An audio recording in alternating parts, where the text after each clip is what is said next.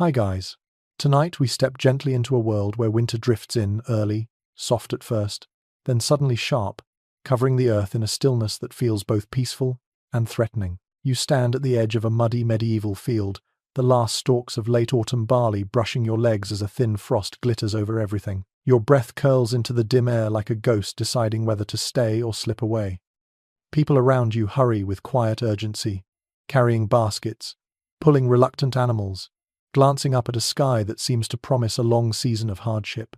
And while you might imagine yourself bundled in some modern insulated coat, you probably will not survive this kind of cold if you actually had to face it with the tools and clothing they used. So, before you get comfortable, take a moment to like the video and subscribe, but only if you genuinely enjoy what I do here.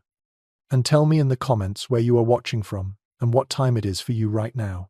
Now, dim the lights, and you let the story glide forward as days shorten and survival begins to nibble at every thought. You walk along the edge of a small settlement, hearing the crunch of the earth stiffened beneath your boots. It is not quite winter yet, but the cold has already begun its quiet rehearsal. Livestock bleats anxiously as villagers herd them toward pens that have been reinforced with fresh bundles of straw. A mainstream historical fact, often mentioned by scholars, is that most medieval European communities faced winters without reliable heating, except for a single hearth and whatever body heat people could gather. It is a detail that becomes painfully obvious as you pull your cloak tighter around your shoulders. The wind feels confident now, no longer a gentle suggestion of cold, but more like a firm hand pressing against your skin.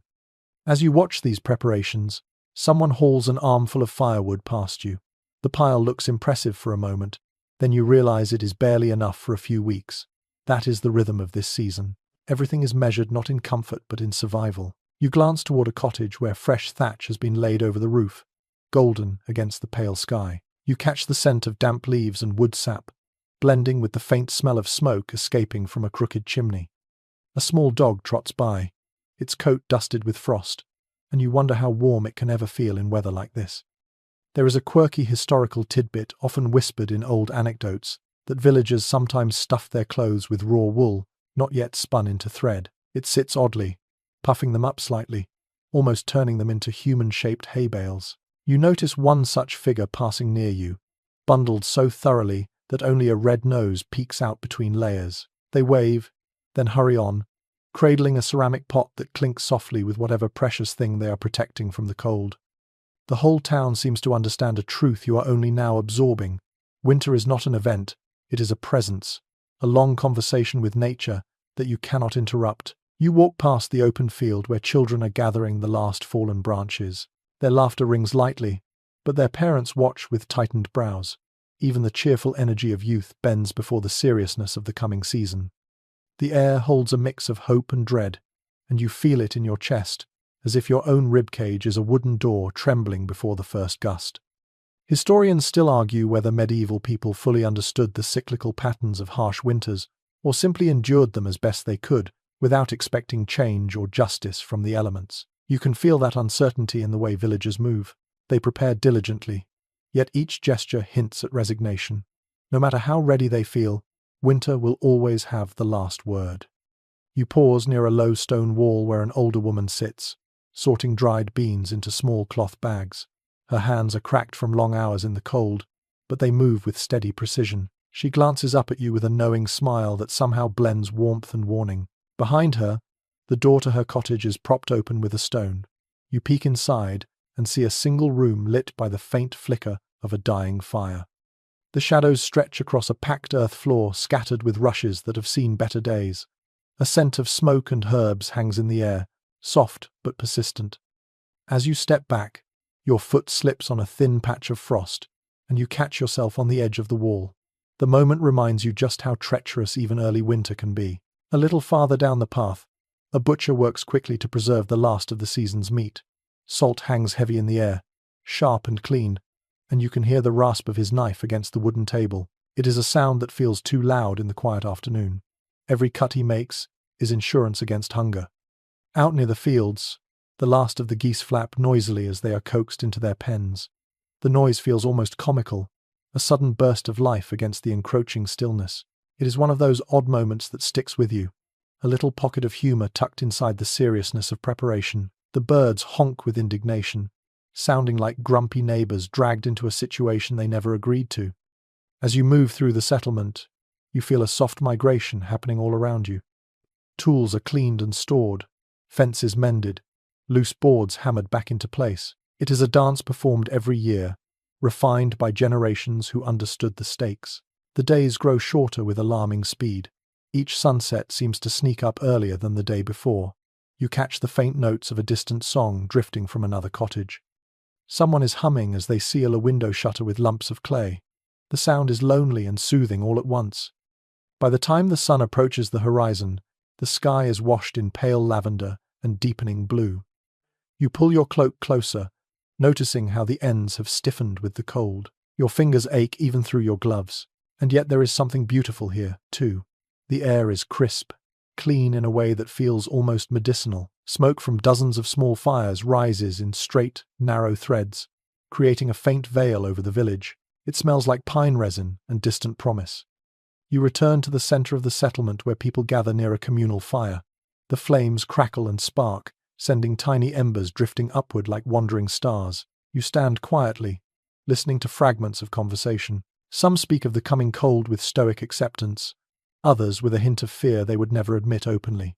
The fire warms your legs, but your back still feels the bite of the evening air. There is no escaping this duality. Warm in front, cold behind. A perfect metaphor for medieval life. As night settles in, you realize the truth that has been whispering to you all day. Winter is no mere inconvenience. It is the great test of endurance, resourcefulness, and community. And as you stand there among them, feeling the rhythm of their preparations, you begin to understand the quiet strength that kept these people alive through seasons that wanted nothing more than to claim them. You wake early the next morning to the gentle sound of frost cracking underfoot as the village begins its steady winter dance. The sky is a pale silver, the sort of color that promises nothing warm for the rest of the day. You step outside your sleeping space and immediately feel the cold press against your cheeks. It is not cruel yet, but it is firm, like a tap on the shoulder, reminding you that the season has officially taken charge. People move quickly, eyes focused, hands full. Today is all about stockpiling, storing, salting, sealing, and doing whatever is necessary before freezing weather closes the door on tasks that require bare fingers and working sunlight. You walk toward the center of the settlement, where bundles of flax, barley, and rye have been stacked into impressive towers. They lean against each other, like tired friends trying to stay upright. A mainstream historical fact often noted by researchers is that families in the Middle Ages depended heavily on these preserved grains to survive winter months that could easily stretch 5 months or more. If the harvest failed, or the storage was flawed, hunger would creep in with a speed that felt almost supernatural. You run your fingers across a bundle of dried stalks. The texture is sharp and papery, and a faint, earthy smell rises from it, comforting in its simplicity. Nearby, you see a group of women working around steaming pots filled with meat. Salt glitters across the wooden tables in thick, crystalline trails. Someone tosses a handful onto a slab of pork, pressing it into the flesh with steady determination. A quirky tidbit you overhear from one of them is that the villagers sometimes added crushed juniper berries to the salt mix because they believed it gave the meat a protective spirit as well as a better flavor. You imagine the taste, sharp and resinous, something that might brighten a dull winter meal just enough to make you forget the colorless landscape outside. You watch as one of the women checks a clay jar filled with lard. She dips her fingers inside, scoops up the pale substance, and seals it back with a strip of cloth. Every action is practiced. Every gesture has been refined over generations. They do not rush, yet they work with an intensity that shows how much depends on these moments. You help carry a basket of apples toward a small cellar entrance. The door squeals as it opens, revealing shelves lined with jars, dried herbs, and root vegetables. A breath of cool, dense air flows out, smelling faintly of damp soil and stored hopes. You descend the steps carefully, placing the basket on a shelf. It is dim inside, lit only by the narrow beam of daylight slipping through the cracked doorway. You glance around and see rows of onion strings hanging from the ceiling like ghostly garlands. Carrots sit packed in barrels of sand. Turnips are tucked into crates with straw. Historians still argue whether these storage techniques originated from trial and error, or if they were passed down from older agricultural traditions that stretched far beyond Western Europe. As you observe the careful arrangement, you can feel the accumulated wisdom in every placement. When you emerge back into the light, you hear the rhythmic chop of wood splitting. A man stands near a growing pile of logs, raising his axe with methodical precision. The scent of fresh-cut timber floats around you, warm and resinous. Firewood is not just fuel, it is winter insurance. Families gather far more than they think they will need, then worry it still might not be enough. You pick up a few smaller branches and add them to a bundle being carried away. Your hands sting faintly from the cold, but the movement warms your fingers just enough to keep them flexible.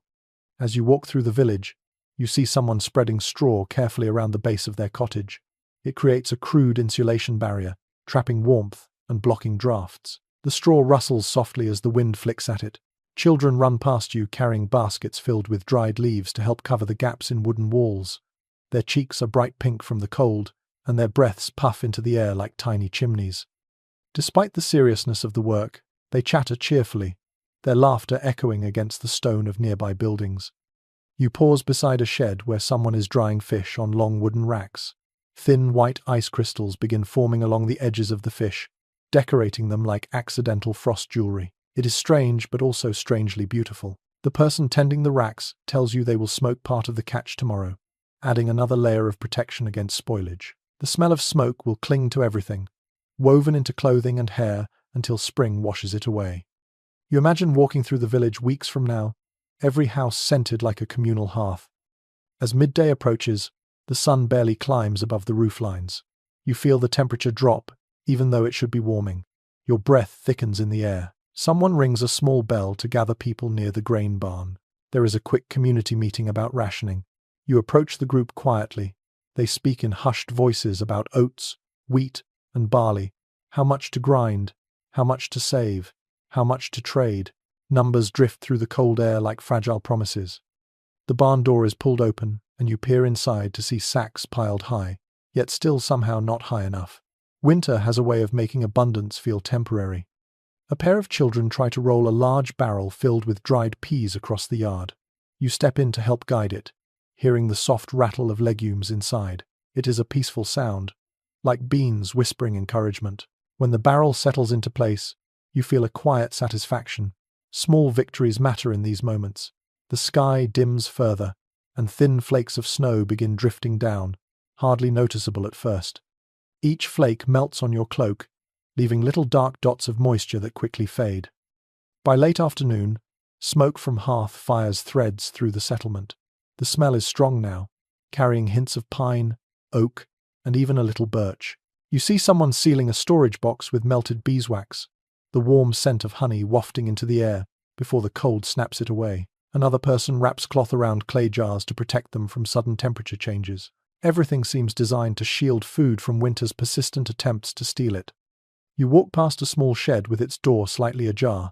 Inside you see shelves filled with bundled herbs, sage, thyme, rosemary, and a few mysterious plants you do not recognize. Some are used for flavor, others for medicine. A woman sorting the bundles tells you that mint tea is believed to help warm the chest on frigid nights. She also mentions an odd belief that hanging a dried sprig of yarrow over the doorway keeps frost spirits from slipping inside. You raise an eyebrow silently, but she nods with complete confidence. You decide not to challenge her conviction. As evening approaches, the air grows so cold your breath feels like it might freeze halfway out of your lungs. People carry the last baskets into their homes. Doors close, shutters drop. The village becomes a cluster of quiet shapes under a thinning canopy of snow. You look up at the darkening sky and feel a mixture of awe and apprehension. Winter is no longer approaching.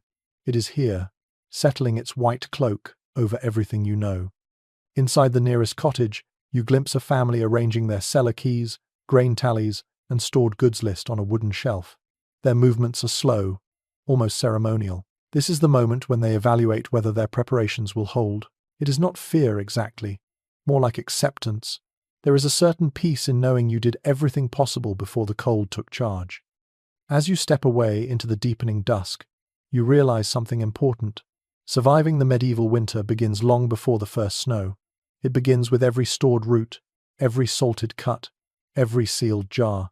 It is a season built on preparation, and now you are wrapped inside that world, watching it breathe and brace itself.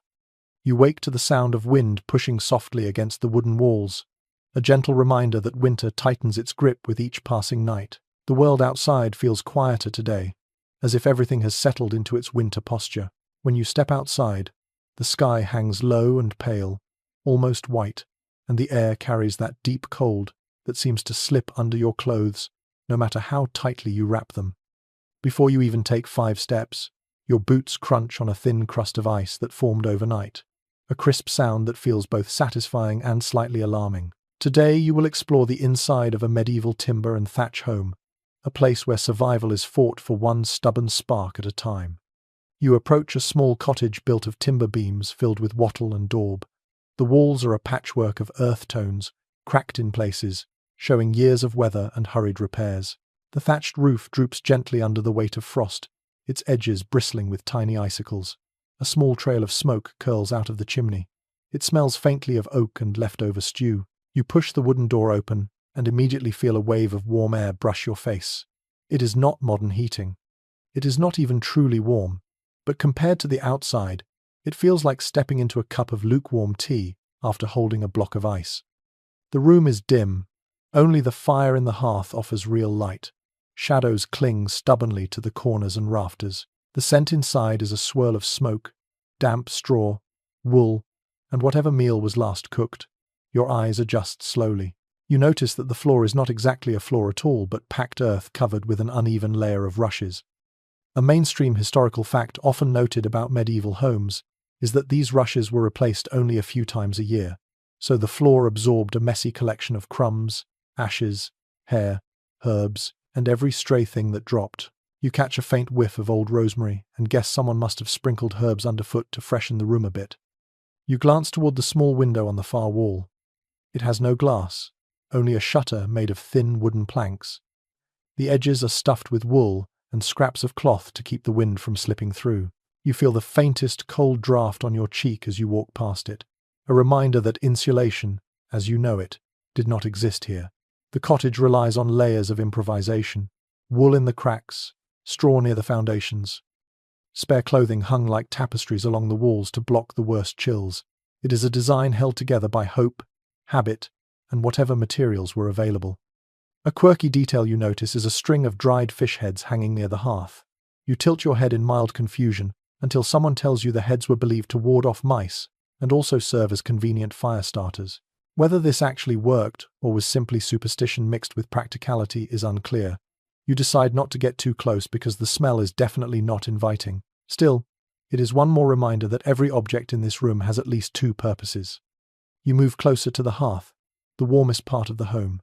Its fire crackles steadily, throwing a soft golden glow across the room. A clay pot rests in the embers, probably filled with some kind of pottage that will be eaten intermittently throughout the day. The heat feels good against your skin. You stretch your hands toward it, savoring the relief. Smoke curls lazily upward, escaping through a small vent hole in the roof. Some of the smoke lingers, blurring the air into a haze that smells lightly of charred wood and old stew. You blink a few times, trying to adjust. Near the hearth, a family gathers. They speak softly, conserving energy and breath. Silence seems to be the default setting of winter. You listen to the mother telling her children to keep their woolen shoes near the fire so they do not stiffen with cold. Her voice is gentle but firm. Historians still argue whether children spent most of their winter days inside, or if they wandered out regularly to help with chores. As you watch them now, huddled close to the hearth with blankets draped around their shoulders, you can easily imagine that cold days were spent mostly indoors whenever possible. You notice the ceiling beams above you. They are thick timbers stained dark with smoke. From these beams hang bundles of herbs, strips of dried meat, and even a few pieces of laundry that never quite dried fully in the damp winter air. Every so often, a drop of condensation falls from one of the beams onto the packed earth floor, leaving a small dark spot among the rushes. The overall effect creates a strange sense of coziness mixed with constant reminder of the challenges of daily living. In one corner of the room sits a large wooden chest covered with a wool blanket. You lift the edge slightly and peek inside. It is filled with extra linens, a few tools, and a precious stash of dried apples. The smell inside the chest is sweet and comforting. A girl nearby tells you they ration the apples carefully so they will last the entire season. She holds one in her hand, turning it slowly, almost reverently. You give her a small smile and close the chest gently. The walls of the cottage creak softly as the wind presses against them. The sound is rhythmic, almost like the house is breathing along with you. You lean against a support beam, feeling its rough surface against your back. The texture of aged wood and old smoke leaves a faint imprint on your clothes. A cat slinks past your feet and hops onto the family bench near the fire. It curls into a tight ball, tucked into a warm pocket of heat. To your left, you notice a wooden shelf holding small clay lamps filled with animal fat. A faint smell of tallow reminds you that when the fire dies down at night, these lamps will be the only source of light. Their glow is weak, flickering at the slightest movement of air. You imagine trying to sew, weave, or repair tools under that uncertain glow. Eyes would strain, hands would ache from cold. Tasks that seem simple to you suddenly feel monumental. As you step farther inside, you realize how cramped the space is. A medieval family lived with much less space than you might picture. Privacy was a luxury they neither had nor expected. Parents, children, animals, and seasonal workers sometimes all shared the same room. The scent of damp wool, wood smoke, and old straw forms a constant backdrop. You inhale slowly, letting the smell settle into your senses so you can understand it completely. Someone draws your attention to a large clay jar tucked under a bench. Inside it, they store warm stones next to the fire during the day, later wrapping them in cloth to tuck into bedding at night. The stones release gentle heat for an hour or two. It is a clever trick. You cannot help but smile at the ingenuity. The person explains that heated stones can keep frost from forming at the edge of blankets. A small but important victory when temperatures drop below freezing inside the home. You walk toward the sleeping area, a simple raised platform covered with straw and blankets. The coverings are thick but scratchy, made of rough wool that prickles your skin when you touch it. Still, it holds warmth surprisingly well. Someone has tucked a wool-stuffed bag at the foot of the bedding to keep toes warm.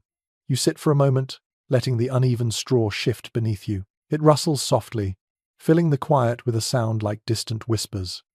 In the opposite corner sits a clay pot filled with embers from last night. It is used to rekindle the fire each morning. The embers glow faintly, pulsing like a tiny red heartbeat. Without this pot, mornings would begin in total cold, and reigniting a fire from scratch would be far more difficult. You find yourself admiring its importance even though it looks so simple.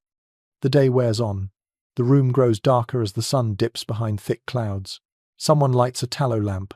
Its glow is small but comforting. You stand near the door and listen as the wind howls softly through the cracks. Despite all the insulation tricks, the cold will always find a path inside. It is inevitable. Yet this home stands firm, filled with warmth, effort, and the steady patience of people who accept winter as part of life. As you step back outside into the crisp, pale air, you realize how much this small home represents. It is not a fortress against winter, but a humble shield, built on creativity, endurance, and a quiet determination to survive each night. The wind greets you immediately, icy and unkind, and you pull your cloak tighter once again. You linger near the doorway of the cottage for a moment, before following the scent of wood smoke toward the center of the settlement. The air still clings to your skin with that thin, icy grip that slips in through every fold of clothing. Your breath floats in front of you in a soft white cloud, curling into the quiet morning like a pale ribbon. What pulls you forward now is the heartbeat of every medieval home during winter, the hearth. As you approach another cottage, the glow from inside feels like a small sun, trying its best to warm a world that seems determined to stay frozen. When you step through the low doorway, the warmth greets you like a cautious friend. It is gentle, uneven, but unmistakably comforting. The interior glows with the flicker of flames, licking at thick logs. Sparks jump here and there, bright and brief, like tiny fire sprites dancing above the embers. According to well-established research on medieval daily life, the hearth served as the primary anchor of the household, providing heat, cooking space, light, and a kind of psychological shelter. You can feel that truth immediately. Every movement in this room seems oriented toward the fire, as if the flames hold an invisible gravitational pull. Several people gather around it, their silhouettes framed by the shimmering orange light. A pot hangs suspended from an iron hook, bubbling quietly with a thick stew that smells of cabbage, barley, and a hint of smoked meat. Steam rolls upward in lazy spirals, adding moisture to the dry winter air. Your stomach gives a soft protest of hunger even though you just ate earlier. The aroma is that persuasive. A woman stirs the pot slowly, her movements smooth and rhythmic. The wooden spoon knocks gently against the edges of the vessel, producing a soft tapping that blends perfectly with the crackle of the fire. Close to the hearth, a few wooden stools sit scattered like petals around a flower. You choose one and settle onto it, feeling its rough surface beneath your fingers. The heat from the fire warms your face, but your back remains cool, creating a strange contrast that medieval people lived with constantly. Someone shifts near you, wrapping a wool blanket around their shoulders.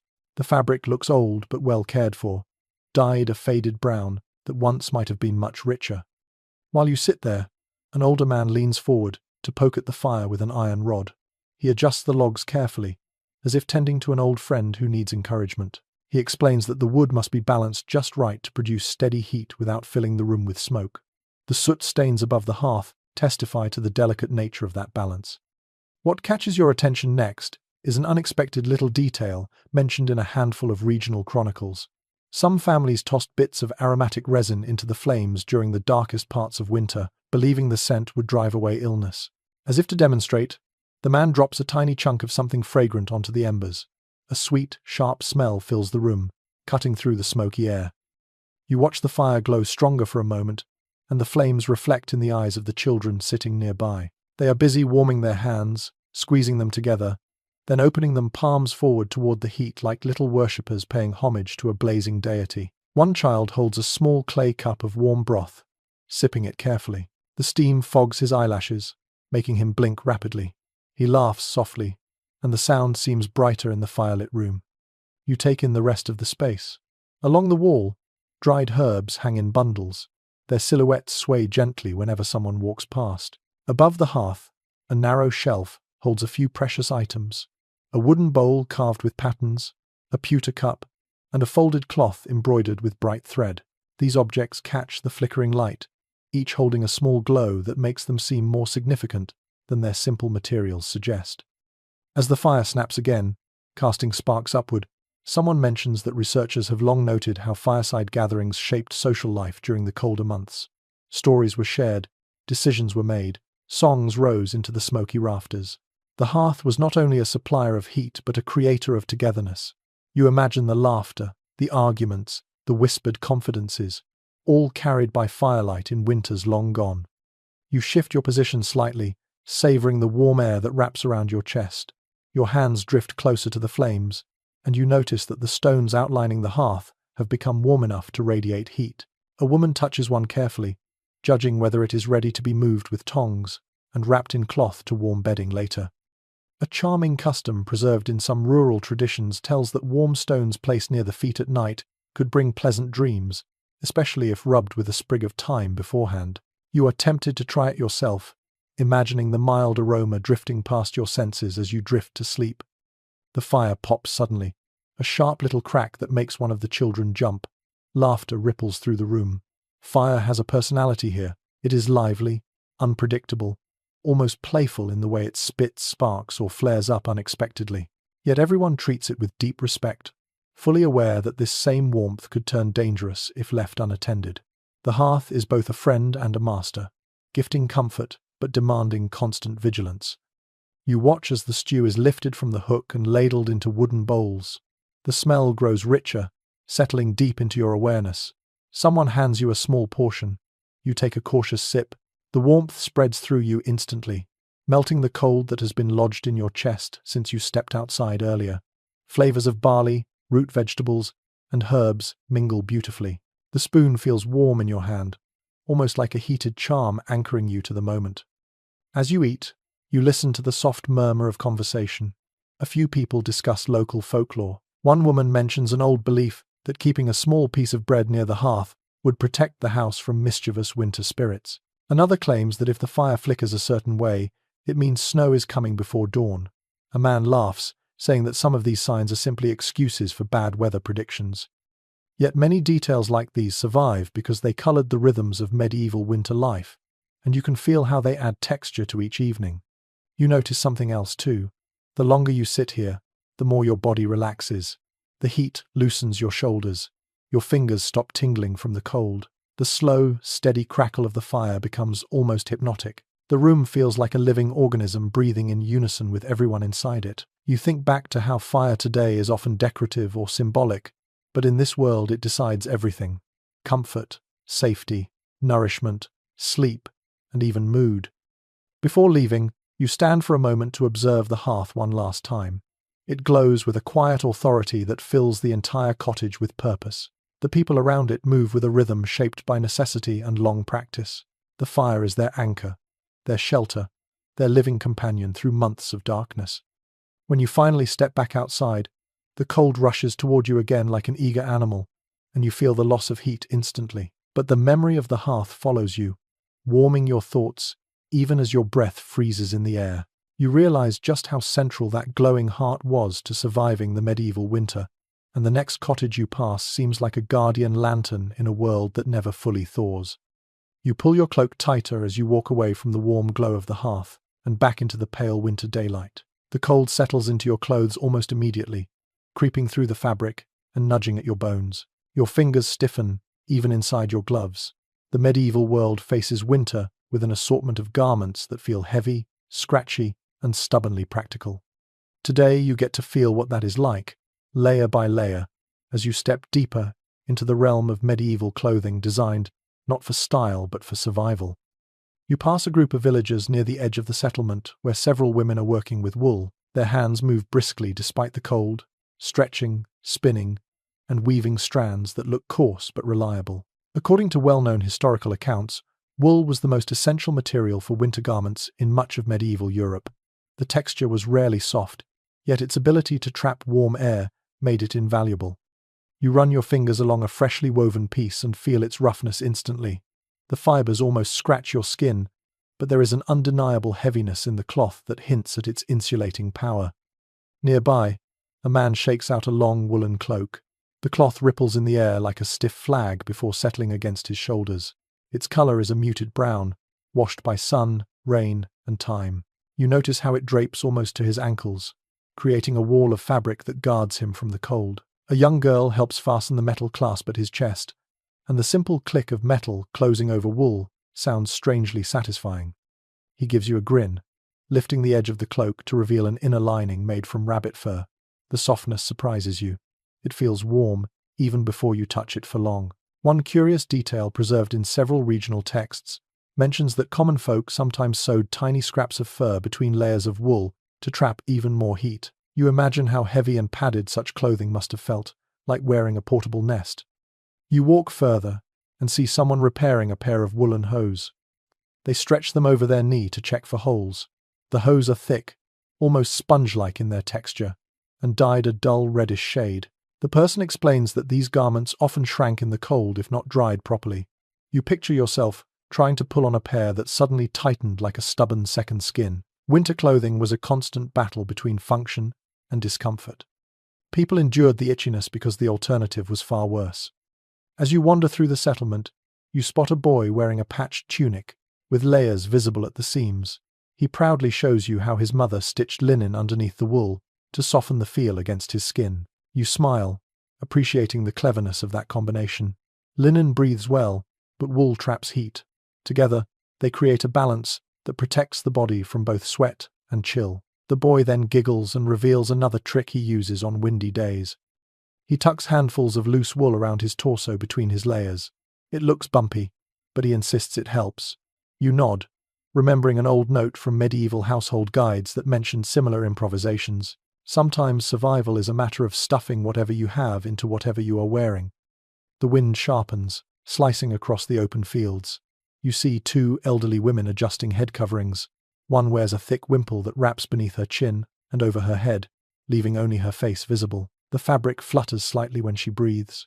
The other wears a layered hood called a liripipe, with a long trailing tail that she wraps around her neck like a scarf. Their conversations form little clouds that disappear almost as soon as they speak. A pattern emerges as you watch them.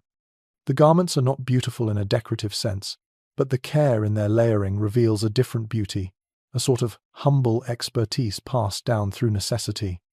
A man nearby wears a sleeveless sheepskin jerkin. You touch its surface and feel the soft wool still attached to the inside. He laughs and says that this piece of clothing often becomes his best friend during the cold months. According to accounts written by travelers of the era, such jerkins were prized for their warmth, but dreaded on rainy days when the smell of wet sheep became overwhelming. You imagine carrying that scent with you everywhere, clinging stubbornly to your clothes no matter how much you tried to brush it away. Moving closer to the animal pens, you spot another fascinating sight. Several villagers have hung pieces of freshly tanned leather on wooden racks. The leather glistens slightly in the pale light, still damp with the last stages of curing. Leather garments were less insulating than wool, but they offered valuable protection against wind and moisture. One of the villagers shows you a pair of winter boots lined with fur. The outside looks stiff and durable, but the inside is velvety soft. You slide your hand inside and feel its gentle warmth. You cannot help thinking how pleasant it would be to wear something like this on a freezing morning. A woman carrying a basket of sewing tools calls you over. She is working on a lined hood meant for her husband, who spends long hours tending livestock. She explains that the hood includes a small flap designed to cover the throat completely. Her needle moves quickly, even though her fingers must be numbed by the cold. She hums softly as she works. Her voice blends with the faint rustle of wool and the gentle crackle of a distant fire. She tells you that many techniques for winter clothing are still not fully understood by modern researchers. Some items appear in illustrations or inventories, but their construction methods remain partly mysterious. You find that uncertainty enchanting, like a small corner of medieval life that refuses to give up all its secrets. You continue walking, observing children playing in layers of oversized garments passed down from older siblings. Their laughter rings out, bright and resilient. Their tunics flap as they run, making them look like miniature bundles of cloth held together by joy. One child proudly shows you a fur-lined cap decorated with a small wooden charm for luck. The charm is shaped like a bird, its wings spread as if in flight. She tells you her grandmother carved it to keep the winter spirits away from their home. Whether the charm actually works or not does not matter to her. The belief alone seems to warm her from the inside. As the afternoon deepens, you notice how the color palette of the settlement shifts in winter. Garments show earthy browns, mossy greens, deep burgundies, and sooty blacks. Dyes are harder to manage in cold weather, so clothing often reflects practical limitations. Yet the colors blend beautifully with the landscape, giving the whole scene a natural harmony. It feels like the people belong to the land in the same way that trees and stones do. Someone invites you into another cottage to escape the wind. Inside, a woman demonstrates how she layers her own clothing each morning. First comes the linen chemise, soft and cool. Then the woolen kirtle, heavy and structured. Over that she adds a thick overdress, then an apron, then a cloak if she plans to go outside. By the time she finishes dressing, she looks nearly twice her original size, wrapped like a winter package. She laughs as she explains that sitting down becomes an adventure when so many layers are involved. As she talks, she pulls out a small pouch filled with lanolin. She rubs a bit on her hands, explaining that the natural oil from sheep wool helps protect skin from cracking in the cold. The scent is mild and earthy. She offers you some, and the warmth from the hearth enhances its soothing effect as you rub it into your palms. The room grows darker, and the firelight highlights the woven patterns of the garments hanging from wooden pegs. You marvel at how much patience and skill went into creating each piece. Every stitch, every thread, every patch tells a story of someone trying to shield their loved ones from the relentless winter. As you step back outside into the sharpening air, you feel your own layers with renewed appreciation. The wind hits your face again, but now you understand why medieval people dressed the way they did. Their clothing was less about fashion and more about armor against the cold. Fabric became a strategy, warmth became a puzzle, and survival became a daily art form woven into every garment they wore. You step into the dim interior of another cottage as evening settles over the settlement, the kind of early winter evening that slips in quietly, soft as a sigh. The air outside already bites at your cheeks, but in here the glow from the hearth spreads a thin blanket of warmth across the room. It is not enough to make you remove your cloak, yet it keeps the cold from crawling straight into your bones. Tonight you learn what it means to sleep through a medieval winter night, a time when the darkness feels heavier than usual, and warmth becomes something you build carefully, piece by piece, person by person. The family inside begins preparing their sleeping area. According to several respected historical studies, shared beds were not only common during the Middle Ages, but often essential for staying warm. The idea of personal space did not exist in the same way you understand it today. Instead, the emphasis was on keeping heat close, preserving every bit of warmth the body could generate. You watch as the bedding is arranged on a raised wooden platform. It is not a modern bed.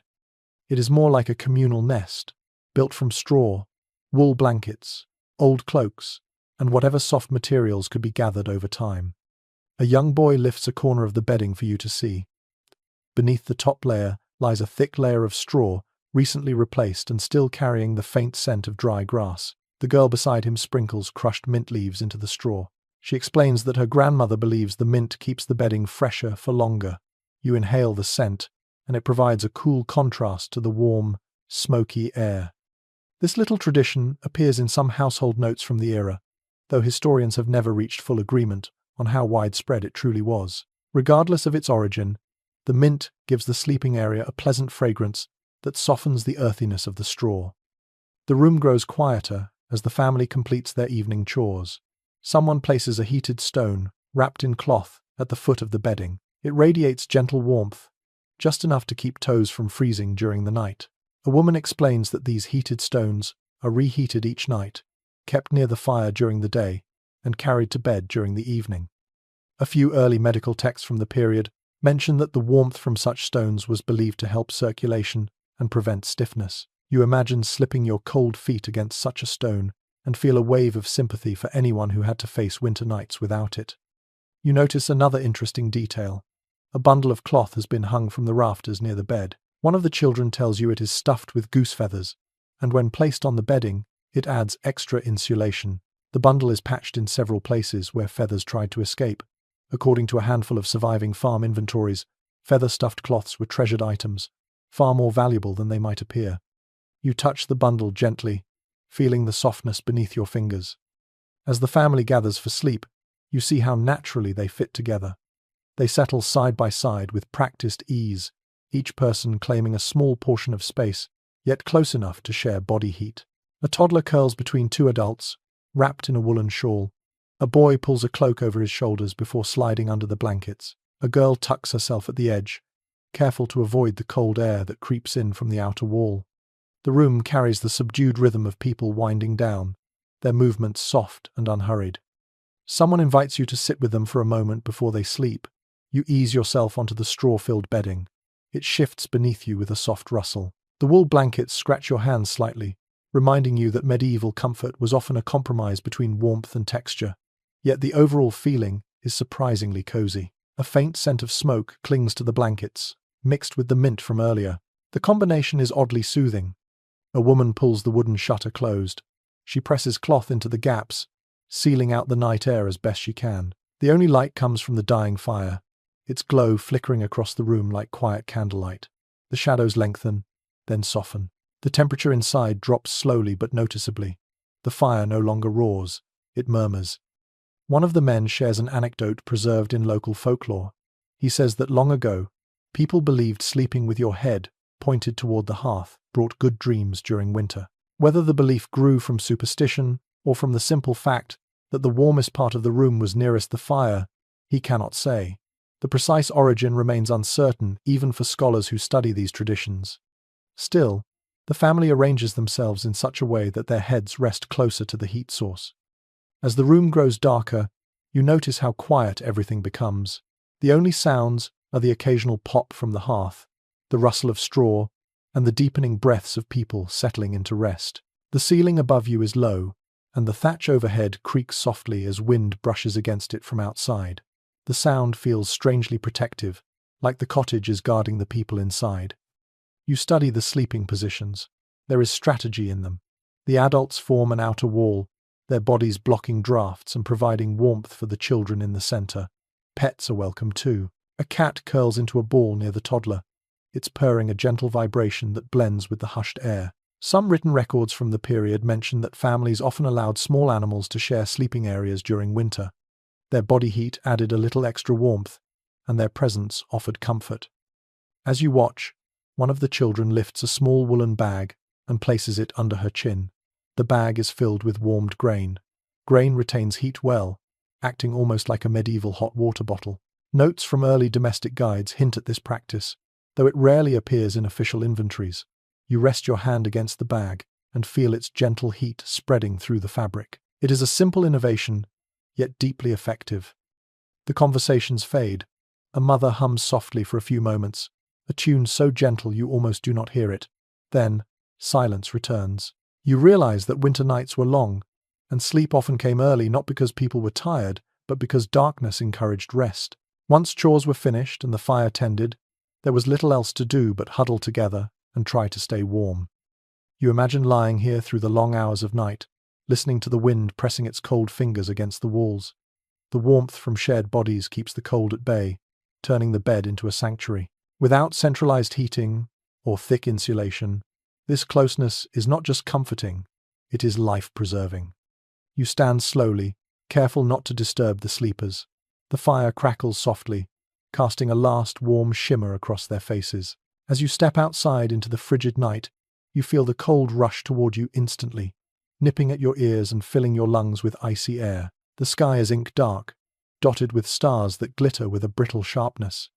You look back at the cottage, at the faint glow that leaks through tiny gaps in the shutters. Inside that glow rests a family wrapped in layers, breath rising and falling together, defying winter through warmth they crafted with their own hands. Shared beds, heated stones, mint-scented straw, feather bundles, and countless small traditions hold them through the darkness. You pull your cloak close and begin walking again, carrying the memory of their quiet resilience with every step. You walk back into the open air after witnessing the quiet ritual of bedding down for the night, and the cold greets you instantly, sharp enough to pinch the tip of your nose. Morning light has not yet fully settled over the landscape, yet the village is already stirring. Winter does not allow long moments of rest. Work waits outside no matter how cold the world becomes. Today you follow the rhythm of medieval labor, learning how people ventured into ice and wind because survival depended on it. Your first steps crunch loudly on frozen ground. The soil has stiffened into a crusty layer that resists each footfall. Frost clings to every fence post and every stray blade of grass, turning the world into a pale landscape that sparkles faintly in the rising light. According to widely referenced descriptions from agricultural manuscripts of the era, winter was never a season of idleness for rural families. There was always something crucial that needed doing, even if every task felt twice as hard with frozen fingers and breath that hung in the air like drifting smoke. You watch as a man leads 2 oxen toward the well. Their bodies puff small clouds of steam with every breath. He carries a heavy wooden yoke across his shoulders, and you can see the strain in each step as he heads into the cold. The well rope has already stiffened overnight, and frost clings to the bucket like silver lace. He lowers the bucket slowly, the rope creaking with resistance. The sound echoes in the quiet morning. When he draws the bucket back up, you can almost feel the icy weight in your own hands. He moves quickly to keep the water from chilling further before he pours it into troughs for the livestock. It is a small victory in a long day ahead. Nearby, 2 women chop vegetables outside, preparing ingredients for a stew that will simmer for hours. Their shawls flap slightly in the wind. Their cheeks glow red with cold. One of them pauses to rub warmth into her fingers before returning to her knife. The vegetables are stiff from storage, difficult to cut. A small detail found in a handful of rural household notes mentions that some people warmed their knives in hot water before chopping winter produce, believing it made the task easier. Whether this helped much is unclear, but you notice one woman dipping her blade into a small pot of steaming water before continuing her work. The metal glints warmly in the pale light. Farther along the path, you see a cluster of villagers carrying bundles of firewood toward a communal shed. The wood is heavy with moisture from the cold air, and each log hits the ground with a muted thud. One man complains jokingly that the logs feel twice as heavy in winter. His friend laughs and claims that winter wood has a mind of its own. A bit of regional folklore suggests that wood gathered after the first frost burns hotter, though experts have never reached a clear conclusion on whether this belief had a practical basis or simply emerged from wishful thinking. You watch the group work together, their breath mixing into a pale cloud as they lift, stack, and secure each bundle. A woman carrying a small wooden rake waves you over. She leads you to a patch of ground near the animal pens where she begins collecting frozen hay. The hay crackles with each movement. She explains that her animals need extra bedding on colder days and that she must check the pens twice every morning. She laughs softly and tells you that winter chores rarely end. When she bends to scoop up a clump of icy straw, The cold stiffens the material in her hands. You can see why she needs to keep moving. Stopping means letting the cold seep deeper. You turn your attention toward the blacksmith's shelter. Even in winter, the forge must be tended. Inside, the heat feels overwhelming compared to the outdoor chill. Sparks leap upward as the blacksmith hammers a glowing piece of iron. His rhythm is steady despite the cold air creeping through the open doorway. According to records created by early travelers, the smith often became one of the busiest workers during winter. Tools broke easily in cold weather.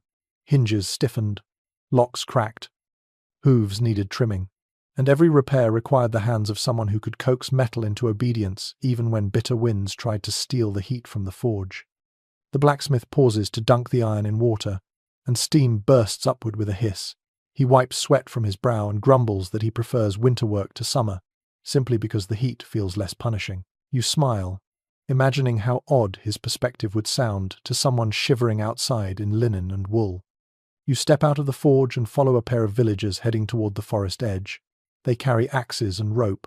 Cutting wood in winter is dangerous but necessary. Branches crack unpredictably. Fallen trees hide under snow. But wood remains the lifeblood of every household. The forest greets you with a deep quiet, its trees stiff and motionless. When the first axe strike lands, the sound echoes like a drumbeat through the cold air. The fragrance of fresh wood rises, sharp and comforting. You watch the men work in a practiced rhythm, taking turns so their hands do not freeze around the handle. They show you a fallen branch covered in frost.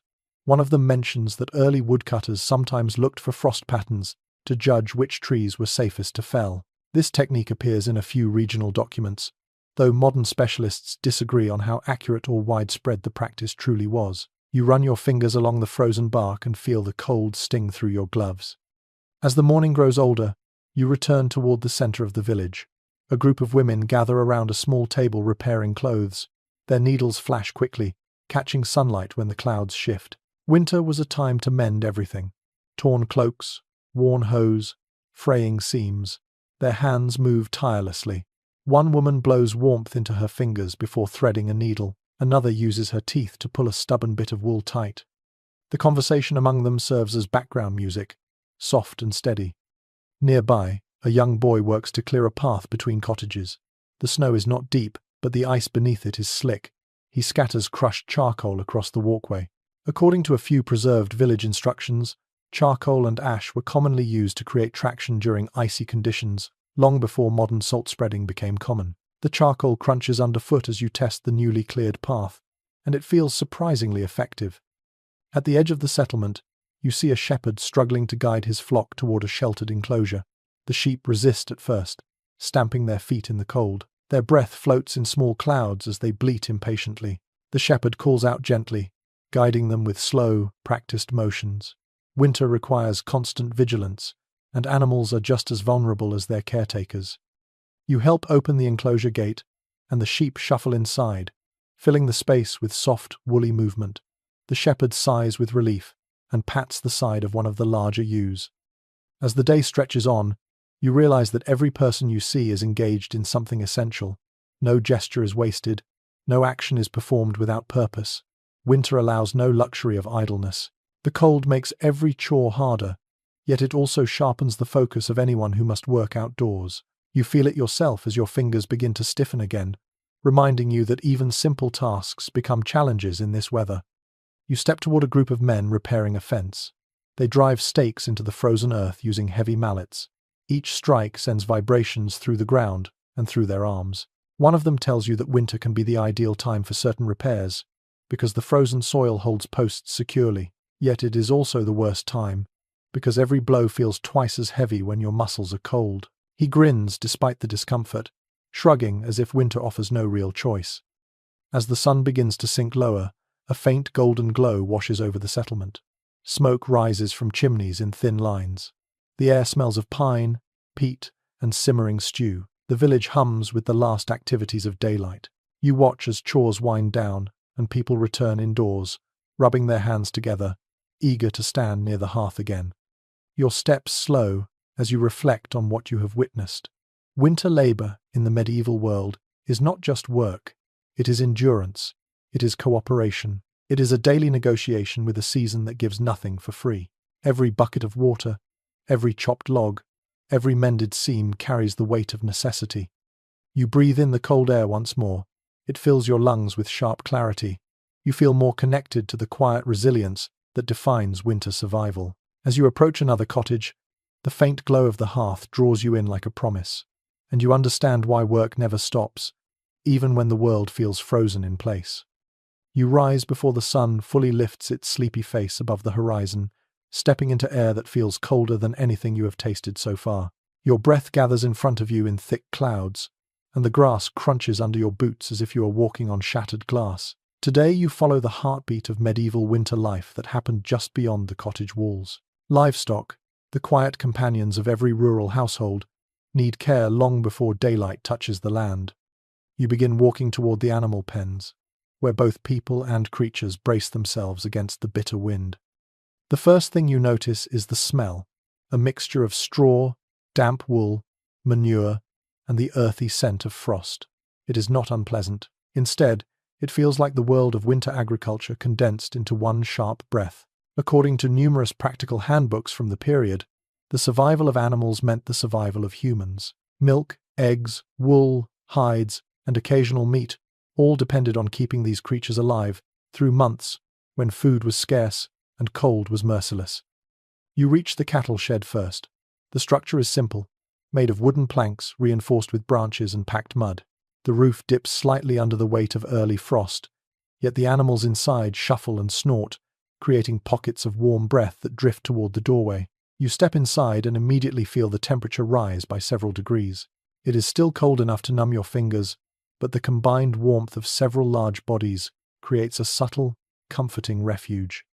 A man greets you with a nod as he forks fresh hay into a long wooden trough.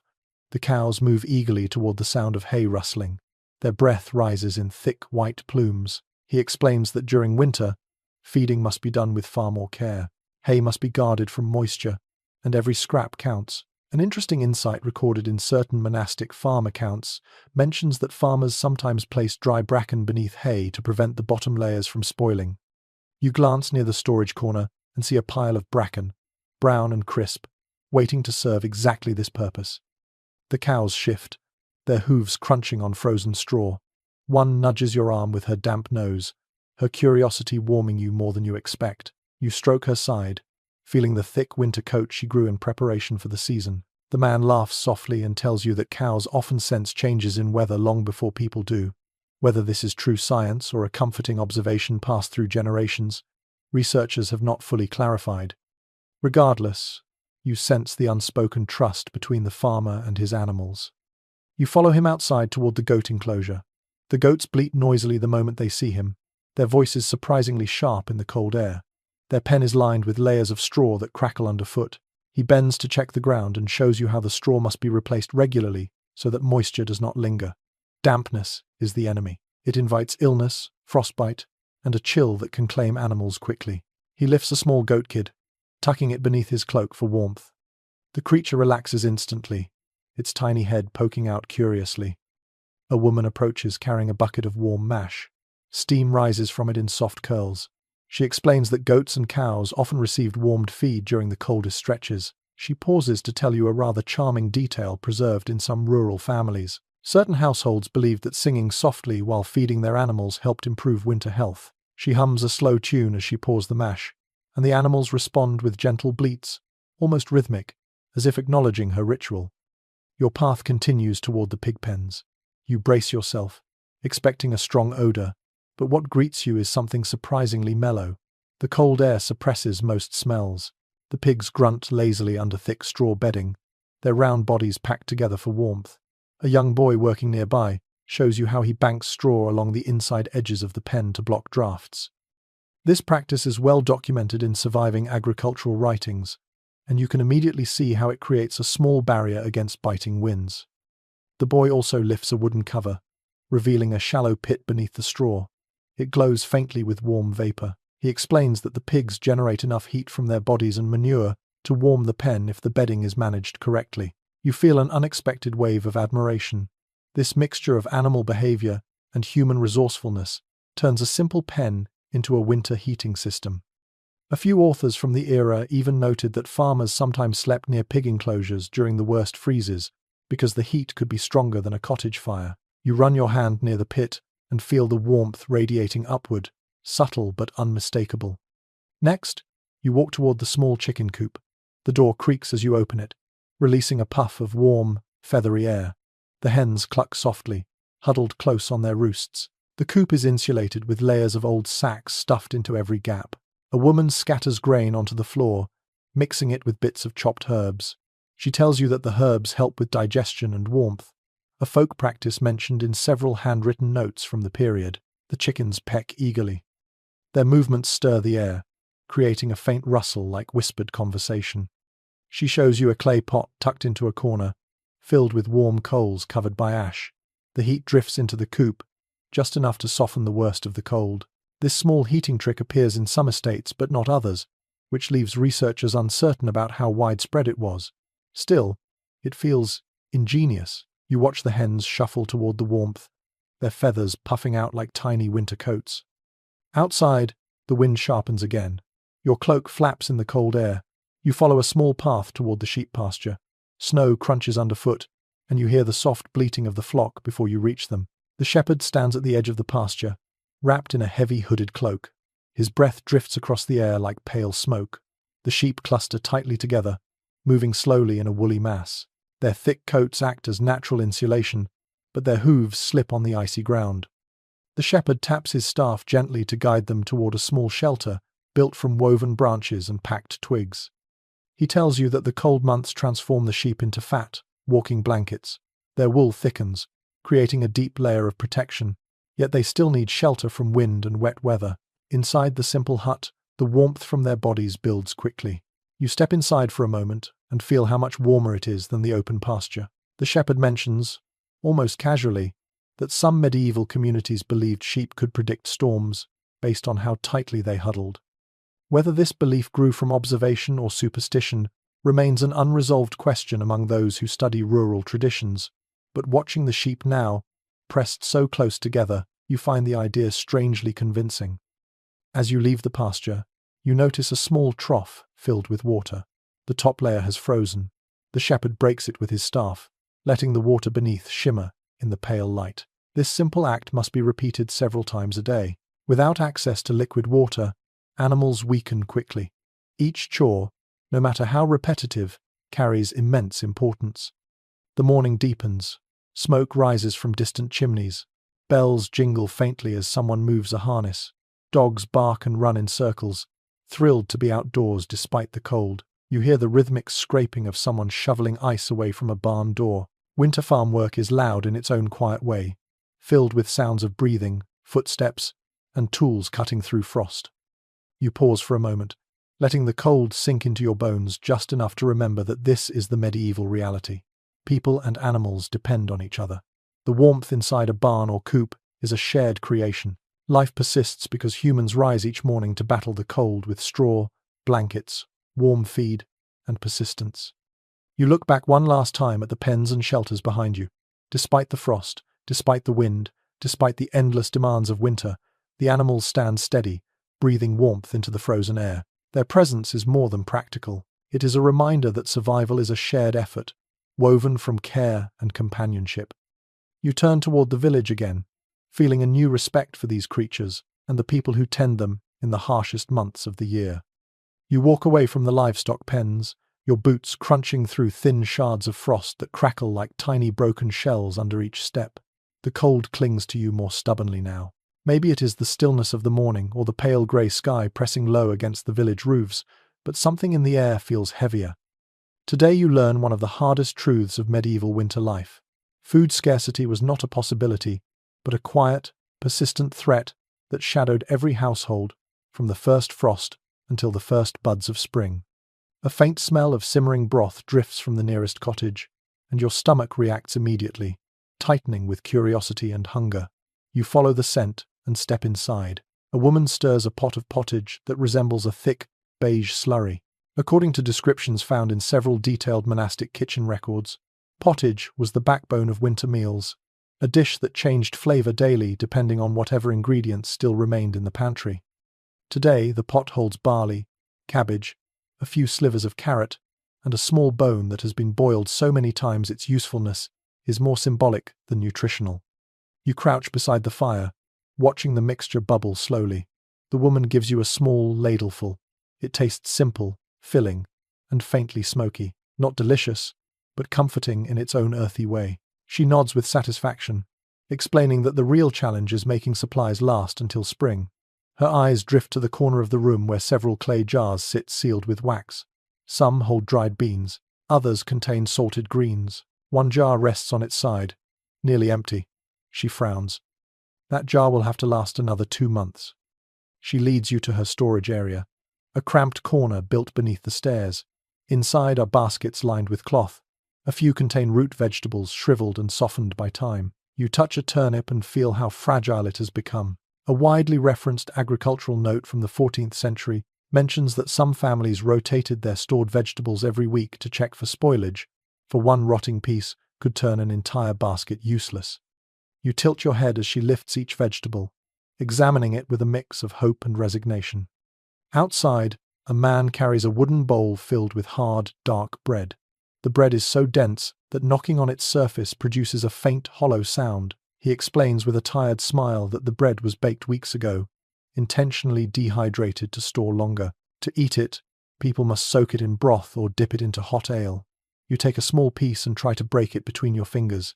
It barely yields. You imagine trying to chew it without softening it first, and understand instantly why so many medieval jokes mention cracked teeth. Near the center of the settlement, a group of villagers sort through their communal grain reserves.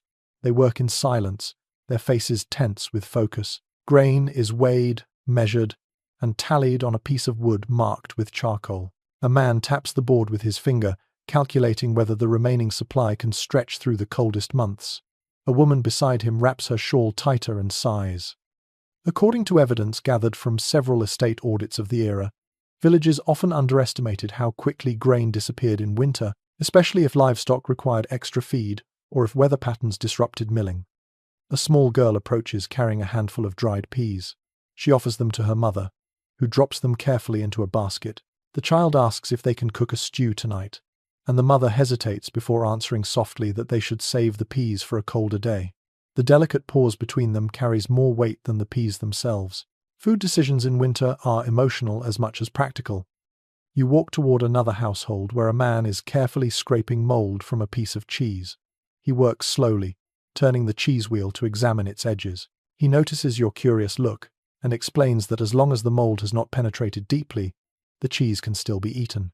This practice appears in several domestic writings from the time, though people often differed in how cautious or bold they were about consuming aging food. The man slices off a clean piece and offers it to you. The flavor is sharp and salty, almost pungent, but you understand why it is treasured. A few steps away, an older woman sits near her doorway, shelling dried beans with brittle fingers. She hums quietly, her breath forming faint white plumes. She tells you that beans are dependable winter companions because they store well, yet even they must be rationed. She pauses her work to share a small detail passed through her family. Her grandmother always placed a single dried apple slice into the bean pot on special days, believing it encouraged good fortune.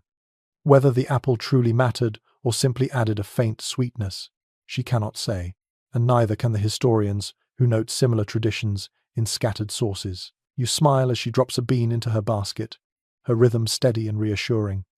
You travel to the village edge where a man chops frozen meat with a heavy knife. The meat is solid as stone. He must strike it repeatedly to break off usable pieces. He explains that this is the last of the autumn hunt, preserved in cold air and salt. His breath fogs the air as he works. A few dogs circle nearby, noses twitching with hope. The man laughs softly and tosses them tiny scraps, knowing they too need strength to face the cold. The dogs wag their tails, their joy adding a rare bit of warmth to the icy morning. Further down the path, you enter a cottage where dried fish hang from the ceiling like strange winter decorations. The smoky fragrance fills the room. A young woman takes one fish from the rack and breaks it in half. It cracks with a brittle snap. She tells you that scenes like this appear often in coastal household accounts. Fish dried or smoked during autumn provided crucial protein in winter. She places the pieces into a pot of boiling water, letting the softened aroma rise. Outside again, the cold stings your nose. Snow begins to fall, thin and hesitant. The flakes land on your cloak and melt immediately, turning into tiny droplets. You watch a group of children gathering near the well. They hold small bowls of broth, their breaths forming soft clouds as they sip slowly. Their laughter rises briefly but then quiets as they focus on their precious warm meal. A man approaches carrying a jar of honey. The jar is half empty, and he holds it as carefully as if it were gold. He explains that honey provides energy and warmth in winter, but supplies were always limited. He lifts the lid and lets you inhale the sweet scent. It tastes like sunlight and summer, a rare reminder of seasons beyond the cold. You imagine how comforting it must be on the darkest days. As you move toward another cottage, you see a row of people gathered around a table sorting dried herbs. There are only small amounts left. Thyme, sage, and mint lie in thin piles. They discuss which herbs to save for illnesses and which to use in cooking. A woman sighs and mentions that last year they ran out too early, and she hopes to avoid that fate again. Decisions like these reflect daily winter strategy, shaped by scarcity and caution. You step aside to let a man carrying a small sack pass. The sack is light, nearly empty. He is going to his neighbor to trade for a few handfuls of flour. His face carries a mix of determination and worry. Trading in winter is delicate. Every household protects its supply, yet cooperation can mean the difference between hunger and survival. The sky darkens again, the sun hidden behind thick clouds. You realize how quickly daylight passes in winter and how little time families have to complete tasks before night returns. The wind sharpens, carrying a bite that warns of colder days ahead. You pause near the granary, listening to the quiet tapping of a woman recording grain amounts on a wooden tally. Her movements are slow and careful. Her breath hangs in the air before fading. As you watch her work, you feel a deep sense of the anxiety that hung over medieval households during winter. They controlled what they could, but much depended on weather, luck, and the precision of their rationing. Food scarcity is not loud. It is not dramatic. It settles over a village like the cold itself, creeping into every decision, every meal, every hope for spring. You walk slowly, absorbing the weight of that truth. The stew pots, the dried fish, the root vegetables, the brittle bread, the honey jar with its precious sweetness. They are all puzzle pieces in the long, quiet struggle against hunger. You close your cloak around yourself, feeling the cold nudge against your ribs, and continue walking through the village that survives each winter day by careful planning, shared effort, and a quiet determination that never truly rests. You follow the narrow path toward the heart of the settlement, where the sound of voices rises softly through the cold air. The sky has dimmed again, settling into one of those grey winter afternoons that feel suspended between day and night. A faint glow flickers ahead. Lamps, torches, and small hearths burn near the temporary stalls that transform the village centre into a modest winter market. Even in the coldest months, people gather to trade, barter, and share whatever they can spare. Winter presses communities together in ways that no other season does. As you step closer, the atmosphere shifts. The sharp bite of cold remains, but now it mingles with warmer scents. Smoke, roasted grains, and hints of warm ale drift through the air. Your stomach tightens slightly at the mingled aromas.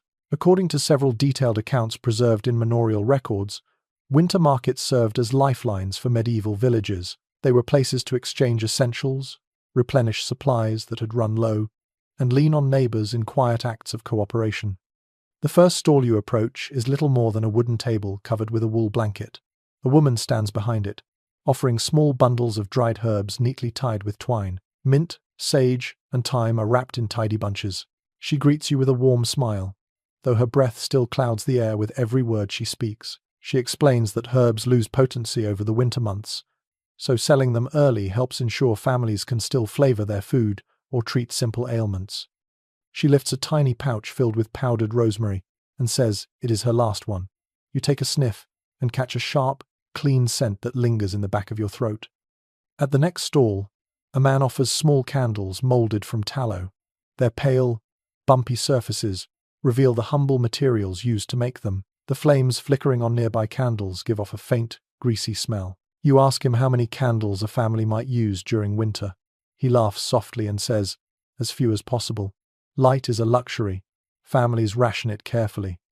Some historians who study domestic practices suggest that people planned evening routines around the limited amount of light available, choosing tasks that could be done by fire glow alone. The man hands you a candle to feel its weight. It is heavier than you expect, thick and slightly warm from being stored near a fire. Children run past you, wrapped in layers of mismatched clothing. One carries a small wooden toy shaped like a horse. The toy looks lovingly worn, with blunt edges softened by years of use. A woman standing nearby tells you that craftsmen sometimes made simple toys to sell during winter markets. Small comforts for children, enduring long, dark nights. She lifts a tiny rattle made from a hollow gourd filled with dry peas. It shakes with a soft, rhythmic sound. Such toys appear in scattered archaeological finds, though experts still debate how common they were. The air grows livelier as more villagers gather. A group sets up a barrel filled with warm cider. Steam curls upward, carrying a sweet, spiced aroma that blends perfectly with the cold air. You accept a small wooden cup and wrap your hands around it. The warmth seeps into your palms almost instantly. The first sip is sweet and comforting, warming you from the inside out. You overhear someone joke that cider is the only drink that tastes better in winter than in summer. Laughter ripples around the barrel, soft but genuine. Moving along the row of simple stalls, you notice a small platform where a man displays carved wooden spoons, ladles, and bowls. He works with a knife even now, carving the smooth curve of a bowl as he talks. Wood shavings scatter across his feet like curled petals. He explains that he uses leftover pieces from firewood bundles, making use of scraps to create household items. A detail mentioned in a few guild notes from the period suggests that winter markets encourage such practical craftsmanship, allowing villagers to trade tools made during long nights indoors. Next, you approach a stall where a young woman sells woolen mittens and hats. The items are thick and richly textured. She invites you to touch one of the knitted caps. The wool feels dense and warm, much softer than some of the coarse garments you have handled in other cottages. She explains that these were made from the wool of her youngest sheep, which produces a finer fibre. Her mother dyed the wool using a mixture of berries collected before the frost. The colour is a deep, warm brown with hints of red. She beams proudly as she talks about the craft. Her breath floats around her face like a soft halo.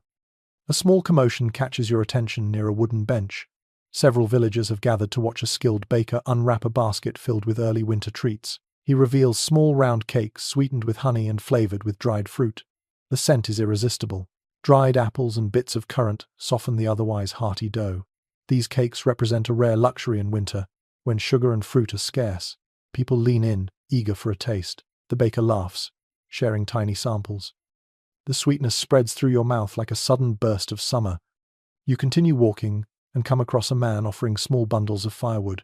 The pieces are chopped into neat lengths, tied together with rope. He explains that some families can spare only a few bundles, but even those small contributions matter. Winter markets often serve as informal safety nets. A widow might receive an extra handful of wood without paying. A sick neighbour might leave with a loaf of bread gifted quietly. While written records seldom capture such gestures, local oral traditions suggest that winter markets were not merely economic events, but acts of community resilience. A pair of musicians sits near the central fire pit. One plays a small drum, tapping with a gentle rhythm that echoes softly through the cold air. The other tunes a lyre, its notes delicate and bright. Their music drifts upward like a warm ribbon. People gather around them, tapping their feet, smiling, letting the sound brighten the afternoon. Winter often restricted outdoor festivities, yet small gatherings like this sustained morale. The man playing the lyre tells you that music helps keep the cold from slipping into the heart. His tone is playful, but his eyes hold a sincerity that resonates with you. As the day darkens, the market becomes even more welcoming. Lamps flicker, fires crackle, people draw closer together, sharing warmth and conversation. You watch as two villagers exchange goods with a simple handshake. One gives a small sack of oats, the other hands over a smoked fish. No coin changes hands. Trade in winter often involves barter, shaped not by greed but by need. A woman approaches carrying a large pot. Inside is a rich broth made from leftover bones, root vegetables, and herbs. She ladles servings into clay cups and offers them to anyone who passes by. You accept one, and the aroma hits you immediately. Savoury, warm, deeply comforting. She explains that such communal meals are a tradition in her family. In winter, sharing food honours the idea that survival belongs to everyone, not just a single household. Nearby, you find an elderly man bundled in layers of wool. He sells small charms carved from bone and wood. One is shaped like a tiny bird. Another resembles a star. He tells you these charms are meant to bring luck during winter. Some villagers buy them for children. Others tie them to the handles of their tools. He shares one curious piece of oral tradition. If you carry a charm shaped like a bird, it encourages the return of spring birds sooner. Whether this belief holds truth or simply comforts weary hearts remains uncertain, but the charm rests warmly in his weathered palm. As the sky grows darker, snow begins to fall in soft, lazy flakes. The market hums with quiet activity. People linger near fires, talking softly, their faces illuminated by shifting light. A young boy wanders past carrying a basket of eggs. He calls out to see if anyone wants to trade. A man exchanges a small piece of wool cloth for 2 eggs. Others smile gently, watching the simple interaction. The falling snow softens every sound. The world feels hushed, tender. The cold is still sharp on your cheeks, but the warmth of the market gathers around you like a gentle embrace. You sense that winter markets are more than survival strategies. They are moments of emotional refuge, places where people remind each other that they are not alone. You take one last look at the flickering lights, the gathered neighbors, the singing musicians, the scent of warm food drifting through the icy air. Then you step away, carrying their quiet togetherness with you, letting the memory warm you as you continue through the deepening winter night. You move quietly away from the fading glow of the winter market, stepping into the gentler hush that settles over the outskirts of the village. The sky has shifted to a muted blue, almost washed of color, and the air feels as still as a held breath. Ahead of you rises a low stone wall, followed by the sturdy silhouette of a monastic complex. The monastery stands solid against the winter cold, its thick walls and quiet courtyards forming a world that feels both apart from and deeply tied to the lives of the villagers. Today you slip into that world to see how monks manage their winters with a mixture of devotion, discipline, and unexpected practicality. You approach the gatehouse, where a single lamp burns with a faint golden glow. The flame flickers behind a layer of oily parchment used to shield it from wind. As you pass through the wooden gate, the change in atmosphere is immediate. Sound softens, movement slows. Snow rests undisturbed in the courtyard, except for a narrow path of footprints pressed into it. According to several detailed accounts left behind in monastic rules and daily schedules, monasteries operated with calm consistency even in the coldest months. Rituals did not pause for weather. Duties did not loosen their grip because of frost. The first building you enter feels warmer than you expect. Not cozy, but warmer. The walls are thick, built of stone, fitted so tightly that drafts struggle to sneak in. You brush your fingers along the cold, smooth surface and hear the faint echo of your shoes tapping the floor. A monk, in a long wool robe, greets you with a gentle nod. His robe is simple, undyed, but thick enough to shield him from the cold. The cloth sways around his legs as he walks, and the faint scent of incense trails behind him. He leads you toward the cloister walk. The covered passage curves around a small garden now sleeping under a blanket of snow. The garden beds lie still, protected by straw mats. A few evergreen shrubs stand like silent guardians. The monk explains that even in winter, the garden must be checked daily for signs of damage, because some herbs and plants buried beneath straw are precious and rare. Certain medicinal plants appear in monastic herbal manuscripts as vital for treating illness, yet they survive winter only with careful tending. You follow him into the warming room, one of the few places where monks are allowed a fire apart from the kitchen. As you step inside, you feel a welcome wave of gentle heat. A small fire burns steadily in a stone hearth, its flames contained and controlled. The room smells faintly of dried herbs and warm wool. A group of monks sits quietly along wooden benches, rubbing their hands or reading by the soft light. A widely cited monastic rule from the period notes that fires were used with caution to avoid waste. Each log had a purpose, and each flame was a privilege, not a guarantee. You watch as a monk carefully adds a single piece of wood, positioning it with slow, deliberate precision. A novice sits nearby, mending a robe. His fingers move smoothly, stitching small tears caused by cold mornings and heavy work. He glances up and smiles shyly before returning to his task. The rhythm of sewing pairs perfectly with the soft crackle of the fire. You imagine how comforting this room must feel after hours of work outdoors. You move next to the refectory, where the monks share their meals. The room is long and rectangular, lit by narrow windows that let in only the faintest winter light. The tables are simple, worn smooth by decades of hands resting on them. You run your palm along one table and feel the coolness of the wood. A faint aroma of barley bread lingers in the air. Monks file in quietly, each carrying a wooden bowl. A broth is ladled into their bowls by two brothers who work with practiced coordination. One bowl is offered to you. The broth is mild, flavored with a few leeks and herbs. According to surviving kitchen accounts from several monasteries, winter meals were humble but steady. Bread, pottage, and small amounts of fish or vegetables formed the core of the diet. You swallow a spoonful and feel the warmth spread through your chest. It is simple, filling, and oddly soothing. The monk sitting beside you leans in and tells you about a long-standing belief preserved in several monastic commentaries. He says some brothers felt that warm meals during winter aided not only the body but the soul, helping maintain clarity in prayer. Whether this belief springs from religious reasoning or from the obvious comfort a warm meal brings is something scholars continue to reflect on. Regardless, the idea feels right as you sip the broth in the quiet hall. After the meal, you follow the monks into the scriptorium. The moment you enter, the cold air returns. This room is barely heated to protect parchment and ink from damage. You feel it immediately in your fingertips, yet the space glows with determination. Several monks sit at long desks, copying texts or illuminating manuscripts.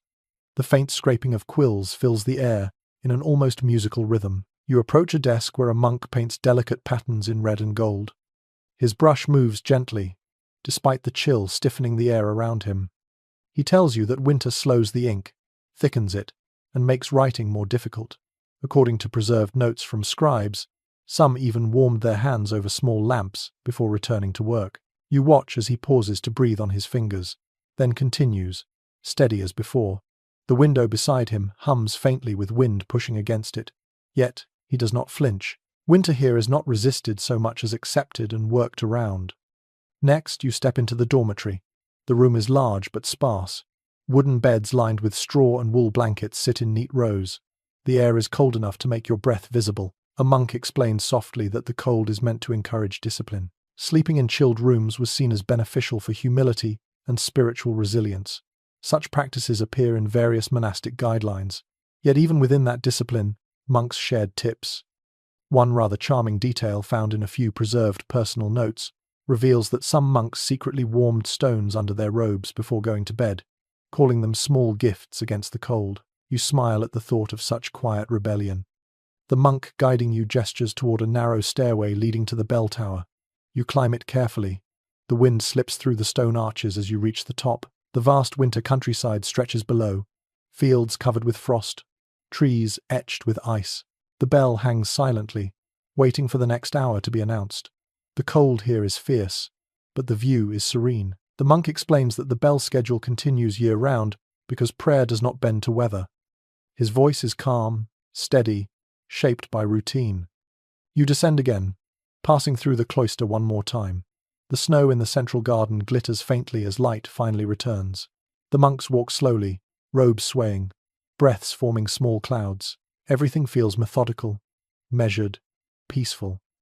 As you step back through the gatehouse and into the open air, the winter wind rushes toward you, yet you feel steadier after witnessing the quiet discipline inside the monastery. Within those stone walls, warmth is not merely heat, it is structure, purpose, and community woven through prayer and daily practice.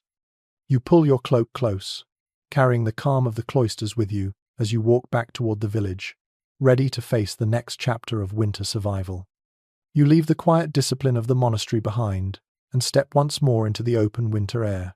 The cold settles on your skin like a thin coat of glass, and every breath feels heavier than the last. Ahead of you rises a very different world, one carved not from prayer and routine but from wealth, hierarchy, and sheer architectural ambition. The castle looms at the top of a hill, its stone walls pale against the snowy landscape. Even from a distance, you can see how the structure seems both powerful and weary, as if centuries of cold winds have pressed themselves into every crack of the masonry. Your boots crunch on the frozen path as you climb toward the entrance. The drawbridge is lowered today, stiff with frost but still passable. Two guards stand near the gatehouse. Their cloaks whip in the wind, and their cheeks glow red with cold. One of them greets you with a tired nod before motioning for you to pass. As you step through the gate, the change in atmosphere is immediate. The air feels a little warmer, not because of actual heat, but because the stone walls block the worst of the wind. You wander into the outer bailey, where a small group of workers tends to winter chores. A blacksmith hammers a horseshoe against an anvil, the clang echoing through the courtyard like a harsh metallic heartbeat. A stable hand rushes past, carrying a bucket of warm mash for the horses. The animals shiver under their blankets, snorting small clouds of steam. According to several detailed accounts from castle inventories and household rolls, the winter workload for servants intensified rather than eased. Drafty halls, cold towers, and massive kitchens demanded constant labor to prevent the castle from becoming a frozen fortress that consumed its own inhabitants. You move toward the Great Hall, the heart of noble life during the colder months. As you push the heavy wooden door open, a wave of warmer air brushes against your face. It is not cozy warmth, but it is far better than the courtyard. The hall stretches before you, a vast cavern of stone, wood, and flickering firelight. A large hearth dominates one end of the room, flames climbing eagerly up the chimney. Several servants feed it with massive logs that look like entire tree trunks split in half. A widely cited observation from travelers who visited medieval courts notes that even large fires struggled to warm these stone halls completely. Heat rose toward the high roof beams, leaving the floor areas cold enough to numb the toes. You step closer to the fire. The flames glow bright orange, casting long shadows across thick tapestries that line the walls. These tapestries depict hunting scenes, battles, and mythic creatures. Their colors are faded in places, but they still add a layer of insulation to the cold stone beneath. You rest your hand on one. The fabric feels rough, yet warm from the fire's proximity. A servant tells you that tapestries were not only decorative but vital for reducing drafts. A few scholars who study castle architecture have noted that some tapestries were so heavy they required several people to hang them each winter. Nobles gather near the hearth, wrapped in fine wool cloaks trimmed with fur. Their clothing is richer and softer than anything worn in the village. Layers of velvet, dyed fabrics, and carefully tailored garments stand out against the muted tones of the room. Despite the luxury, their breaths still appear faintly in the air. A young noblewoman laughs softly, rubbing her hands together near the fire. She complains that the castle never warms completely, no matter how many fires are lit. Her companion agrees and jokes that stone walls feel colder than the winter sky outside. Servants rush back and forth carrying trays and pitchers. You see bread being sliced, cheese being plated, and a pot of spiced wine being poured into tall goblets. The scent of cloves, cinnamon, and warmed wine drifts through the room like a fragrant blanket. A man explains that spiced wine is a winter tradition in many noble households. It warms the stomach and lifts the spirit.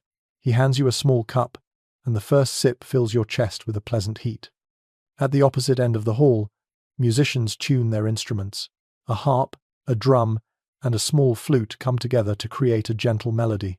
The sound echoes beautifully in the high space. Music in winter is not just entertainment, but a way to create emotional warmth in places where physical warmth falters. You find yourself standing very still, listening, feeling the notes, soften the sharpness of the cold around you. You walk deeper into the castle, following a servant who offers to show you the private chambers. The steps climb in a tight spiral. As you ascend, the air grows colder again. Your breath leaves a faint trail behind you. The stone walls feel icy beneath your fingertips when you steady yourself on the railing. According to building records preserved from several large estates, spiral staircases often acted like chimneys, pulling cold air downward and scattering warmth unevenly through the tower rooms. In the first chamber you enter, a nobleman sits on a cushioned bench wrapped in a robe trimmed with fox fur. A brazier filled with glowing coals stands nearby. The heat it produces is gentle but steady. He gestures toward a window shuttered with heavy wooden boards. Frost clings to the edges. He tells you that winter seeps through every crack, no matter how many cloths, cushions, or tapestries are pressed into the gaps. He points to a colorful piece of cloth stuffed between two stones. The cloth shows signs of repeated use. He laughs and says that despite wealth, even nobles must battle drafts like anyone else. He lifts a small pouch filled with dried lavender. He explains that placing lavender near bedding softens the scent of wool and helps with rest during long winter nights. This detail appears in a handful of domestic records. Researchers sometimes debate whether such aromatic practices were widespread or limited to wealthier households, but the idea feels believable as you inhale the gentle herbal scent. You continue exploring. A servant opens a door to another room where a large bed sits piled with plush blankets and thick quilts. The fabrics shimmer slightly, dyed rich shades of crimson and deep blue. You run your hand across the surface and feel how heavy the blankets are. The servant explains that noble families enjoyed bedding stuffed with feathers, wool, or even down from waterfowl. Such comforts were unavailable to most common folk, yet even these luxurious beds could not always banish the cold that crept through stone walls. The servant mentions a curious detail preserved in a few castle accounts. Some families placed heated stones inside metal caskets that were tucked beneath the blankets. Others used small iron pans filled with embers to warm the bed moments before lying down. You imagine the relief such warmth must provide on icy nights. You also imagine the caution required to avoid setting the blankets on fire. You follow the servant into the solar, a smaller, more private room designed to catch sunlight during the day. Even in winter, the light here feels softer. The room holds a table covered with parchment, ink pots, and a few scattered letters. A noblewoman sits nearby embroidering a cloth. Her fingers move gracefully despite the cold. She smiles at you and explains that winter is the perfect season for embroidery. It keeps the hands busy and the mind calm. The warmth from a nearby brazier helps too, though it does not reach very far. She shows you her embroidery, a pattern of vines and birds. The details are astonishing. She mentions that winter often inspired creativity because people spent more time indoors. Some specialists in medieval arts have suggested that long winter nights contributed to the development of fine needlework, illuminated manuscripts, and other intricate crafts. The noblewoman seems amused by this idea, but her smile reveals a quiet pride. You step back into the hallway, feeling the cold press gently against your skin. You descend the stairs again, the air swirling around you. When you return to the great hall, the fire burns brighter. The musicians play a lively tune. Servants bring out fresh bread and roasted nuts. Laughter rises into the rafters. Despite the cold clinging to every stone surface, the hall glows with life and warmth, born not only from fire, but from shared company. As you step back outside into the fading light, snow begins to fall again in slow drifting spirals.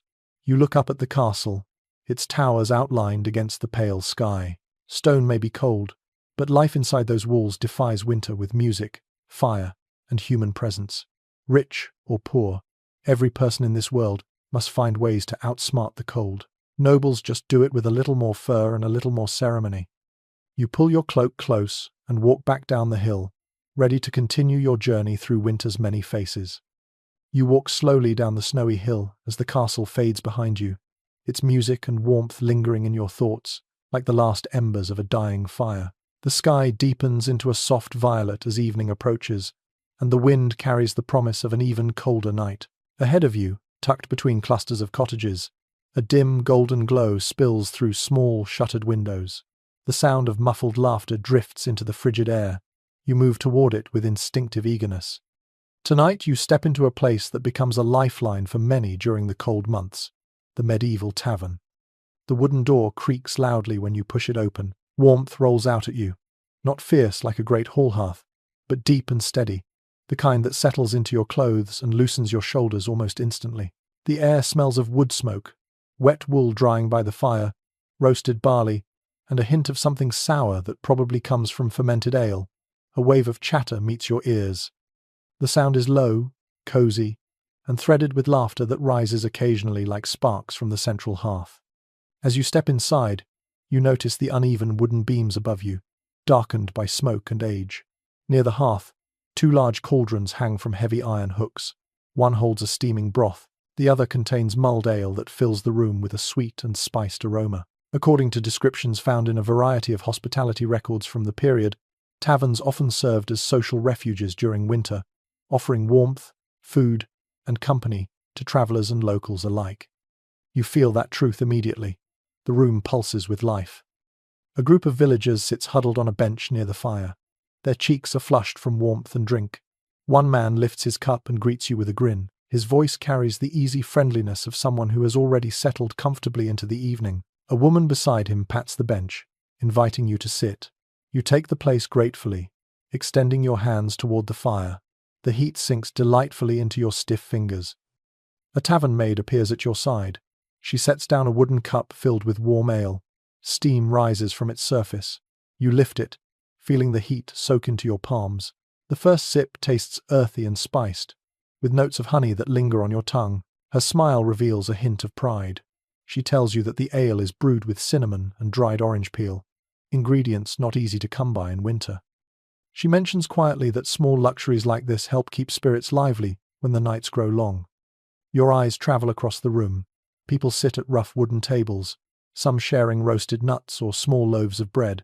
Others lean in close, whispering stories or gossip.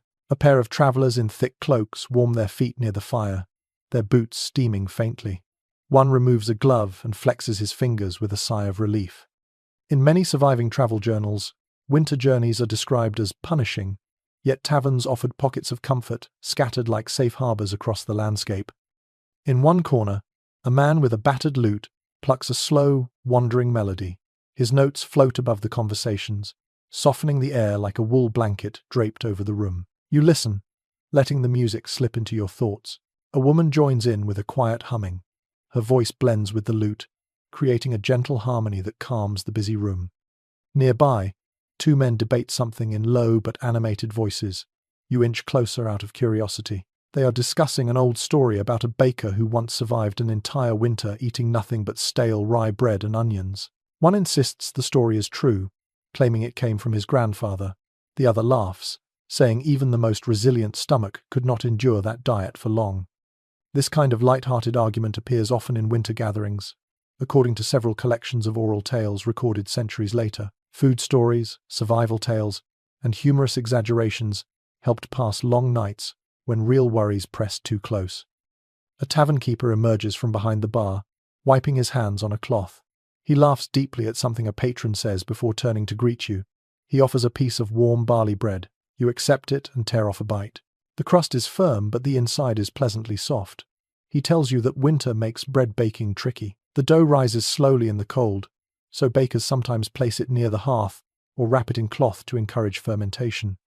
This detail shows up in a handful of practical notes written by medieval bakers, revealing how small adjustments shaped daily routines. The tavern keeper leans on the bar for a moment, watching the room with a fond expression. He tells you that winter is his busiest season. People come here not only to drink or warm themselves, but to be reminded that they are part of a community. His eyes soften as he gestures toward an elderly woman laughing with two young men.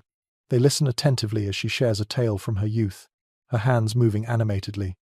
You notice how the room brightens whenever she speaks, her voice rising above the crackling fire. A curious scent drifts from the kitchen. You wander toward the narrow doorway and peek inside. A large pot sits on the hearthstones. Inside, a mixture of root vegetables bubbles gently. A young cook stirs the pot and adds a pinch of dried herbs. He explains that even taverns must stretch ingredients carefully in winter. Many cooks relied on clever tricks, such as thickening soups with ground oats or flavoring stews with dried fruit. This type of resourcefulness appears in several surviving recipe manuscripts, though the details vary widely. He offers you a small spoonful of the stew. It tastes hearty and comforting, with hints of parsnip and sage. You thank him, savoring the warmth spreading through your chest. Returning to the main room, you notice a group of men between their mugs of ale beginning to tell stories. One recounts an eerie winter legend about ghostly figures wandering the fields at night. He claims that if you see one, you must toss a piece of bread into the air to distract it. Another man shakes his head and counters with a different version, where you must whistle softly to ward off misfortune. These strange tales appear in several regional collections of folklore, though people often disagree on their origins. You listen, amused at how confident each storyteller is in his version. A young couple sits near the door, their heads close together. They share a cup of warm cider, occasionally laughing at something whispered. The tavern keeper glances at them and chuckles softly. He says that winter brings people together in unexpected ways. Many courtships began over shared mugs during long evenings like this. Whether he speaks from observation or from tales passed through generations, you cannot tell, but his words feel warm and true. A group of travelers at the far table examines a crude map. Their faces appear tense. One explains that they must cross a frozen river tomorrow, and the weather looks dangerous. Another points to a safer route that adds days to the journey. Decisions like these were common topics in medieval taverns, where travelers exchanged news and advice, drawn from personal experience. Several travel documents from the period suggest that taverns served as informal news hubs, where information flowed more freely than in any official record. You return to your seat near the fire. A man beside you tells a small detail he learned from his father. He says some villagers place a small piece of iron near their doorway in winter to protect against illness. Whether this belief grew from superstition or from practical observation remains unclear, but the man speaks with quiet conviction. You nod, sensing that winter encourages both caution and creativity. The fire dims slightly, and someone adds a fresh log. Sparks jump in the air. The room brightens again. You hear the low hum of conversations folding into each other. The lute player shifts into a new tune. Laughter bursts near the bar. A dog curled near the hearth thumps its tail against the floor, half asleep. You close your eyes for a moment and let the warmth settle deeply into your bones. Outside, winter waits with its silent fields and icy winds. But inside this tavern, people create their own weather.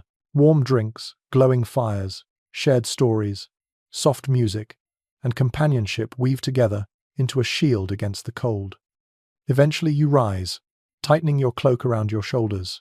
As you step outside, the cold rushes at you with a harsh greeting. The tavern door shuts behind you, muffling the sound of laughter. Ahead, the night is dark and crisp. Your breath hangs in the air once more, yet the warmth of the tavern lingers inside you, glowing softly like an inner ember. You walk on, ready to continue your winter journey through this medieval world. You walk through the quiet village streets with the tavern's warmth still clinging to you like a faint memory. Snow falls in, slow, drifting flakes, settling on rooftops and cloaks alike. The wind whistles softly along the narrow lanes, weaving its way between cottages. As night deepens, an unmistakable shift takes place. People hurry indoors, shutters close, lamps dim. It is during these long winter nights that you begin to notice the subtle whispers of medieval belief, the rituals and superstitions that people relied on when nature felt far too powerful to face alone. You step into a small cottage where a family gathers around a low wooden table. The fire glows in the hearth, casting golden circles of light on the walls. A woman sits near the fire, gently tossing dried herbs into the flames. The herbs crackle sharply as they burn, filling the room with a sweet, earthy scent. She explains that this nightly ritual is meant to cleanse the air and protect the household from illness. Such customs appear in writings left by early chroniclers, who observed similar practices across many rural communities. A young boy leans forward eagerly and tells you that his grandmother insists the herb smoke keeps unfriendly spirits away. His eyes widen as he glances toward the dark corners of the room. The grandmother chuckles softly, insisting that winter nights open small doors for wandering mischief. Whether her belief stems from tradition or personal experience is something no written document can answer clearly, yet the conviction in her voice makes the air feel thicker, almost electric. As the flames dance higher, a man pulls out a small wooden charm carved into the shape of a bird. He hangs it above the doorway with a simple piece of twine. He explains that this charm encourages good fortune and helps guide friendly spirits into the home. According to several collections of regional folklore, charms like these often represented birds, stars, or tiny human figures, each with a different meaning. Villagers believed that symbols connected to nature could balance unseen forces during the harshest months.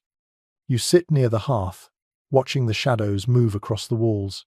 The fire snaps loudly and then settles again. A young girl, her hair braided neatly, hands you a small pouch filled with salt. She whispers that the pouch must stay near the window. Salt, she says, keeps winter sickness from entering the house. You run your fingers over the pouch. The rough cloth feels warm from her hands. While scientific explanations did not exist for such beliefs, traces of salt rituals appear in household notes from several regions, suggesting that the idea traveled far across cultures. The mother of the family now lights a small tallow lamp. She carries it carefully to the back door and lets the flame burn there for a few minutes before blowing it out. This act, she tells you, invites the protection of friendly ancestors. She adds that some people place breadcrumbs or drops of ale outside as small offerings. You glance at the step and notice a tiny circle of crumbs already resting on the snow. It is a simple gesture, but she explains that honoring the dead was a way to feel guarded by unseen hands during the darkest time of year. Outside, the wind picks up, pushing a soft wail through the cracks in the shutters. A few children gasp quietly, and one presses closer to his mother. The sound carries an eerie quality, rising and falling like the call of something wandering across the frozen fields. A man near the hearth murmurs that this is the season when odd noises slip through the night. He recalls a tale from his youth about a traveller who claimed to follow a light across a snowy meadow, only to discover the next morning that he had walked in a perfect circle. People in the room nod knowingly. Some attribute such stories to trickster spirits. Others blame winter's tricks of sound and shadow. A few historians who have studied oral traditions suggest these tales served as warnings about the dangers of wandering at night in the snow. A woman at the table begins telling a local legend about frost spirits that roam during the coldest nights. She explains that if one stands quietly near a closed window, you might hear a faint tapping. That is the spirit, she says, searching for cracks to slip through. One must keep the shutters sealed tightly or risk letting in bad luck. The story blends fear, humor, and mystery, leaving everyone listening with a mix of curiosity and caution. Such winter spirits appear across multiple regions in medieval storytelling, though the details shift from place to place. Some experts believe these tales help children remember to close shutters and conserve warmth, while others see them as remnants of even older traditions. You lean back and watch as the grandmother sprinkles dried lavender near the corners of the room. She says the scent encourages peaceful dreams and keeps nightmares at bay. Lavender was indeed prized in medieval herb lore, often associated with rest and gentle protection. You breathe in the fragrance, feeling a calmness settle into your shoulders. The fire burns lower, and the shadows stretch farther across the walls. Someone retrieves a small book of handwritten prayers. The family gathers quietly. Their voices blend softly as they recite familiar lines. The mother explains that prayer becomes especially important in winter, not only for comfort, but for the sense of order it restores. She adds that storms, sickness, and uncertainty feel less threatening when framed within words repeated by generations. You notice a bowl of water placed near the door.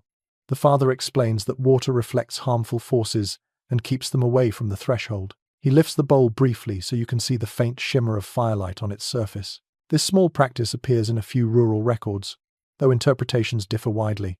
Some say it invites purity, others say it confuses wandering spirits. Regardless of its origin, the water gleams like a piece of the moon captured indoors.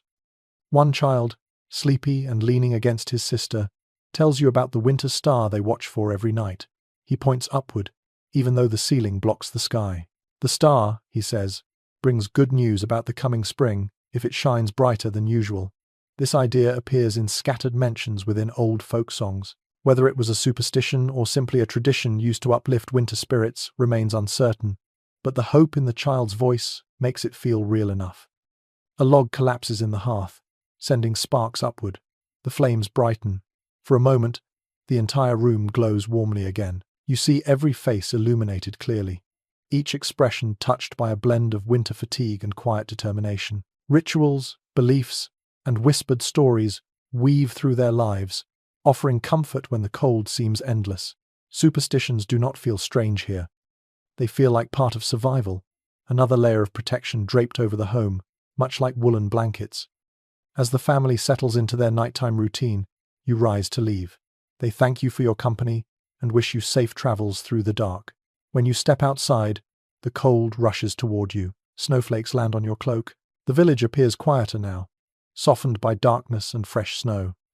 You walk on beneath the winter sky, carrying with you the scent of herbs, the echo of whispered stories, and the understanding that ancient fears and hopes lived side by side in the long, cold nights of the medieval world. You walk deeper into the village as the night settles, carrying with you the lingering scent of burning herbs and the soft echo of winter legends. The wind sharpens, brushing against your cloak like cold fingers searching for any exposed patch of skin. Tonight, you turn your attention toward one of the most fragile aspects of medieval winter life, the human body. Frost, sickness, and cramped living conditions made winter a season of constant vulnerability. You step into a cottage where the glow of a small fire reveals a scene that feels both tender and urgent. A healer is tending to someone with numb, pale hands, and you begin to understand how communities fought back against the cold when it crept too close. The healer, a woman in a layered wool gown, gestures for you to come closer. Her hair is tied back with a strip of cloth, and her hands move with the calm efficiency earned through years of practice. She kneads a thick salve into the patient's fingers. The salve glistens in the firelight and smells faintly of pine resin and beeswax. According to several detailed notes preserved in old household remedy books, mixtures like this were used to warm frostbitten skin, soothe cracked hands, and guard against the harsh dryness of winter air. The patient winces slightly as sensation returns. The healer murmurs reassurance and wraps the hand carefully in a warm cloth. She tells you that frostbite often began slowly, with tingling, then numbness, and then patches of skin turning pale, as if drained of life. Without intervention, the damage could spread. You sit beside her, watching closely as she prepares another treatment. She warms a small stone near the hearth, wraps it in linen, and presses it gently against the patient's wrist to encourage blood flow. On a low wooden table, you notice several bowls filled with dried herbs and roots: chamomile, valerian, mint, and something that looks like ground oak bark. Each bowl carries a distinct scent. The healer explains that certain herbs warm the body from within. She lifts a small cup filled with a steaming infusion. The drink smells sharp, with a hint of bitterness. She presses it into the patient's hands. He sips it slowly, closing his eyes as the warmth spreads through his chest. Recipes for such infusions appear in various herbal manuscripts, though the exact proportions and ingredients differ from region to region. Beside the fire, a young boy sits with his foot propped on a stool. His toe is red and swollen. The healer inspects it gently. She mutters something about cold creeping in through thin boots. She guides the boy's mother to soak a cloth in warm water and place it over the foot. The mother follows carefully, her face tight with concern. The healer mentions that cold injuries often affect those who work outside for long hours, especially children tasked with gathering wood or carrying water. She recommends packing wool inside the boy's boots for the next few days. As she works, the healer shares a curious detail that appears in some regional lore. She says a few families believed rubbing frostbitten limbs with snow before warming them helped restore circulation. She adds quickly that she does not encourage the practice, claiming it can cause more harm than good. Some writers of early medical texts also mention this technique with caution, though no consensus emerges clearly. Listening to her, you feel the blend of practical knowledge and lingering superstition that often shaped winter remedies. A kettle begins to whistle softly near the fire. The healer pours hot water into a wooden basin and adds dried mint.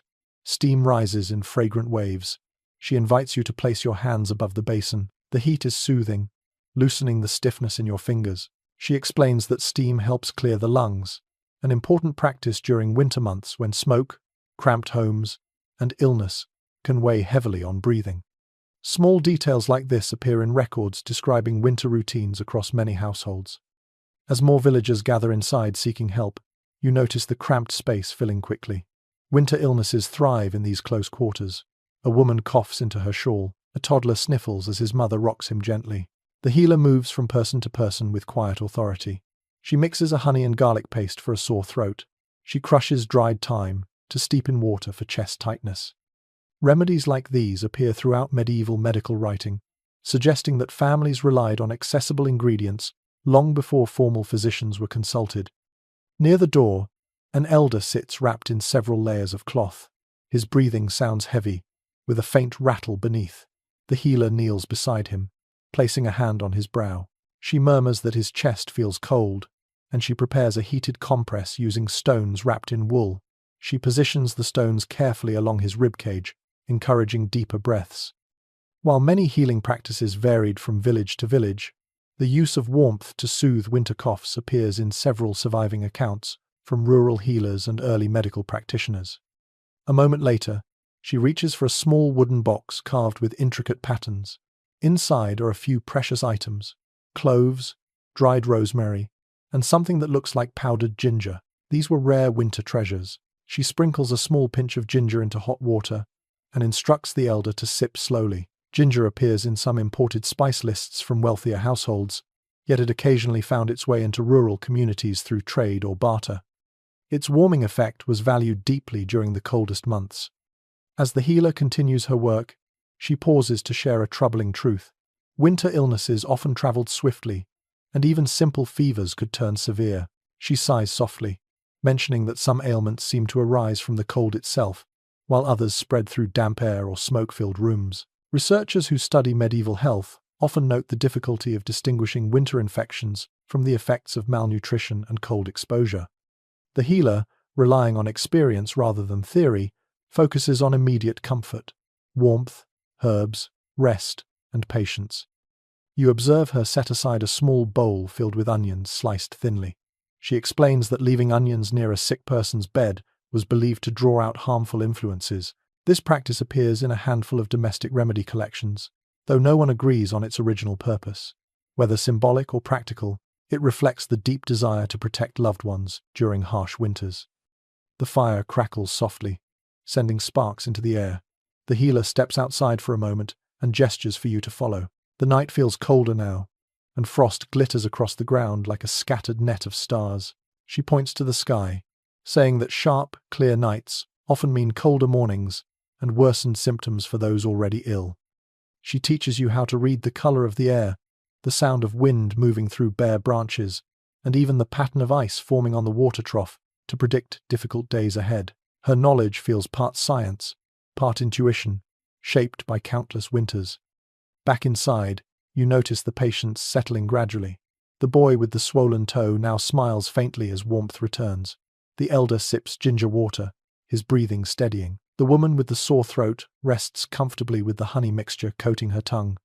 The healer sits beside the fire at last, her shoulders relaxing as she stares into the flames. She tells you that caring for others during winter is its own form of endurance. Each remedy is a hope, each warmed stone, each herb, each whispered reassurance becomes a tiny barrier against the season's cruelty. You sit with her in silence for a moment, listening to the fire's quiet music. Winter presses against the walls of the cottage, but inside, the glow of human care pushes back with determined warmth. Eventually, you step into the cold again, carrying with you the healer's knowledge, her quiet strength, and the humbling understanding that survival in winter requires not only food and fire, but the constant tending of the fragile human body. You leave the healer's cottage and step into a world washed with pale morning light. The cold greets you instantly, firm and unyielding, sliding beneath your cloak with practiced ease. Frost coats the rooftops like powdered sugar, and thin trails of smoke rise straight into the still air. As you walk through the village, you begin to notice the smaller figures darting between cottages. Children, wrapped in mismatched layers of wool and linen, are already awake. Today you turn your attention toward the youngest members of medieval households and how families kept them safe, warm, and occupied during the long, perilous winters. A small boy rushes past you, his boots thumping across the frozen ground. His scarf is far too long and trails behind him like a striped tail. His laughter breaks sharply through the quiet, bright and unbothered by the cold. You follow him to a cottage where several children gather near the door, their cheeks flushed and their noses pink. Inside, the mother of the household ushers them toward the hearth with gentle firmness, scolding them lightly for running outside without permission. You step in behind them, letting the warmth seep into your chilled fingers. The hearth crackles steadily, throwing golden light across the room. The mother guides the children closer, making sure each one warms their hands. According to observations found in a variety of domestic writings, children rarely ventured far during the winter months. Cold, illness, and poor visibility posed constant danger. Parents kept them indoors unless absolutely necessary. You can see why. The smallest draughts can turn a child's breath into a soft wheeze. The cold sneaks under layers of wool and lingers stubbornly. The children settle on a woven mat near the fire. One girl holds a wooden toy carved in the shape of a sheep. She moves it back and forth across the mat, humming softly. Her brother builds a small fence from sticks, carefully arranging them into a tiny enclosure. Toys like these appear in archaeological finds from several rural settlements, offering glimpses of how children passed their time. Even in winter, imagination creates its own warmth. A baby lies nearby in a wooden cradle padded with wool and straw.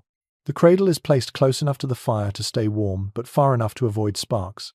The baby is bundled tightly, only its face visible. Its breath rises in delicate white puffs. The mother rocks the cradle with her foot while mending a tear in a child's cloak. She explains that infants require constant warmth during winter. According to early medical notes, babies were often wrapped in multiple layers of linen and wool, and some families tucked warmed stones near the cradle to keep the air comfortable. You watch as an older child carefully sprinkles dried herbs into a small bowl filled with warm water. The mixture releases a soft, calming scent. The mother tells you that certain herbs soothe coughs and help children sleep. She mentions a trick her grandmother used, hanging a tiny cloth filled with dried lavender near the bed. This practice appears occasionally in family remedy notes. Whether it worked physically or psychologically is difficult to tell, but the scent fills the air with a gentle calm. One of the boys brings out a small pouch of pebbles. He spills them onto the floor and arranges them into simple patterns. The mother laughs softly and tells you that these games help children stay occupied during the long winter days when outdoor play becomes risky. According to some educational notes written by early tutors, simple games like these taught children counting, coordination, and patience. You kneel beside the boy, watching him sort the stones by size. A sudden gust of wind rattles the shutter. The children jump slightly. One girl whispers that winter spirits must be roaming again. You smile gently as the mother reassures her that the noise is only wind. Still, she takes a moment to check the shutter, pressing a cloth into a thin crack. She explains that keeping the cold out is essential for children's health. Drafts can cause chills, and chills can lead to dangerous illnesses. You move to the corner of the room, where a wooden chest sits partially open. Inside are woolen wraps, mittens, small shoes, and linen shirts. The mother tells you that children outgrow clothes quickly, so winter requires constant patching and adjusting. Some pieces have been passed down for years, worn by siblings, cousins, and neighbors. Stitches cover old rips, patches decorate worn elbows. This frugality appears often in rural household accounts. A young girl approaches you with a clay cup. Inside is warm milk flavored with honey. She offers it shyly. You take a small sip. The sweetness lingers pleasantly on your tongue. The mother tells you that warm drinks help keep children's bodies strong. Honey, though precious, is sometimes added for extra energy and comfort. A few early nutritional notes mention similar practices, emphasizing the importance of warmth in a child's daily diet. You glance at the door as it opens. A father enters, brushing snow from his cloak. His boots are damp. He greets his family and kneels near the hearth to spread warmth through his hands. His children rush to him, climbing onto his lap or tugging at his sleeves. He smiles broadly, lifting one child onto his shoulders. He explains that winter labor often keeps him outdoors for hours, but he returns frequently to check on the children and help with chores. According to several accounts from rural diaries, family involvement increased during winter because danger lurked at every turn. The father retrieves a small wooden board and begins teaching the older children how to count using dried beans. He arranges them in rows, giving simple instructions. The children lean in eagerly. Winter becomes a season of learning in many households. With little outdoor work for the youngest, indoor teaching fills long stretches of time. You watch as the children practice with serious concentration. The mother prepares a simple activity next. She hands each child a strip of wool and shows them how to braid it. Small fingers work awkwardly at first, but soon the children find a rhythm. These braids will become ties for cloaks or decorations for small pouches. She mentions that teaching useful tasks early helps children contribute meaningfully to the household. This idea appears frequently in descriptions of medieval childhood. Suddenly, the baby stirs and begins to fuss. The mother lifts the infant gently, wrapping it in another woolen cloth. She hums a soft lullaby. The tune flows gently, filling the room with a sense of quiet warmth. Humming and singing near the hearth were common methods for calming children, often passed down through generations. Even without written records, such melodies lived in families for centuries. A boy near the window points outside. Snow begins falling harder, swirling in small circles. The father stands and checks the latch to ensure it holds tightly. He then adds another log to the fire. Sparks jump upward, illuminating the room. The children gather close again, drawn to the glow. Winter shadows stretch across the walls. The flickering light turns the room into a soft, moving painting. You sit with the children as they settle into their evening routine. The mother hands out small wool blankets for them to wrap around their shoulders. The father instructs them to stay away from the outer walls, where the cold seeps in more easily. He guides them to sit near the hearth. According to many domestic instructions from the era, children were always positioned strategically within the home, shielded from drafts and given access to warmth first. One girl asks the mother to tell a story. The mother smiles and begins a simple tale about a fox who tries to steal winter fire from a bear.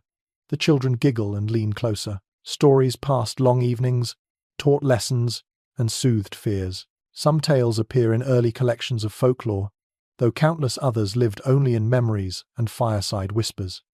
As the story ends, the children yawn. The mother guides them toward their sleeping area. She checks their layers, ensuring each child is wrapped securely. She tucks a warm stone beneath the blankets to chase away the night's chill. The children settle quietly, comforted by warmth, routine, and closeness. As you prepare to leave, the mother thanks you softly. Her eyes reflect a mixture of fatigue and steady resolve. Protecting children during winter requires vigilance, creativity, and endless tenderness. You step out into the cold once more, feeling the hush of night wrap around you. Behind you, the soft glow of the hearth remains, guarding the little ones from winter's sharpest edges. You step back into the pale winter daylight, letting the cottage door close softly behind you. The world outside feels still, as if the cold has pressed pause on everything, except the faint crackle of frost beneath your boots. Yet winter in the medieval world was never truly a season of rest. When fields slept under ice and snow, hands turned to other forms of labor. Tools broke, baskets frayed, pots cracked, clothes tore. Winter became a season of mending, crafting, and quiet industry, carried out beside glowing hearths or in dim workshops where breath hung visibly in the air. You walk toward a small outbuilding whose door stands half open. A warm amber light spills from within, inviting you closer. Inside, the smell of wood shavings and warm iron fills your senses. A man sits on a low stool, shaping a piece of wood with slow, deliberate strokes. The sound of his knife scraping along the grain echoes gently through the workshop. According to practical notes preserved in several guild archives, winter was the ideal time for skilled crafts because outdoor farming tasks slowed dramatically. The man looks up and greets you with a nod before returning to his work. He explains that he is carving new handles for several tools that cracked in the early frosts. You pick up one of the finished handles. It feels smooth and sturdy, shaped perfectly to fit a hand. He runs his fingers along the grain of the wood, checking for flaws. Craftsmanship like this was essential. A broken hoe or a split rake could halt spring planting. The man pauses to show you an odd little technique that appears in scattered regional accounts, rubbing heated tallow into finished wood to prevent it from drying too quickly in winter air. The wood gleams faintly as he applies the mixture, sealing it with care. Beside him, a small forge burns with a steady orange glow. A younger apprentice works the bellows, coaxing the fire to life. The apprentice's breath clouds the air each time he leans forward. Hanging above the forge are half-finished metal pieces, hinges, hooks, nails, and the beginnings of a new plowshare. Iron tools often needed repair after the strain of autumn harvests. The apprentice dips a newly shaped hook into water. Steam rises quickly, filling the room with a sharp hiss. The scent of quenched metal mixes with the earthy smell of burning wood. A few houses away, you enter another cottage where a group of women sits around a wide table. The room is warmer here, glowing with firelight and bustling energy. Wool, linen threads, scraps of cloth, and baskets of colourful yarn cover the table. One woman spins wool using a drop spindle. The spindle twirls gracefully as she pulls long strands of fibre between her fingers. The soft whirring sound forms a gentle rhythm. According to household inventories and domestic treatises, textile work intensified in winter. Clothes needed repairing, blankets needed thickening, and new garments were prepared for the coming year. A woman invites you to sit beside her. She shows you how she patches a worn cloak using small, tight stitches. Her needle glints in the light as she works. She explains that winter patching saves families from freezing winds and ensures that garments remain durable for years. You notice how her movements are confident and quick, the result of long practice. She points to a small pile of brightly dyed yarn beside her and tells you that she adds coloured patches whenever possible to bring a little cheer into cold days. Such small touches appear occasionally in rural clothing remnants found by archaeologists, though the bright colours have faded with time. On the other side of the table, a young girl weaves a basket from thin willow branches. The branches creak softly as she bends them. Her fingers move with surprising skill for her age. The basket will be used to store dried vegetables or herbs. She dips the willow branches into warm water before weaving, a practice noted in several craft records. Moistening the willow prevents it from snapping in the dry winter air. You watch as she tucks each branch tightly into place, building a sturdy vessel from simple materials. Not far from the weaving circle, another woman shapes clay near the hearth. Her hands press and roll the clay with careful patience. Winter air can make clay brittle, so she works slowly, adding moisture as needed. She shows you a small row of finished pots lined up on a wooden shelf. Each pot carries a unique mark carved near its rim. She explains that her family uses these marks to identify their wares in the communal kiln. Clay vessels were not merely decorative. They stored grain, held water, carried food, and preserved herbs. The woman's eyes shine with pride as she holds up a pot decorated with simple leaf patterns.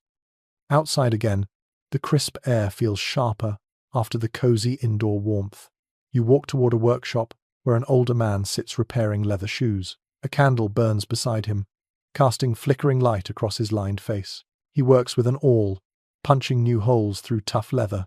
His hands move with the stubborn determination of someone who has patched thousands of soles. According to several surviving shoemaking notes, winter often caused leather to stiffen or crack. The man rubs a mixture of animal fat into the leather, softening it. He tells you that a good pair of winter shoes can mean the difference between frostbitten toes and comfortable walking. Near the workshop, the boy assists by stuffing cloth into a pair of boots, preparing them for a villager who spends long hours tending animals. The boy presses the cloth firmly, trying to create extra insulation. He explains proudly that he learned this technique from his grandmother. Small domestic traditions like this rarely appear in written records, yet they formed essential parts of winter survival. As you move through the village, you hear the rhythmic tapping of a hammer. Following the sound, you arrive at a small shed where a man repairs a wooden wheel. The spokes lie scattered around him. He examines each one, checking for rot or cracks. Worn wheels were a common winter project because travel increased in early spring. He fits a new spoke into place and secures it with a wooden peg. The tapping echoes through the cold air like a patient heartbeat. Inside another cottage, a woman prepares dyes. She stirs a pot filled with a deep reddish liquid. She explains that winter provides perfect conditions for dyeing wool because colder temperatures slow the dyeing process, producing richer colors. The scent of fermented plant material fills the air. She gestures to a rack nearby, where skeins of wool hang drying in hues of green, yellow, and muted red. A few historical color recipes mention winter dye works, though details vary widely between regions. On a bench near the fire, two older women mend fishing nets. You raise an eyebrow, surprised, but one of them laughs and tells you that nets must be repaired now, so they are ready when the rivers thaw. The twine slips through her fingers with practiced ease. The netting looks intricate, almost like lace, despite its rugged purpose. She points out a knotting pattern she learned from her father. Such patterns appear in a handful of coastal accounts, but remain difficult for researchers to trace with certainty. Children help too. In a corner, two boys sort small wooden pegs by size. They grumble about the task, but their hands move steadily. Sorting and small construction tasks teach them practical skills and keep them busy during long, cold days. Their quiet chatter warms the room more than you expect. A faint melody draws you toward another cottage. Inside, a man polishes a wooden flute while humming softly. He explains that winter is the perfect season for instrument work. Wood behaves predictably in the cold, allowing for cleaner shaping. He lifts the flute to his lips and plays a simple tune. The sound is sweet and bright, weaving gently through the room like sunlight leaking through clouds. You listen for a few moments before stepping back outside. Snow continues to drift from the sky, coating the ground in a thin white layer. Everywhere around you, smoke rises from chimneys. The air smells of wood, warm wool, and faint hints of herbs. Winter work fills the village with quiet purpose. Crafts keep the hands moving, minds steady, and hearts hopeful. As you walk, you realize that winter was not a season of stagnation. It was a time when creativity flourished, when families repaired what they owned, made what they needed, and prepared for the next cycle of life. Every crafted tool, sewn seam, and woven basket carried the promise of spring. You pull your cloak close against the cold, warmed by the knowledge that human ingenuity thrives even in the darkest months. Ahead, the path winds toward new tasks, new faces, and more stories of how medieval people endured winter's steady grip. You leave the warm buzz of winter industry behind as you step onto the narrow road that leads out of the village. The air feels sharper here, untouched by the heat of hearths and workshops. Snow lies in thin, rippled layers, shaped by the restless wind into small ridges that crunch under your boots. Today, you follow the people who cannot remain indoors in winter, those who must face the open world, even as ice, wind, and danger close in around them. Travel does not stop simply because the cold becomes fierce. Messengers, merchants, and villagers often needed to brave the roads regardless of the season. You walk a few steps and pause when the wind hits you fully, slicing across your cheeks with a coldness that makes your eyes water. The sky carries that washed-out winter color, pale and heavy. The road ahead twists between barren trees, whose branches look like dark claws stretching toward the white sky. A small group of travelers approaches, leading a pack horse loaded with goods. Their cloaks flap wildly, and their hoods are drawn low. According to practical travel accounts written in the late medieval period, winter journeys required far heavier layers than usual, and even then, travelers often found themselves shivering for hours. One of the travelers greets you politely. His breath forms thick clouds as he speaks. He explains that he and his companions must reach the next town before nightfall. The town lies only a few miles away, yet in winter such distance feels far more daunting. You join them for a short time, listening to the snow crunch beneath multiple sets of boots. The pack horse snorts, its breath rising in slow white bursts. A blanket covers its back, secured firmly with rope. You sense its discomfort each time a gust of wind slips under the fabric. The lead traveler points toward the ground, drawing your attention to patches of ice hidden beneath the snow. He explains that winter roads become treacherous in subtle ways. Ice forms thin, invisible layers that can send travelers tumbling before they even realize the danger. This observation appears frequently in travelers' notes, reminding people to step carefully and test the ground with their staff. He taps his staff on the road as if to demonstrate. The sound is crisp and hollow. As you continue, the road passes near a frozen stream. The surface shines like polished glass. Two children in the distance poke at the ice with sticks, while a shepherd calls them nervously back to safety. The lead traveler warns you that streams and small rivers often appear solid but hide pockets of weak ice. He recalls a story from another village where a traveler fell through a thin patch and had to crawl out using his cloak as a rope. The story is unsettling, yet you sense a hint of dark humor in the way he describes the incident. Several regional tales mention similar accidents, though the exact details vary, leaving researchers still uncertain how much is truth and how much is exaggeration. You notice a set of wooden planks lying near the roadside.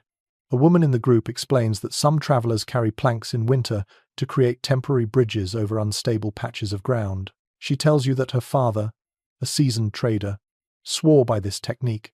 It appears occasionally in practical notes traded among merchants, though not all regions used it. You admire the ingenuity as she demonstrates how the planks are laid across a frozen puddle, turning it into a safe crossing.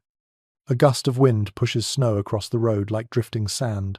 The travelers pull their cloaks tighter. A young man beside you mutters that today feels colder than usual. He lifts his scarf to cover his mouth. His voice sounds muffled beneath the layers. Winter roads were not only dangerous because of ice. The cold itself could weaken limbs and cloud judgment. A few surviving medical writings warn that long exposure to frigid air could slow thinking and dull reflexes in ways that might cause fatal mistakes. Ahead of you, a cart wobbles slightly as it navigates the uneven path. The cart driver calls out to the mule, coaxing it forward with gentle encouragement.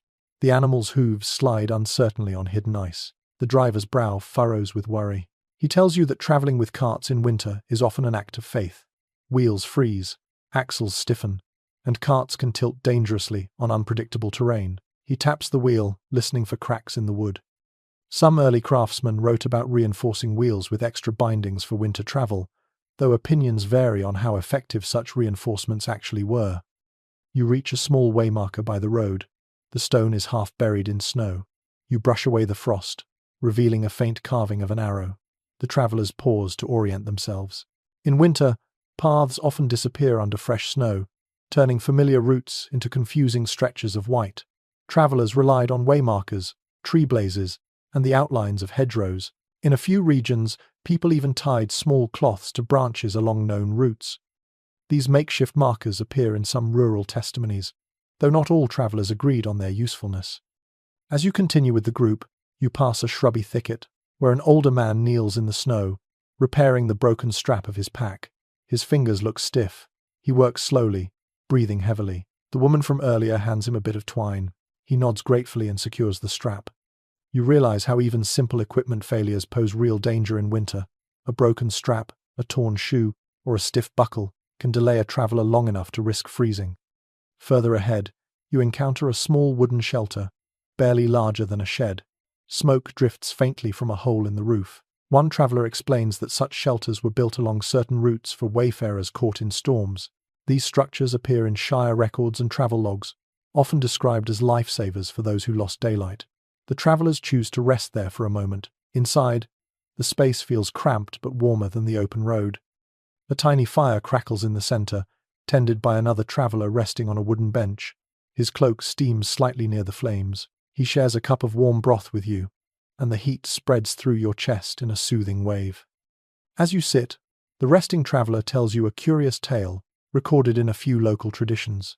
He describes winter lights that sometimes appear on distant hills. Some claim they are lanterns carried by spirits.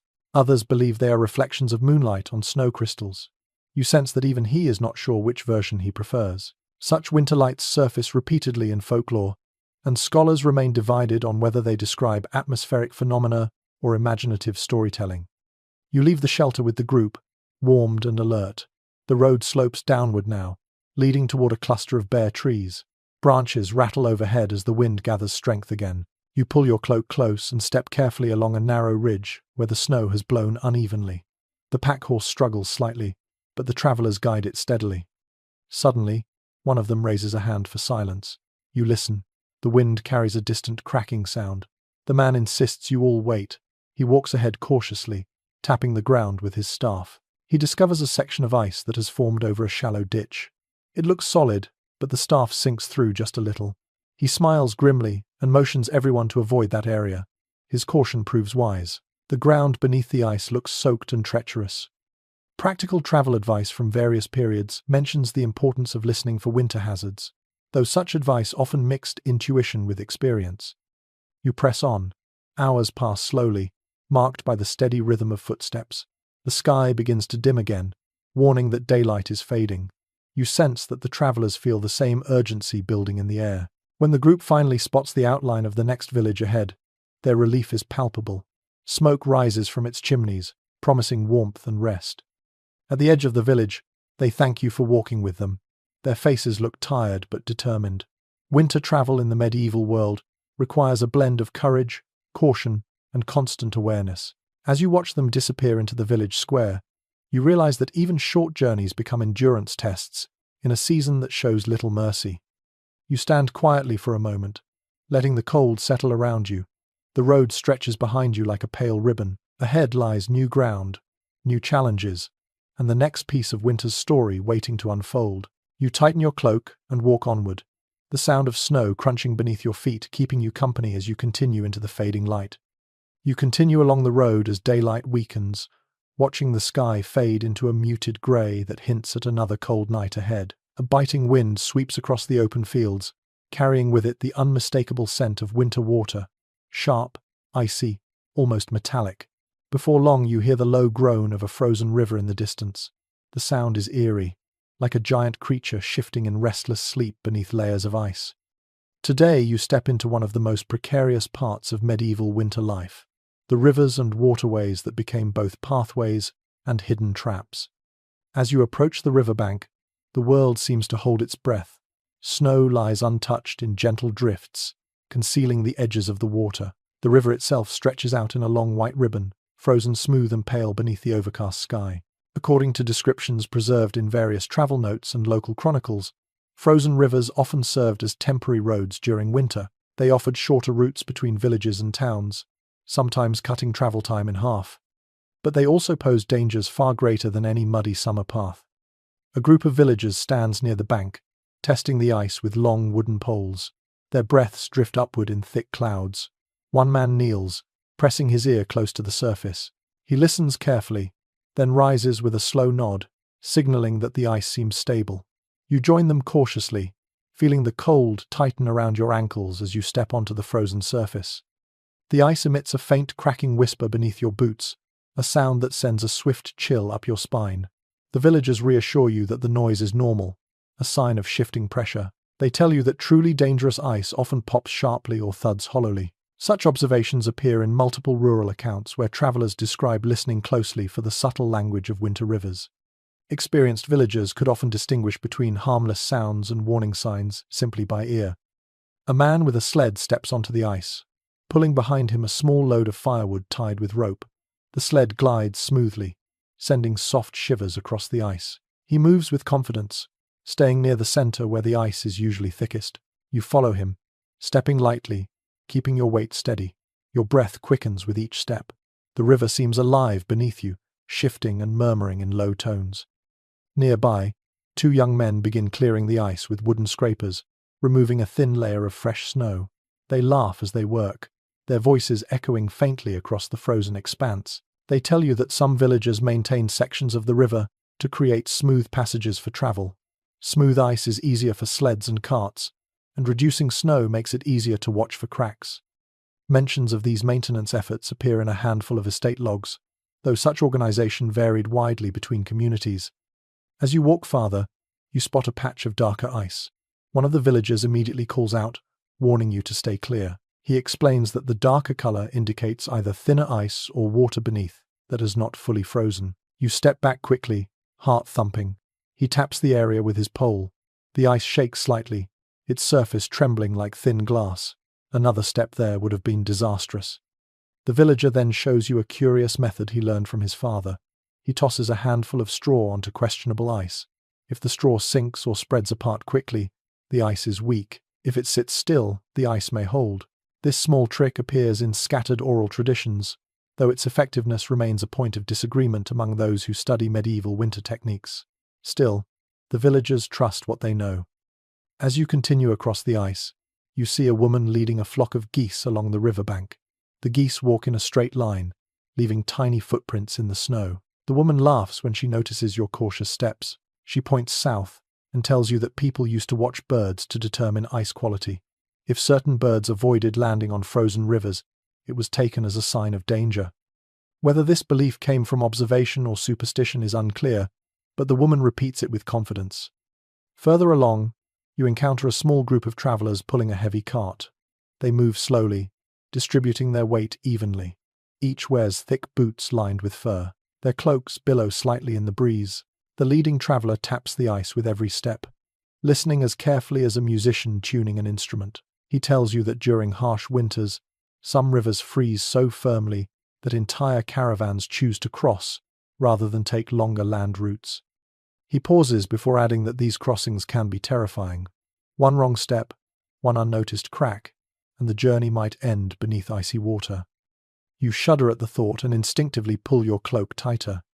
Suddenly, you hear a faint but alarming sound, a hollow knock that echoes beneath the ice like a heartbeat skipping. The villagers freeze. One man gestures sharply, signaling everyone to halt. The river groans in a low, elongated sound. The villagers wait, listening. After a tense moment, the noise fades. The man closest to you exhales slowly. He explains that the ice shifts throughout the day as temperatures rise or fall. Morning can be safer than afternoon, and late night can be unpredictable. These patterns are described in a few early environmental writings, though not all villages understood the science behind them. Most relied purely on experience. When the villagers resume walking, you follow them toward a bend in the river. Here the ice is thicker, with small cracks frozen solid long ago, creating delicate white lines across the surface. The scene is strangely beautiful, like fragile artwork painted by winter itself. A young woman approaches leading a sturdy horse. She tells you that animals sense danger in the ice better than people. If the horse hesitates, she listens closely. She taps the ice with her stick. The horse snorts and moves forward cautiously. Observations like this appear in various rural testimonies, though they are often wrapped in folk wisdom rather than formal study. As you near the far bank, you notice a group of children sliding on the ice, their laughter ringing across the frozen surface. They glide in small arcs, boots skimming the ice. An older man shouts for them to stay near the edge. You smile at their carefree joy, but a flicker of worry passes through you. Winter fosters joy and danger in equal measure. Once you reach the bank, the villagers invite you to share a moment by a small fire they built near the river's edge. Sparks rise into the air, glowing briefly before fading into the cold sky. A pot hangs above the flames, filled with warm broth. The heat spreads gratefully through your hands as you cup your wooden bowl. One villager tells you an old tale about a fisherman who claimed that icy rivers whispered warnings to those who listened. He says that these stories do not always appear in writing, but they live in the memories of people whose lives depend on the whims of freezing water. Some local traditions describe spirits dwelling under the ice, tapping or groaning to announce changes in weather. Whether symbolic or literal, Such tales remind travelers to respect the frozen surface beneath their feet. As the fire crackles, the villagers begin to pack up their things. Winter days are short, and they must return home before dusk takes hold. You watch as they cross the frozen river again, poles tapping steadily, breaths floating in pale clouds. The river groans once more as if bidding you farewell. You turn toward the path leading up the hill, aware now of how rivers transformed during winter, from barriers to highways, from peaceful reflections to treacherous traps. You walk on, humbled by the delicate balance between trust and caution that shaped every winter crossing in the medieval world. You leave the riverbank, with its creaking ice behind you, and follow a narrow path that winds back toward the village. As evening drapes itself over the land, the cold sharpens with a new intensity. Your breath thickens into steady white puffs. Chimneys across the settlement begin sending up curling strands of smoke, telling you that fires are being stoked, pots are being heated, and families are gathering close. Tonight you step into one of the most uplifting parts of a medieval winter, the feasts and celebrations that helped people push back the darkness with food, laughter, and shared traditions. You approach the largest cottage in the village, where warm light spills through cracks in the shutters.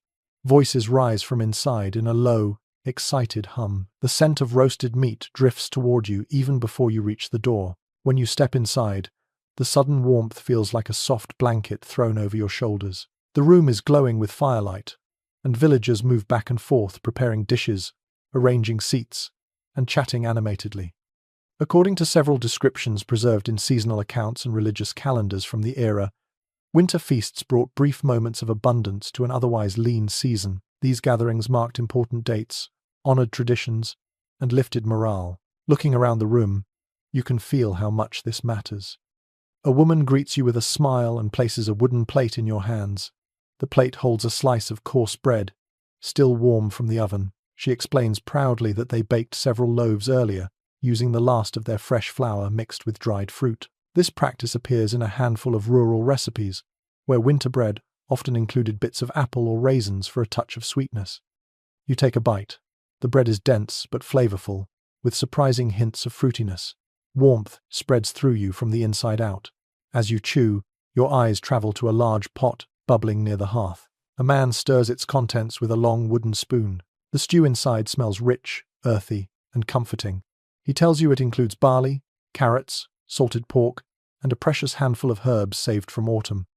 He laughs and adds that everyone contributes something to the feast, even if it is just a few vegetables or a pinch of seasoning. The children run past you, giggling as they carry garlands made from dried greenery. They drape these garlands over the rafters, giving the room a festive look. Their cheeks glow with excitement. A girl shows you a small wax candle shaped like a bird. She says her grandfather made it earlier in the day. Candles shaped like animals appear in a few regional celebrations, symbolizing hope for the coming spring. Seeing her hold it proudly, you understand how such small touches create warmth beyond heat alone. A man sets down a bowl of roasted chestnuts on the table. Their sweet aroma fills the air. He cracks one open and offers it to you. The chestnut is soft, sweet, and slightly smoky. According to various harvest notes, chestnuts stored well through winter and became popular treats during festive nights. You gladly accept another. As the preparations wind down, people take their seats along wooden benches arranged in long rows. The firelight flickers across smiling faces. Stories begin to flow even before the food does. One man recounts a tale of a winter decades ago when the river froze so solid that they walked across it carrying torches for a festival procession. Another tells a memory of a year when snow fell so heavily that their cottage looked like a mound of white wool. The stories weave through the room, binding people together through shared experiences. Finally, the meal begins. Bowls of stew are passed around, plates filled with roasted turnips, salted fish, boiled barley, and small cakes dusted with herbs circulate among the benches. You savor each bite, tasting the depth of flavors that come from simple ingredients transformed through care and necessity. A few dishes surprise you. A spiced pudding sweetened with honey, a tangy fermented vegetable dish, a warm drink brewed from mulled ale and dried berries. Recipes like these appear in scattered medieval cookbooks, though each household adapted them based on whatever they had stored. Music begins next. A musician picks up a small drum and taps a gentle rhythm. Another raises a simple flute and plays a melody that winds through the room. like a ribbon of warm air. The tune feels both lively and soothing. Soon others join in, clapping along or humming quietly. Music-filled long winter nights, offering comfort when days felt too short and dark.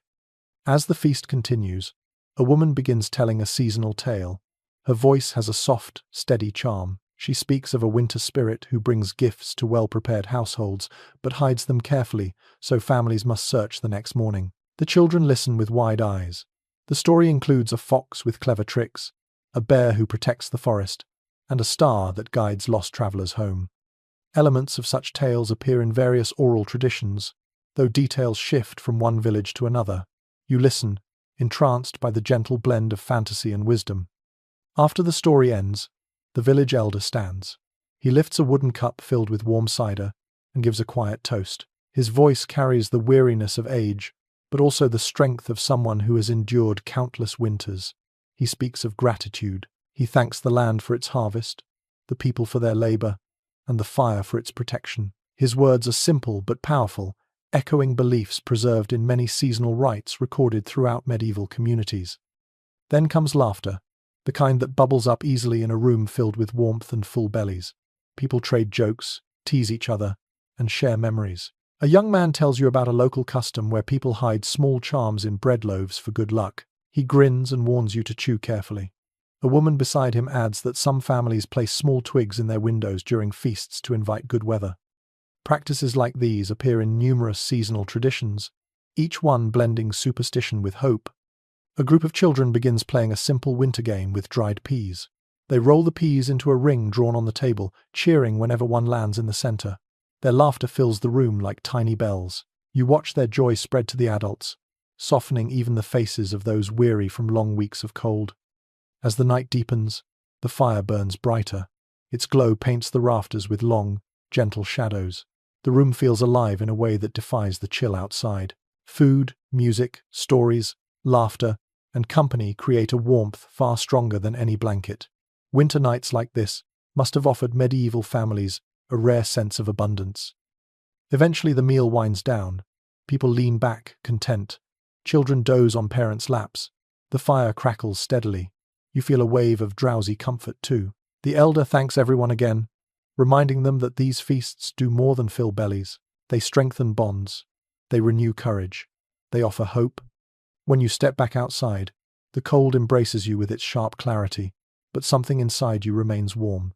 The glow of the feast lingers like a spark you carry forward into the dark. Above, the stars shimmer faintly through drifting snow. You pull your cloak close and continue down the path, your heart fuller than before, ready to follow winter's story to its next quiet corner. You move away from the echoes of the feast, stepping once more into the cold night.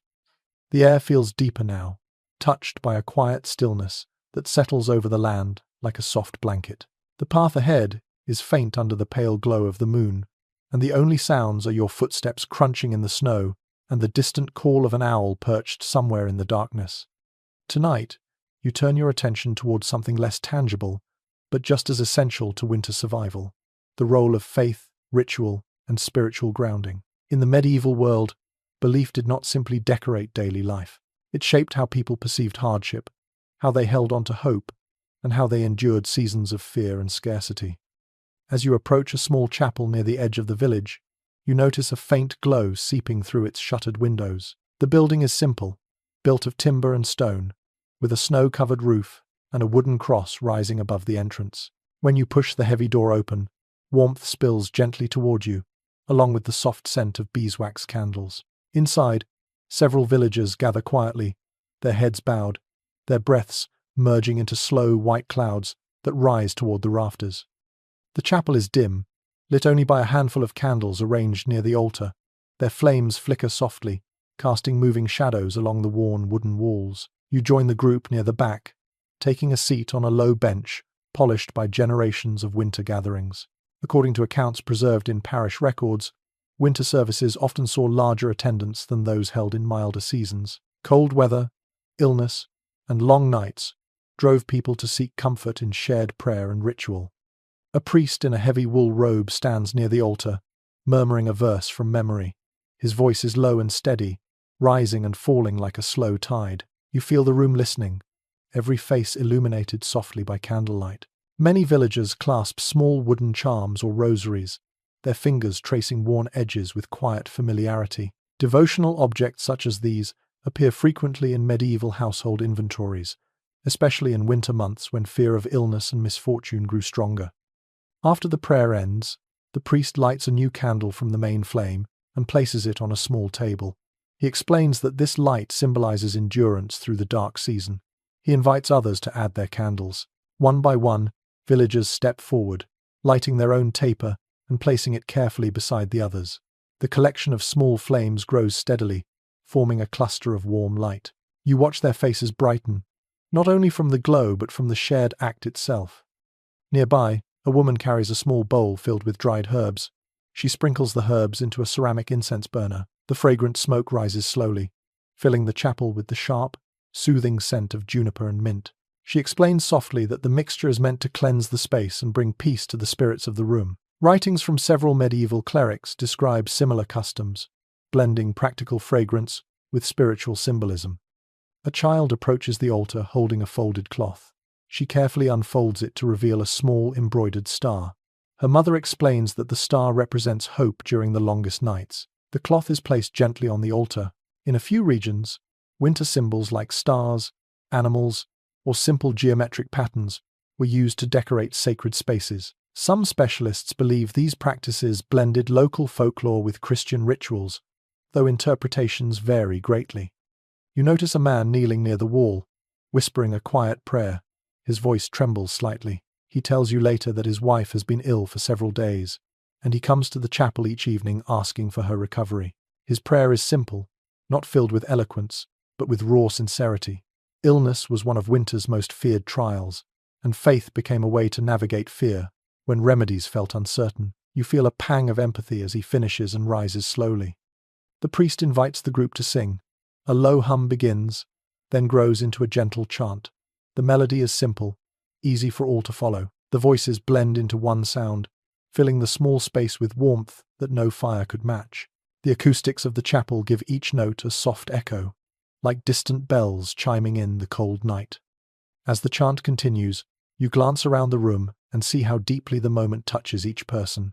Some close their eyes, others sway subtly with the rhythm. You begin to understand why winter worship held such importance. It was not only about religious duty, it was about creating light in the darkest hours, binding people to one another, giving form to hope. When the chant ends, the priest shares a short tale, recorded in an old seasonal text. He speaks of a distant village, where a traveling monk once claimed to see a warm light glowing above frozen fields during a harsh winter. Some villagers believed it was a divine sign urging them to help one another. Others suspected it was a trick of the moon. The priest smiles and says that whether the story reflects truth or imagination does not matter as much as the kindness it inspired. A few historians who study medieval spirituality have noted that such tales served as moral guides, strengthening community bonds during hard seasons. A man near the front stands to speak. He thanks the community for helping his family repair their roof last week after a storm. His voice cracks with emotion as he expresses gratitude. Around you, people nod warmly. Acts of aid like this appear often in parish notes, showing how faith and practical support walked hand in hand. After the gathering ends, people linger, speaking quietly in small clusters. A young girl points to the candles and tells you that her grandmother says each flame represents a person's hope for spring. She touches one of the candles gently, smiling. You can see how such beliefs would feel comforting, especially for children who struggle to understand winter's harsh realities. Before leaving the chapel, you step closer to the altar and study the embroidered cloth again. Its star pattern seems almost to glow in the candlelight. You place your hand on the wooden rail, feeling its smooth surface warm from the room's heat. The silence around you feels deep, steady, and peaceful. When you finally step outside, the night greets you with a crisp clarity. The sky stretches endlessly overhead, sprinkled with stars that seem brighter after the dim candlelit chapel. The cold bites at your cheeks, but something inside you feels more grounded, warmed by the quiet faith you just witnessed. The chapel door closes gently behind you, muffling the last traces of song. You walk through the snow, carrying that inner warmth with you, ready to explore the next corner of winter life in this medieval world. You continue along the quiet path, the snow creaking faintly beneath your boots, until the village slowly reappears through the winter haze. A few windows glow with lamplight, casting warm patches onto the snow. The wind whistles softly, threading through the gaps in fences and doorframes. Tonight you explore one of the most comforting parts of medieval winter life. Something simple yet powerful enough to chase away fear and monotony. When darkness closed in early and the cold locked people indoors, storytelling and small entertainments became the heartbeat of long winter nights. You step into a cottage where a family gathers close to the hearth. The flames flicker steadily, their warm light painting soft gold across the walls. Wooden stools, woven mats, and patched cushions form a rough circle around the fire, creating a small arena for words, music, and shared imagination. According to various descriptions in early household accounts, winter evenings were the best time for stories because the fires were already burning, the work outside was paused, and the mind welcomed distraction. The father sits nearest the fire, peeling a small apple that has been stored since autumn. The apple's sweet scent fills the air as he slices it carefully and hands pieces to his children. One child leans forward eagerly and asks him to tell the tale of the winter fox. He chuckles softly, clearing his throat, and begins with a slow, steady rhythm. His voice rolls gently through the room, immediately capturing everyone's attention. He weaves a story about a clever fox who wanders the snow-covered fields looking for stolen fire. The fox must outsmart beasts, spirits, and even the cold itself. The tale feels both whimsical and wise. In it are echoes of folk traditions mentioned in a few surviving winter song collections. Though the details change from one region to another, you notice how each listener leans closer, eyes reflecting the firelight. Beside you, an elderly grandmother taps a small drum resting on her lap. The drum produces a steady, low beat that underscores the father's story. She explains that rhythm helps set the pace of a tale. Some early oral traditions describe similar uses of simple instruments to guide storytelling. The drum beat gives the narrative shape, turning spoken words into something deeper, almost musical. A teenager sits near the door, whittling a stick into a small carved figure. Chips of wood fall to the floor, catching the light like tiny golden leaves. He occasionally looks up and smiles as the story unfolds. Crafting while listening was a common winter pastime, according to several comments preserved in family records. It kept hands busy while the mind wandered freely through stories. As the tale ends, the children clap softly, their faces bright with delight. One begs for another story. The grandmother nods with a playful sparkle in her eyes. She begins a tale of her own, one involving a wandering peddler who claims to carry summer inside his travelling sack. Her voice is warm and lively, drawing laughter and gasps from her small audience. Nearby, a young girl picks up a simple, stringed instrument. Its sound is soft but pleasant. She plucks a few notes, creating a gentle melody that fills the room with a calm, almost dreamy atmosphere. These small household instruments appear often in medieval inventories. Although they were modest, they carried the power to soothe weary spirits. At the far end of the cottage, two boys begin playing a winter game with bone dice. Their laughter rises in quick bursts each time the dice clatter across the wooden floor. They cheer when the numbers fall in their favor and groan dramatically when luck turns. Dice games were widely known during the period, though rules shifted from one region to another. You watch as the boys' excitement spreads across the room, warming the air with joy. A woman sets out a bowl of dried berries and roasted nuts, inviting everyone to snack as the evening deepens. She offers you a handful. The berries taste sweet, with a hint of sharpness that cuts through the dryness of the air. She explains that sharing small treats during storytelling made the evening feel special, especially for children who rarely experienced luxuries during winter months. A man near the fire begins preparing a riddle. Winter riddles appear in various medieval manuscripts, sometimes written down, sometimes passed orally through generations. He speaks slowly, letting each word hang in the air. His riddle challenges listeners to guess an animal found in the nearby woods. The room grows quiet, everyone concentrating. A child guesses correctly, and cheers erupt. The riddle master grins and bows dramatically. The child beams with pride. You notice a small pouch of smooth stones on the table. A woman explains that they play a simple game where each person must flick a stone across a line drawn on the floor, aiming for the center of a chalk circle. The game requires patience and a gentle hand. Several early educational notes mention similar winter amusements used to improve coordination in young children. A young boy taps your sleeve and invites you to join. You sit on the floor beside him and take a stone. It is cold and smooth. You flick it gently. It slides across the floor, stopping just shy of the circle's center. The boy nods approvingly. Laughter fills the room again. The night deepens, and the fire burns lower, settling into a soft glow. Shadows stretch across the walls like ink brushed gently across parchment. A woman picks up a small woven doll and begins telling a tiny tale shaped around it. She makes the doll dance slowly across her palm, her voice soft and hypnotic. Dolls like these appear in some archaeological findings, suggesting they served both as playthings and storytelling tools. After the doll's story, an older man stands. He holds a carved staff and declares it the symbol of the evening storyteller. Whoever holds the staff must share either a tale, a song, or a memory.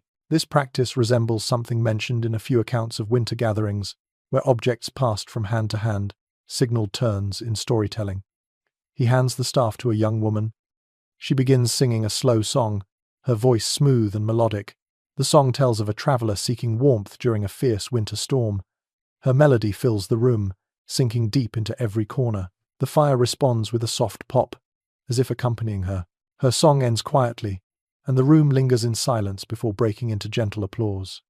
As the evening winds down, the children grow drowsy. They curl against one another, heads resting on laps or folded blankets.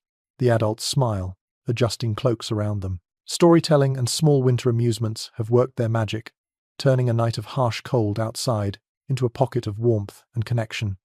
Before leaving, you feel someone tap your shoulder. It is the grandmother, holding the small drum.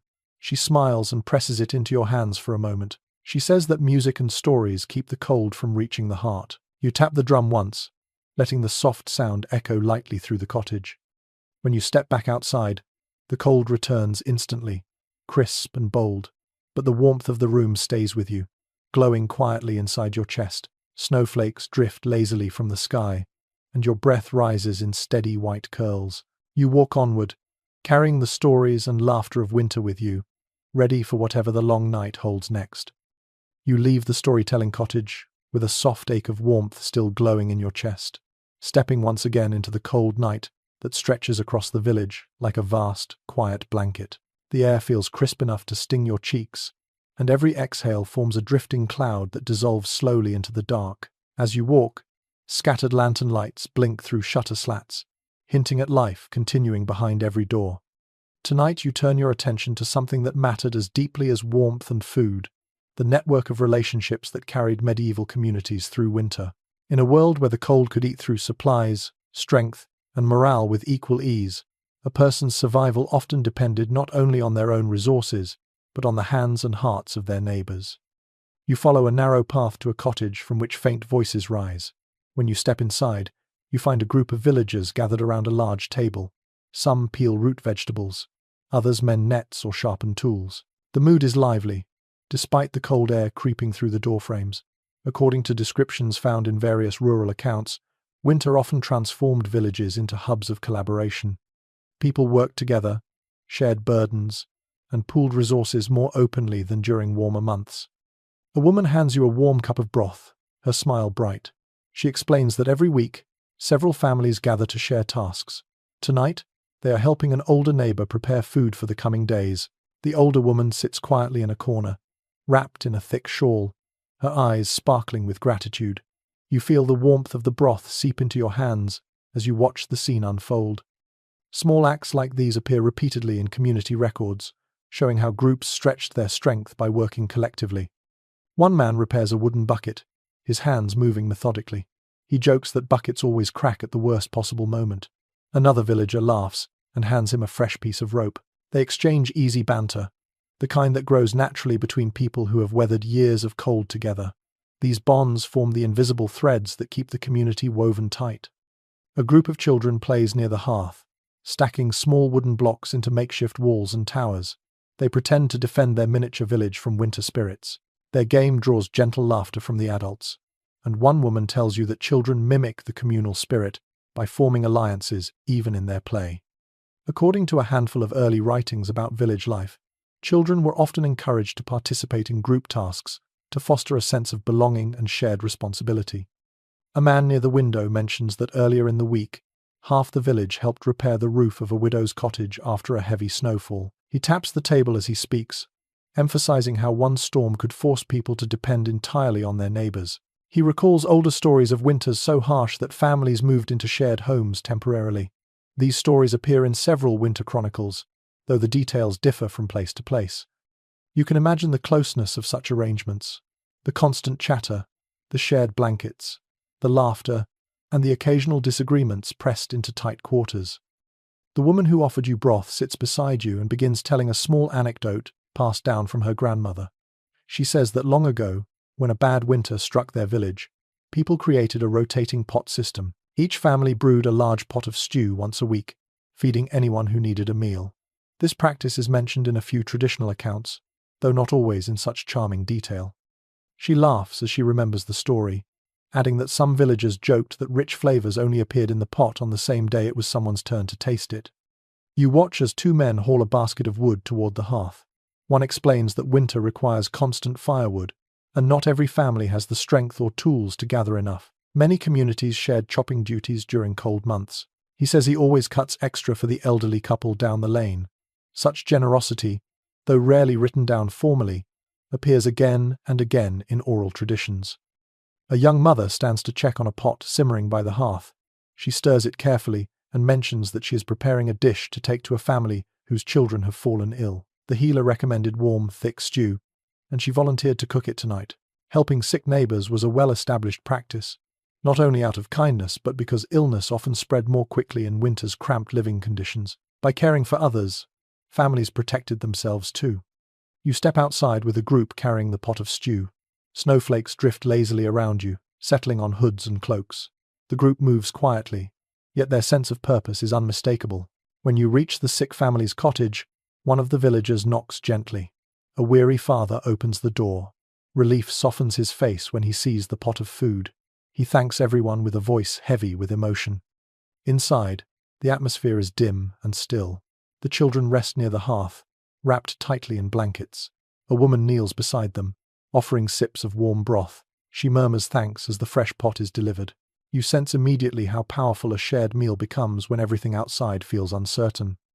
Back outside, the group makes their way toward the next cottage, carrying tools, baskets, and kindling. One man mentions the delicate balance between giving and receiving. Some households that appear strong in good seasons may struggle in winter. Others who suffer hardship one year might be helpers the next. Several early observations on rural communities emphasize this shifting dynamic, noting that generosity during winter was often repaid later, with labor, food, or help during planting. As you continue walking with them, you pass a cottage where a group of women sits near the doorway weaving tight mats from straw. They greet you warmly and describe how these mats will be placed inside homes to lessen drafts. They plan to give a few to a newly married couple who have little in the way of possessions. They laugh softly as they work, their fingers moving in perfect unison. They tease each other gently, trading jokes about who weaves the tightest rows. This cheerful cooperation feels like a heartbeat warming the cold night. Down the lane, a man repairs the fence belonging to his neighbor. The neighbor thanks him and offers a small gift in return, a loaf of dense bread wrapped in cloth. Their exchange feels familiar, natural, built on years of trust. Moments like these appear in countless rural anecdotes. In a world where winter could push people close to their limits, reciprocity served as a survival strategy as much as a moral value. You follow the group to the home of the village elder, where a quiet meeting is taking place. They gather around a table, discussing everything from grain storage to wood shortages. The elder scratches notes into a wax tablet, keeping records of who has extra flour, who needs help insulating their walls, and which families can spare wool or dried beans. These informal systems rarely appear in official records, yet local testimonies point to such meetings as essential pieces of winter survival. After a while, the meeting ends. People stand, stretch, and pull their cloaks tighter before heading back into the night. One woman stops to place a small bundle of herbs on the doorstep of a neighbor who has been feeling lonely. Another man checks on a cottage to make sure their shutters hold. The atmosphere carries a sense of quiet dignity, shaped by the knowledge that winter is easier when no one faces it alone. As you walk back through the village, the warmth of these interactions lingers in your mind. Snow falls steadily, covering footprints behind you. Fires glow through shutter cracks. The cold may be relentless, but the bonds between people create their own kind of heat. strong enough to resist the season's harshest efforts. You pause for a moment in the center of the village, the silence settling gently around you. Then you resume your path through the snow, carrying the understanding that community was not just a comfort in winter. It was a form of protection, as vital as fire, food, and shelter. You make your way through the sleeping village, the snow muffling every step, until the world feels wrapped in thick wool. The moon glows faintly above, caught behind a thin veil of cloud, and your breath drifts upward in slow white ribbons. Tonight your path leads toward a deeper layer of winter life, one that shaped not only families and households but entire communities. In the medieval world, winter was not simply a physical challenge.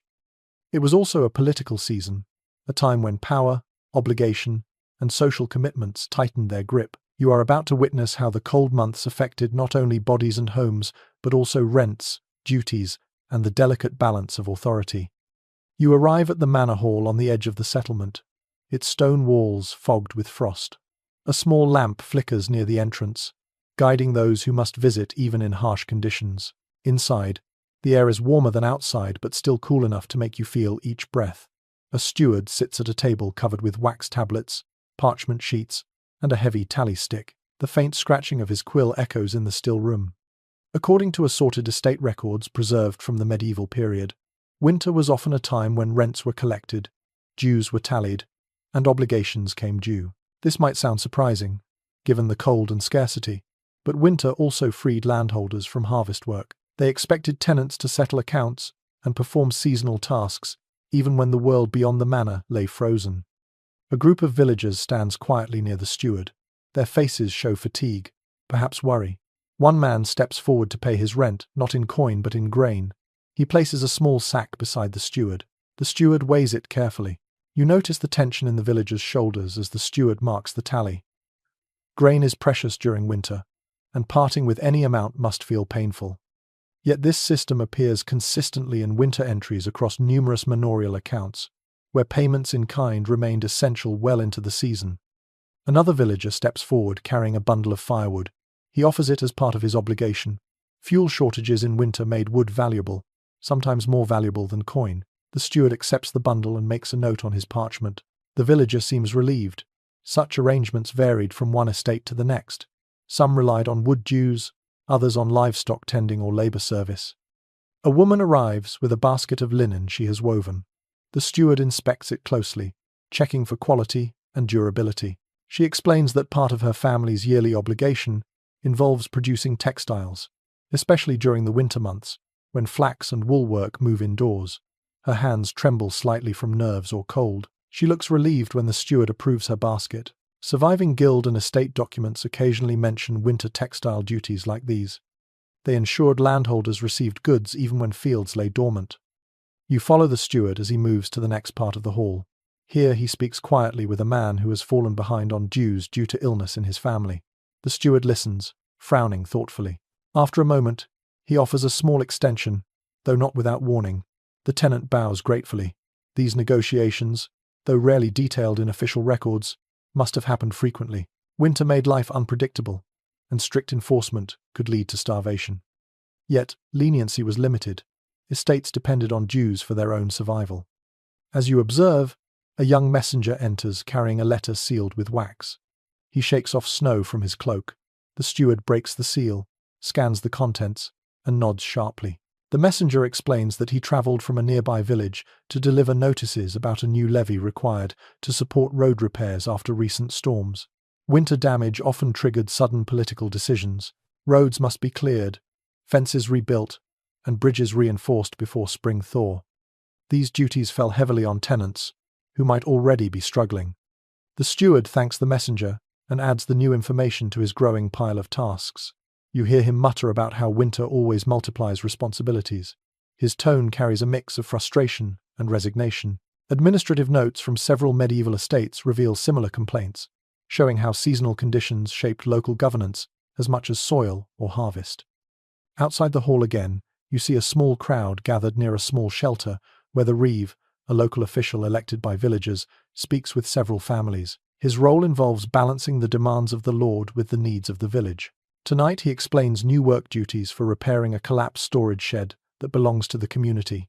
The villagers listen carefully, their breaths rising in slow plumes. Cooperation is essential. If the shed remains damaged, grain stored inside may spoil. A man nearby grumbles that these extra tasks always seem to appear in winter when everyone is already exhausted. The reeve nods sympathetically, but reminds him that the responsibilities fall on everyone equally. This kind of tension appears subtly in some rural commentaries from the period. Winter pressed people together, but it could also magnify frustration. As you continue walking, you hear the rhythmic tapping of a hammer near the manor stables. A group of serfs, bound by obligation, repairs a damaged wagon under the dim light of a torch. Their expressions are focused. The work must be finished before new tasks begin tomorrow. One man explains that they owe a certain number of labor days each winter. They follow a rotation so the burden remains somewhat balanced. Certain estate documents indicate that winter labor became especially organized, with schedules, rotations, and roles spelled out clearly. Next, you follow a narrow path to a meeting of the village council, which gathers in a barn kept warm by the presence of livestock. Inside, the smell of hay and warm animals creates a surprisingly cozy environment. Several villagers sit on benches, discussing how to divide the remaining communal grain. They debate carefully, weighing the needs of families with infants against those with elderly members. Their tone remains respectful even when disagreements arise. Decisions like these appear in small notations across various community records, signaling how political life extended into every corner of daily existence. The council also discusses a planned inspection of fences along the winter pasture. If a fence fails, animals may wander and freeze. The group votes on who will accompany the reeve for the inspection. Hands rise. Duties are distributed. The meeting continues. Outside again, the cold feels heavier, as if listening to so many burdens has awakened the full weight of winter. You pass a cottage where a family quietly discusses how to pay their dues next week. The father looks troubled. His wife tries to reassure him. Their children listen silently.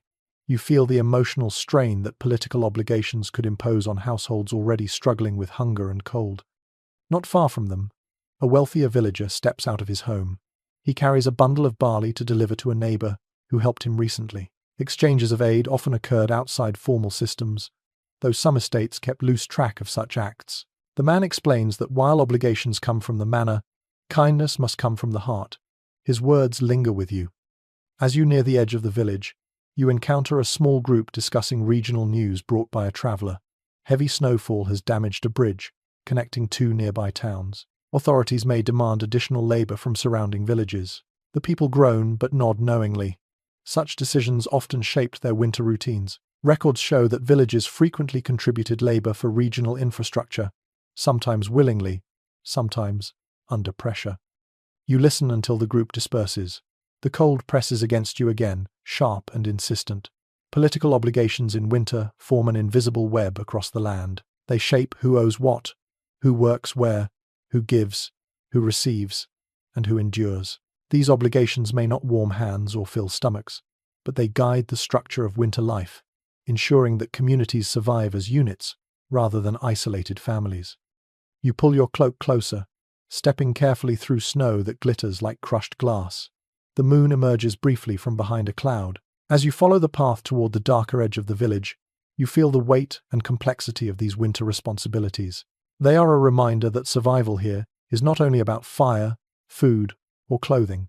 It is also about agreements, duties, and the careful balance of power that shapes every cold season. You walk away from the village center where duties and obligations weighed heavy on every conversation, letting the night air settle your thoughts. The cold presses gently against your face, but you feel steadier now, prepared to travel farther than before. Tonight, your path widens beyond a single settlement. Winter shaped life differently across medieval Europe, and you are about to explore those contrasts. Even though every community faced the cold, the ways they adapted depended on landscape, resources, and long-held traditions. You pull your cloak tighter and begin a slow journey through regions that endured freezing months each in their own way. Your first steps take you north, where the air grows even sharper. Snow lies deeper here, and forests of tall, dark pines surround the scattered farms. In these northern lands, winter dominates the calendar. You visit a small wooden homestead, where smoke rises from a chimney made of stacked stones. A family welcomes you inside with warm smiles and thicker clothing than you have seen so far. Their garments are lined with fur and layered with heavy wool. The father explains that in this region, winter begins earlier and ends later than in most places. According to several accounts preserved in old travel manuscripts, people here stored far larger quantities of firewood than their southern neighbors, sometimes piling logs high enough to form walls around their homes. You see such piles stacked neatly outside, their surfaces coated in frost. The mother shows you a heavy cloak made of sheepskin, soft on the inside and weathered on the outside. She tells you that such garments are essential for anyone walking long distances in northern snow. She points to her boots, stuffed with wool and lined with leather. Her explanation echoes a detail mentioned in a few regional descriptions, where winter boots were so thick that they changed a person's gait entirely. As you warm your hands by their hearth, the family tells you a small, traditional practice they keep every winter. They hang dried juniper above their doorway to purify the air and protect the home. The ritual appears in some scattered northern folk customs, though its purpose varies from story to story. You inhale the sharp scent of juniper, noticing how it cuts through the heaviness of the smoky air. Leaving the northern home, you head southeast toward colder mountain valleys. Snow grows thinner here, but the wind turns fiercer, racing through narrow passes. In a small mountain village, you find houses clustered tightly together for protection. Their stone walls are thick, and their roofs slope sharply to shed snow quickly. A shepherd greets you, wrapped in several cloaks at once. He invites you into a low, warm structure filled with sheep, whose woolly bodies create a natural heating system. He laughs as he tells you that the warmth of sheep has saved many mountain families from freezing nights. This idea appears in some pastoral notes from the region, though outsiders often underestimate how effective animal heat can be. He shows you the herd's sleeping pen, insulated with straw and lined with mats woven from mountain grass. You feel surprised by the softness of the grass, almost like thick felt. The shepherd mentions that these mats were used not only for livestock, but sometimes for bedding inside homes. Such details appear occasionally in local handmade goods, though their exact origin remains hard to trace. You move westward next, toward lands where winters are milder but still demanding. In a small coastal community, the cold feels damp rather than piercing. Sea winds seep into bones in a different way. Houses here are built low and close together, forming shelter against storms. You step inside one and notice the salty tang of the air, mixed with the scent of drying fish. The family explains that their winter survival depends heavily on preserved seafood.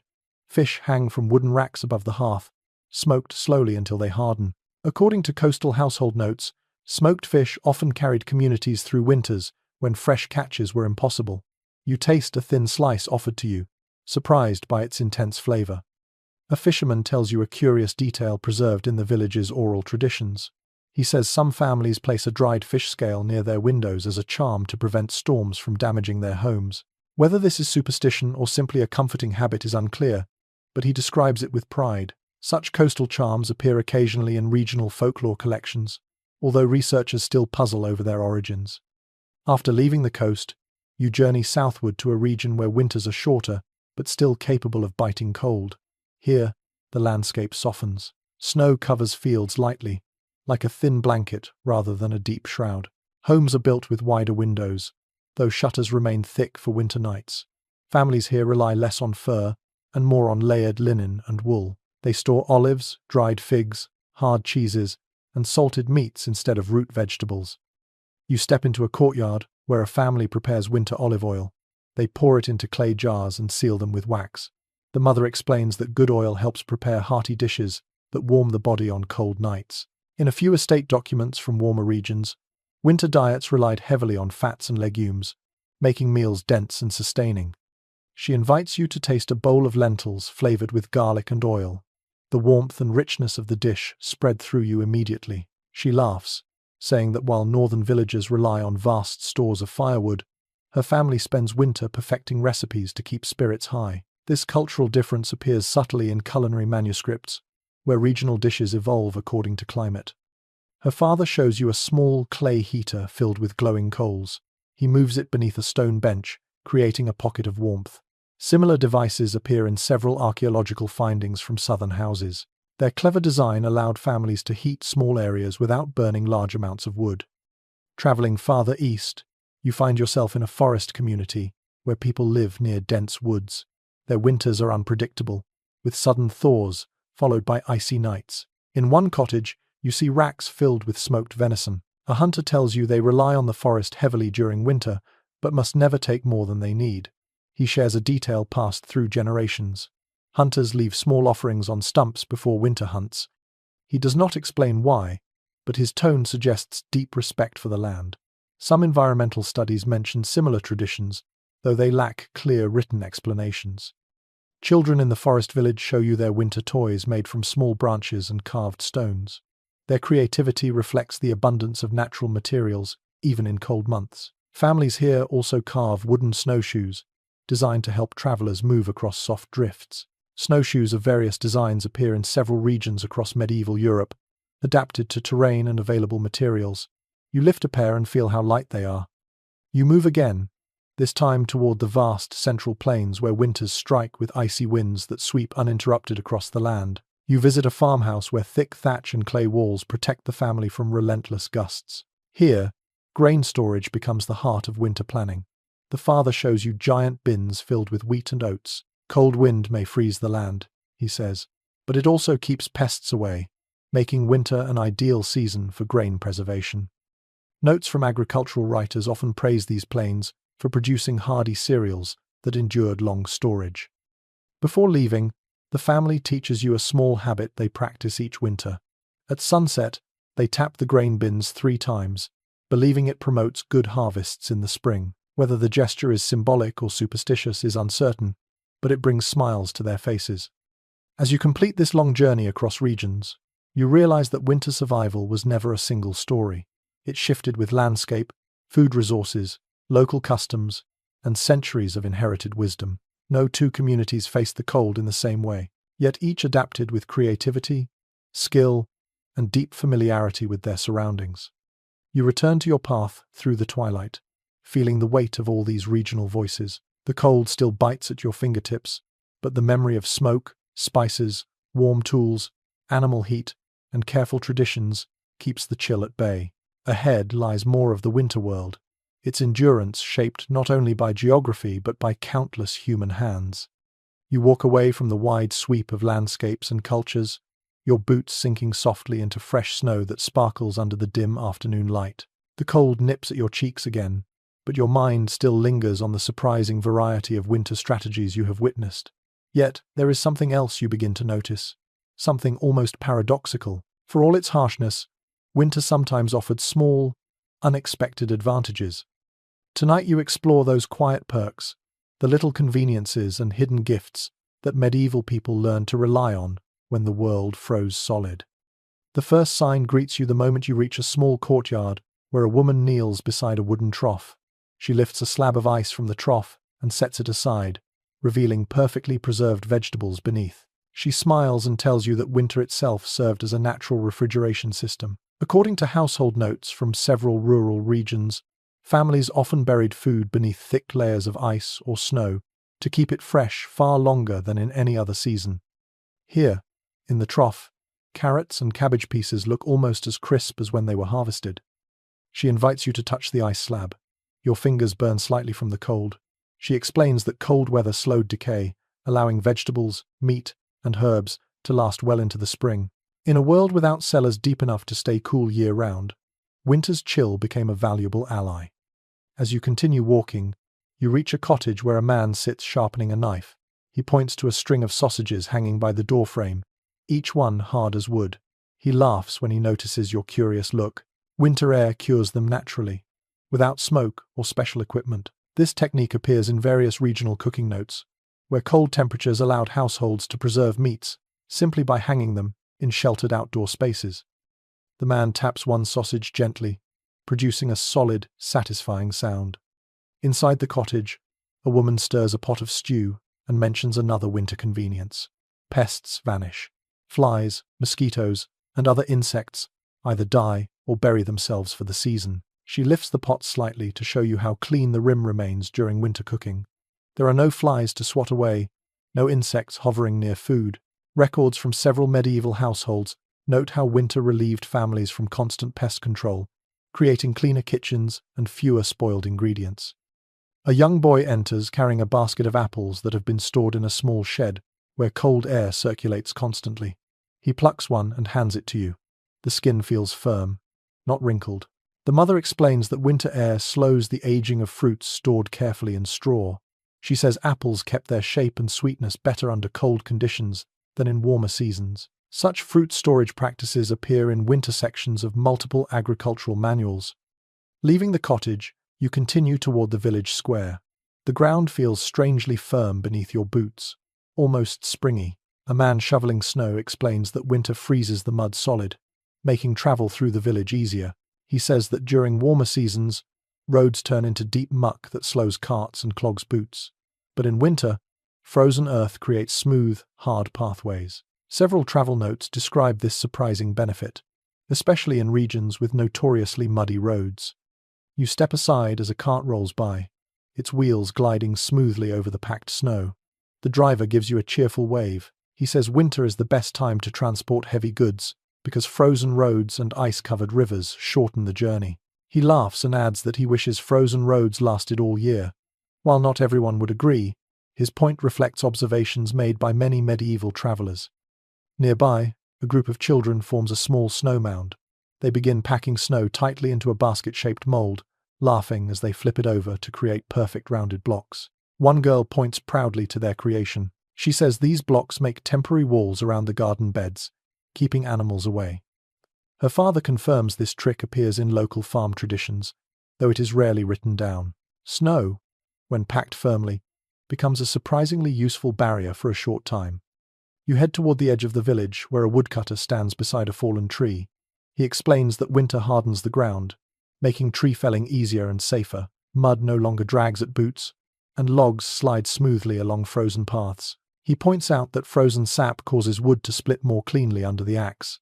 This observation appears in several writings on forestry and woodworking from the era, though each source describes it slightly differently. Still, his demonstration convinces you.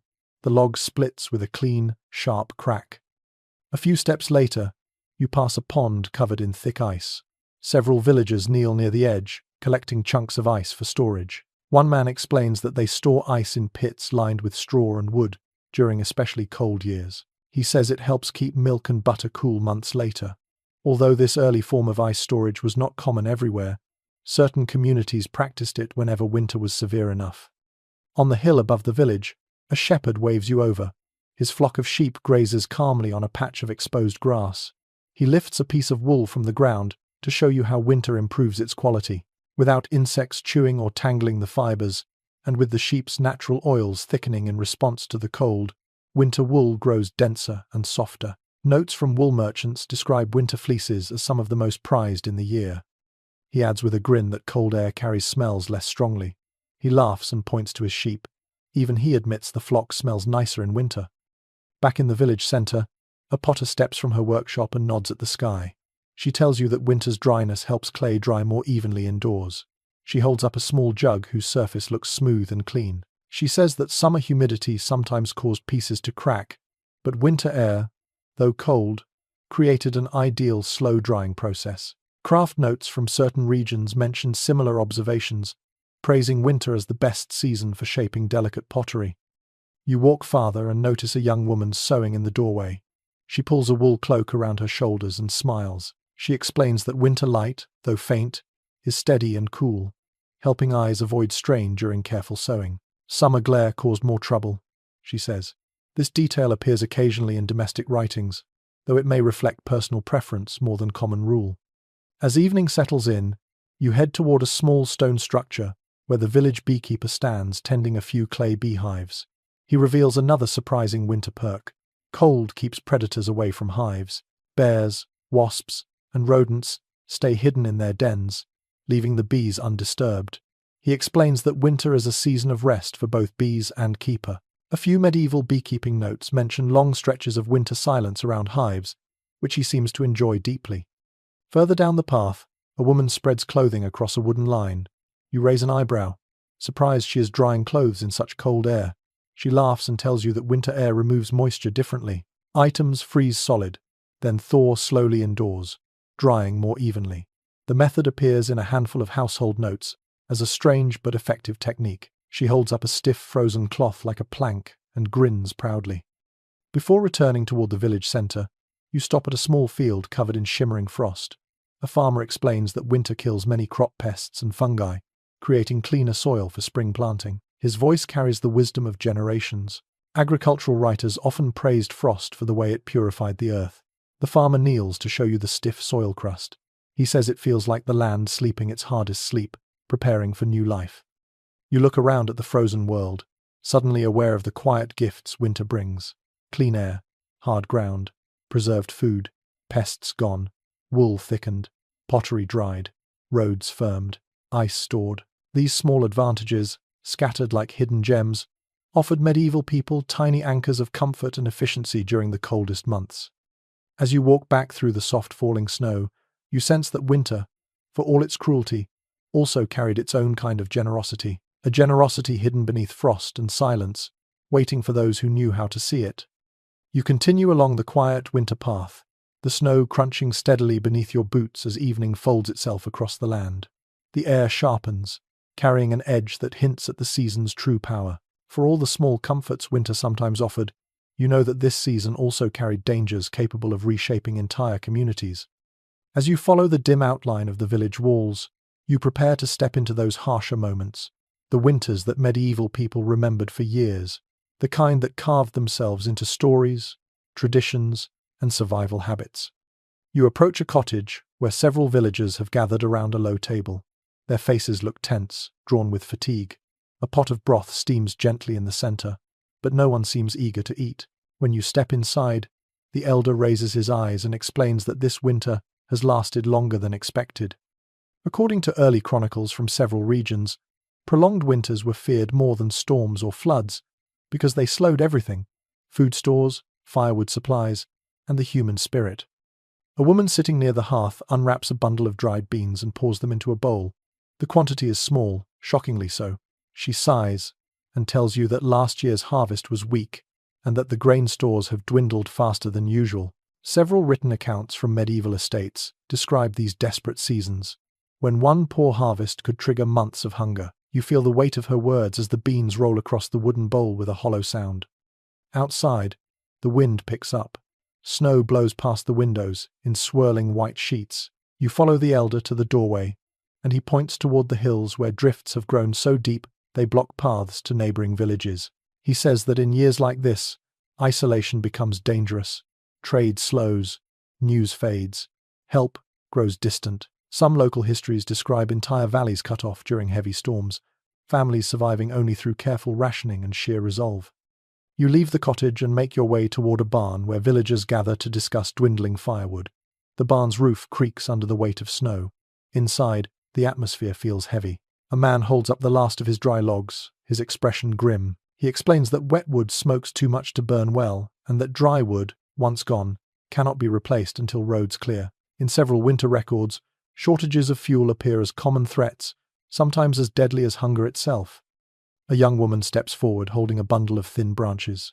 She says these are all she could gather today. Her voice quivers, more from frustration than cold. Branches like these burn quickly, barely enough to heat a small pot. You sense the fear beneath her calm tone. Families often face difficult decisions during harsh winters. Should they use wood for cooking or for warmth? Should they burn fuel quickly or try to stretch it through the coldest nights? You notice a group of villagers whispering in another corner of the barn. They discuss an old story about a winter long past, when a great storm destroyed several homes. Some farmers tried to clear the snow from their roofs, but the wind struck again and buried them beneath heavy drifts. This memory appears in a few local retellings, though exact details vary, leaving historians unable to confirm which parts reflect reality. Still, the lingering fear in the villagers' eyes suggests that such events live more vividly in oral tradition than any record could capture.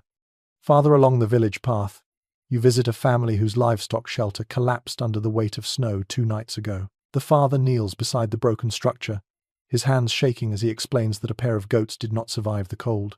Losing animals in winter was a blow that reached far into the future. Livestock provided milk, manure, future offspring, and occasional meat. Their loss affected not only the present, but the coming seasons. Agricultural notes from several regions mention these winter tragedies with quiet sorrow. The mother carries a small lamb, wrapped tightly in wool. Its ears tremble. She strokes its head gently. murmuring to keep it calm. She tells you that saving even one animal feels like a small victory in a ruthless season. Her words echo the sentiment found in a handful of pastoral accounts, where winter is described as both a test of strength and a test of tenderness. You walk uphill toward a watchtower overlooking the village. A man stands at the top, wrapped in layers of rough wool. His eyes scan the horizon. He explains that in severe winters, wolves and other predators draw closer to human settlements in search of food. While medieval records vary on the frequency of such encounters, several do mention increased danger during times of scarcity. The man taps the wooden barrier lightly with his frozen fingers, saying he hopes this winter does not invite unwelcome visitors. On your way back down, you encounter a pair of travelers huddled beneath a makeshift shelter. Their clothes are stiff with frost. They tell you that they lost their path 2 days ago, when a storm turned the world white. They wandered until their strength almost failed. Their story resembles those found in a number of winter travel notes, where sudden storms stranded travelers miles from safety. You share a moment of silence with them, realizing how easily lives could vanish in snow. Closer to the village center, you see the healer again, now tending to several people who suffer from winter fevers. The room smells of herbs, smoke, and damp wool. A child lies on a straw mattress, breathing shallowly. The healer grips your arm softly and says that illnesses spread more quickly during severe winters, when people crowd into small, smoky rooms. She prepares an herbal infusion and gently lifts the child's head. Winter's cold does not only harm through freezing, it weakens bodies, allowing sickness to take root. A man sitting nearby shares a troubling memory. He recalls a winter from his youth when the river did not thaw until late spring. The villagers had to ration snow water because their stored supply was running low. This detail appears in scattered winter narratives, though scholars continue to debate how widespread such extreme conditions were. Still, the man's haunted expression feels genuine, shaped by lived experience rather than written lines. You step outside again and head toward the fields, where rows of soil lie hidden beneath deep snow. A farmer stands there, staring at the whiteness. He tells you with a weary sigh that winter's greatest cruelty lies in its uncertainty. If the cold lingers too long, spring planting will be delayed. If snow melts too quickly, the fields may flood. He gestures toward the horizon, saying that nature offers no guarantees. According to several environmental writings from the period, harsh winters often set off a chain reaction that affected harvests for months. You hear voices behind you and turn to see villagers gathered around a collapsed granary wall. The structure, weakened by moisture and frost, has cracked open. Grain pours out like sand. The villagers scramble to collect what remains, scooping handfuls desperately into sacks. Their urgency feels raw. Losing grain is losing survival itself. A few local chronicles describe similar disasters, often marking them as the most devastating events in winter years. By nightfall, the storm begins its approach. The sky bruises into deep grey. Wind whistles across the fields with growing force. Villagers rush to secure shutters, reinforce doors, and gather animals into shelters. You help a man drag heavy planks across his stable entrance. Snowflakes begin to fall in quick, slanted lines. The air turns thick with frost. Inside a cottage, you watch a family brace for the night. They hang blankets over the doorframe and push a heavy chest against the drafty window. A woman murmurs a soft hymn, her voice trembling slightly. Her children huddle beside the fire. The storm rattles the walls like an impatient visitor trying to force its way inside. As the wind howls, you understand why harsh winters etched themselves so deeply into medieval memory. These were seasons when fear and hope sat side by side, when every storm felt personal, and every day survived felt like a triumph. You sit with the family until the storm's first fury passes. The fire burns low. The walls stop shaking. Outside, snow piles silently against the door. In the dim light, you reflect on what you have seen. Winter offered gifts, yes, but it also delivered trials that tested the strength of every household, every village, every heart. You step outside into the quiet that follows a storm, humbled by the cold that presses around you. Ahead lies the slow path toward thaw, a path shaped by endurance and waiting. You step out into the muffled stillness that follows the storm, the world transformed into a soft white landscape where every shape blurs gently into the next. The night has passed, and a faint early light spreads across the horizon like a thin brushstroke. The cold remains sharp, but something in the air feels different, almost hopeful. Today, you begin to notice the first subtle signs that winter's grip might be loosening, however reluctantly. Medieval people watched these signs with a mixture of longing and caution, for the path from deep winter to early spring was never simple or predictable. You walk along the main path through the village. Fresh snow blankets the rooftops, but you sense a slight change in its texture. It feels softer under your boots, less brittle than yesterday. A young girl stands outside her home, squinting at the sky. She tells you that the color of morning looks warmer, even though the air is still cold. She insists her grandmother taught her to read the sky in late winter, saying that certain hues hint at a shift in the season. Observations like this appear in several rural notes, where people relied on the sky's tone as an early clue rather than strict science. A man emerges from his doorway carrying a bucket. When he reaches the well, he pauses in surprise. A thin stream of water drips steadily from the wooden bucket's rim, where snow rests. He smiles and taps the melting edge gently. According to numerous practical descriptions written by observers of medieval rural life, meltwater often served as one of the first obvious signs that the season was turning. You watch the slow, steady dripping and feel a strange sense of relief spread through your chest. You follow the man toward his barn. As he pushes the door open, a wave of warm, earthy air surrounds you. Livestock shuffle and snort. A cow scratches herself against a beam, its heavy winter coat shedding tiny bits of loose fur. The man points at the clumps and tells you that animals begin shedding slightly when the harshest cold passes. He grins, remarking that cows and sheep sometimes sense the shift before humans do. Although this claim varies widely between regions, several early pastoral commentators mention similar beliefs. Outside again, you hear a soft trickling sound. Curious, you follow the noise to a cluster of icicles hanging from a roof edge. Water drips from their tips, creating tiny dark spots in the snow. The pattern of meltwater is delicate but unmistakable. A woman walking nearby remarks that the villagers watch for this exact moment every year. She says that when icicles begin crying, winter begins thinking about leaving. Her poetic phrasing echoes a similar sentiment preserved in an old seasonal poem, though the exact wording differs. As you walk toward the woods, the landscape changes subtly. The snow beneath the trees appears patchier, with small patches of dark earth poking through.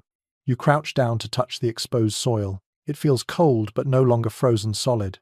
A hunter passing by nods at the sight and tells you that the forest always reveals spring earlier than open fields. He explains that animals begin stirring more often, following instincts rooted in cycles older than any recorded history.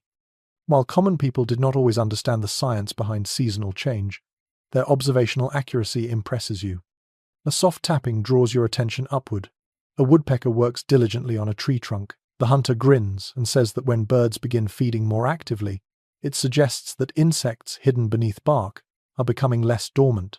This detail appears occasionally in nature writings from the period, though scholars remain divided on how widely people trusted birds as seasonal indicators. Still, the sound of tapping carries a brightness that feels like an encouraging whisper. You continue deeper into the forest, where a thin mist rises from the snow-covered ground. It swirls like pale smoke, delicate and almost ethereal. A young woman collecting firewood explains that the mist forms when warmer air meets cold snow. She calls it winter's breath easing. Whether poetic or practical, the sight mesmerizes you. It feels as though the earth itself is exhaling softly after holding tension for too long. At the forest edge, a shepherd tends his flock. The sheep move more energetically than before, pawing at the snow to reach the grass beneath. When one sheep uncovers a small patch of green, the shepherd laughs with a joy that seems to radiate outward. He explains that patches of green often appear first in wind-sheltered corners, nourished by faint warmth trapped near the ground. Observations like these appear in agricultural guidance texts, praising the earliest signs of renewal. He kneels and touches the tiny blades of grass with reverence. A few steps away, you notice a cluster of rabbits darting across the snow. Their tracks loop and twist in playful trails. The shepherd raises an eyebrow and says the rabbits have grown restless. Their behavior, he claims, hints at changing weather. He admits that his father believed animals had a gift for feeling shifts in the season, and although not everyone agrees, he still watches them closely.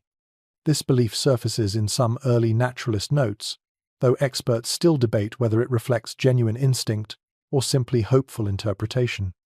Returning to the village, you hear a rhythmic creaking near the granary. A group of villagers works together to inspect their grain supply. One complains that the granary roof leaks slightly when snow melts too quickly. They debate whether to repair it immediately or wait until the thaw strengthens. Their discussion reveals a delicate balance. Early melts could create as many problems as they solved.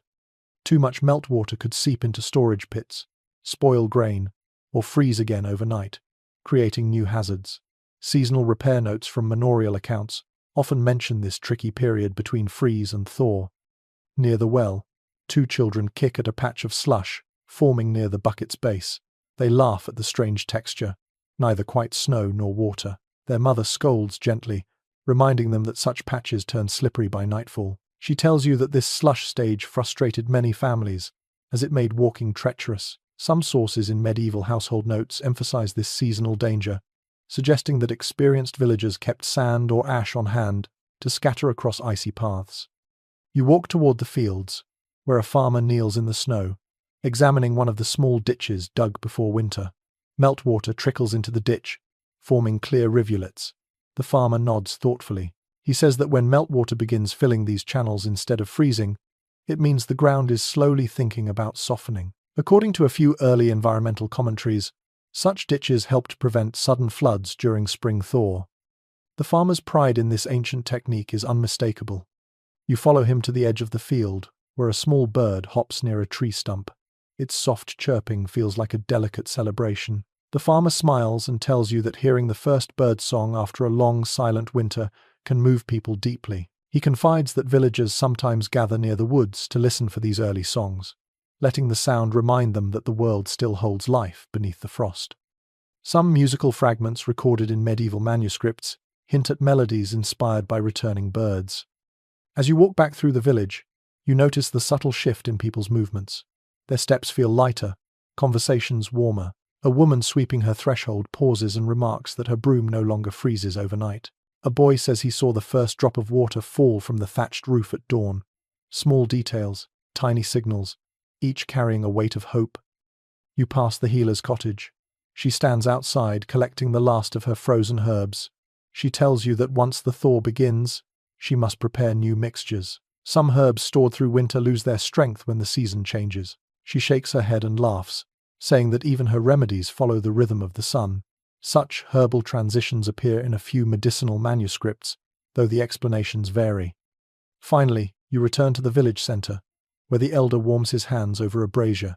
He tells you quietly that early thaws sometimes mislead people. He warns that false springs, sudden warm spells followed by renewed frost, can devastate food stores or harm young animals.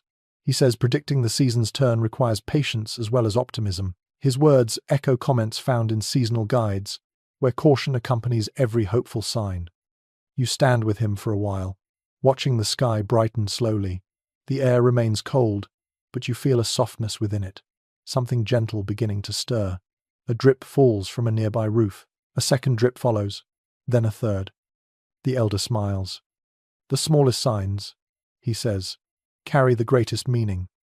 You continue your walk through the awakening landscape, aware that winter has begun to shift, not with dramatic fanfare but with quiet, persistent gestures that medieval people learned to read like a language written in snow and sky. You walk through the softening landscape with a quiet sense of anticipation building around you. The air still holds the bite of winter, but beneath it lies something gentler, a faint promise that the world is beginning to shift. Snow crunches less sharply under your boots now. Its surface feels damp, as if it is slowly surrendering to the sun. Today you turn toward the tasks that medieval people faced at this delicate moment, when winter had not yet ended but spring was preparing its first hesitant steps. This was a season of transition, a time when every household braced for the tremendous workload ahead. You return to the village center, where several people already move briskly across the snow-covered paths. A man dragging a wooden rake stops to greet you. He tells you that once the thaw begins, no matter how small, work cannot wait. He gestures toward the fields, where a mixture of slush and patches of earth form a mottled pattern. The fields look far from ready, yet he insists preparation starts long before the soil softens enough for planting. According to various agricultural instructions preserved in medieval farming guides, this transitional period required careful planning, observation, and early effort. You follow him to the edge of the fields. He kneels and digs his fingers slightly into the melting snow. The earth beneath remains frozen, but he nods approvingly. The top layer is beginning to loosen, he says, which means it is time to clear debris left by storms. Broken branches, wind-blown thatch, bits of fallen straw, and uprooted brush all need to be removed before the soil can be worked. He hands you a branch and laughs lightly when you hesitate. Clearing the fields was not glamorous, but it was essential. Villagers soon join in the work. Children tuck loose twigs into baskets, while adults drag larger pieces to the edges of the field to be burned later. A woman points out that removing this debris early prevents rot from spreading once the soil warms. She recalls a year when a late thaw caused heaps of wet leaves to turn into a thick, smothering layer that choked the early seedlings. Notes from several medieval land records support this concern, warning farmers to prepare fields in stages rather than waiting for full thaw. When the debris is cleared, the villagers gather near a fence running along the field's border. Winter storms have bent several wooden rails out of shape. The fence must be mended quickly to prevent livestock from wandering once grazing begins. A man lifts a cracked rail and examines it. He explains that freeze and thaw cycles twist wood unpredictably. Fences often became wobbly at the exact moment people needed them most. He and another villager begin hammering new pegs, their rhythmic tapping carrying across the open space. You walk with the group as they move toward the storage sheds. One shed's door hangs crooked. Moisture from melting snow has warped the frame. A woman wedges a wooden block beneath the door to realign it. She explains that repairs like these must be done before spring storms arrive. Wind and rain can cause more damage in a few hours than snow did in months. Her tone holds the steady confidence of someone who has weathered many seasons. Inside the shed, tools wait in tidy rows. Hoes, spades, sickles, rakes, and wooden harrows. Winter slowed their use, but also invited damage. Metal rusted in damp rooms. Wood swelled or shrank depending on the cold. A young man runs a cloth dipped in oil along the length of a plough blade. The metal gleams faintly under the dim light. He tells you that if tools are not ready by the first workable day of spring, precious time is lost. According to practical farming notes, preparation was sometimes the defining difference between a thriving harvest and a desperate one. In another corner of the shed, sacks of stored grain sit in neat stacks. These grains will become seed soon, but not just yet. A woman approaches the sacks and rolls one gently to check for moisture. She taps its side, listening to the sound. She shakes her head and says it is safe. Moisture creeping into seed grain can turn a promising harvest into disappointment. Her actions reflect careful habits mentioned in seed storage instructions found in a few agricultural manuscripts. Leaving the sheds, you walk toward the livestock pens. The animals move more energetically now. The cows grunt softly, stamping their hooves into slushy patches of snow. Their breath rises in strong, healthy clouds.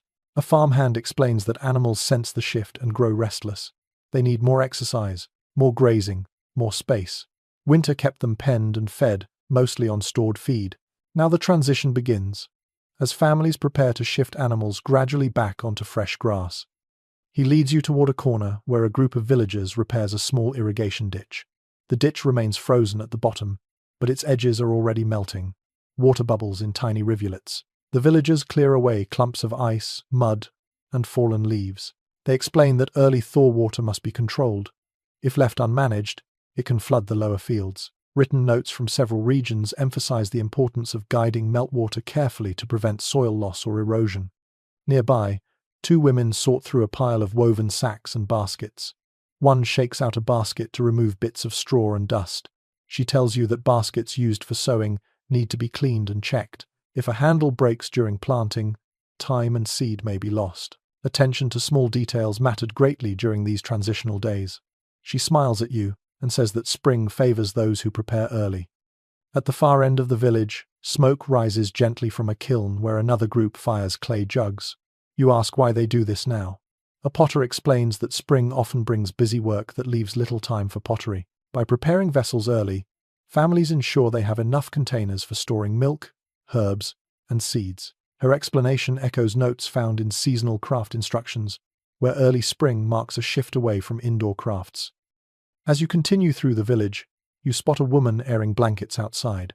The blankets hang stiff at first, but slowly they soften as the air warms. She laughs and tells you that winter blankets must be aired before being stored or used more lightly. She shakes one vigorously, sending a small flurry of dust into the air.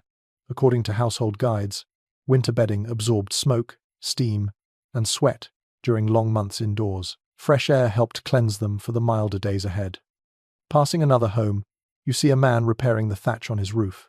He climbs carefully, removing sections damaged by heavy snow. He explains that early spring storms can be fierce, and the roof must be strong enough to withstand them. He gestures toward a corner where the roof sagged slightly. A few supporting beams show signs of strain.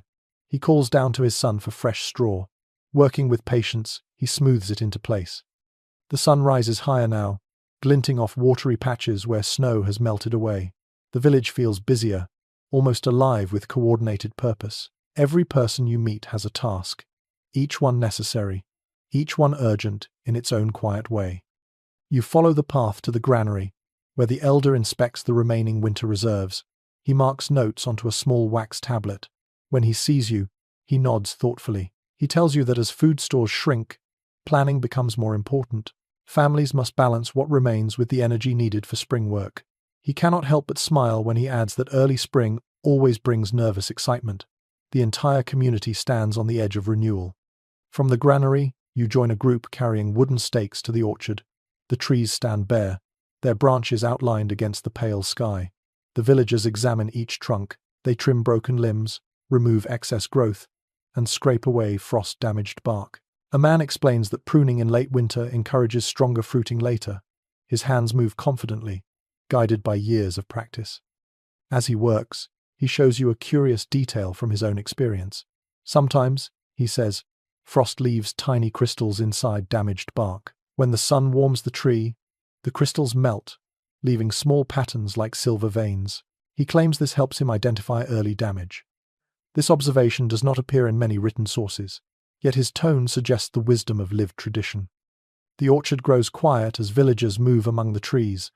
You feel the weight of early spring preparation in their movements. Every cut, every cleared branch, every repaired fence carries the breath of hope mixed with caution.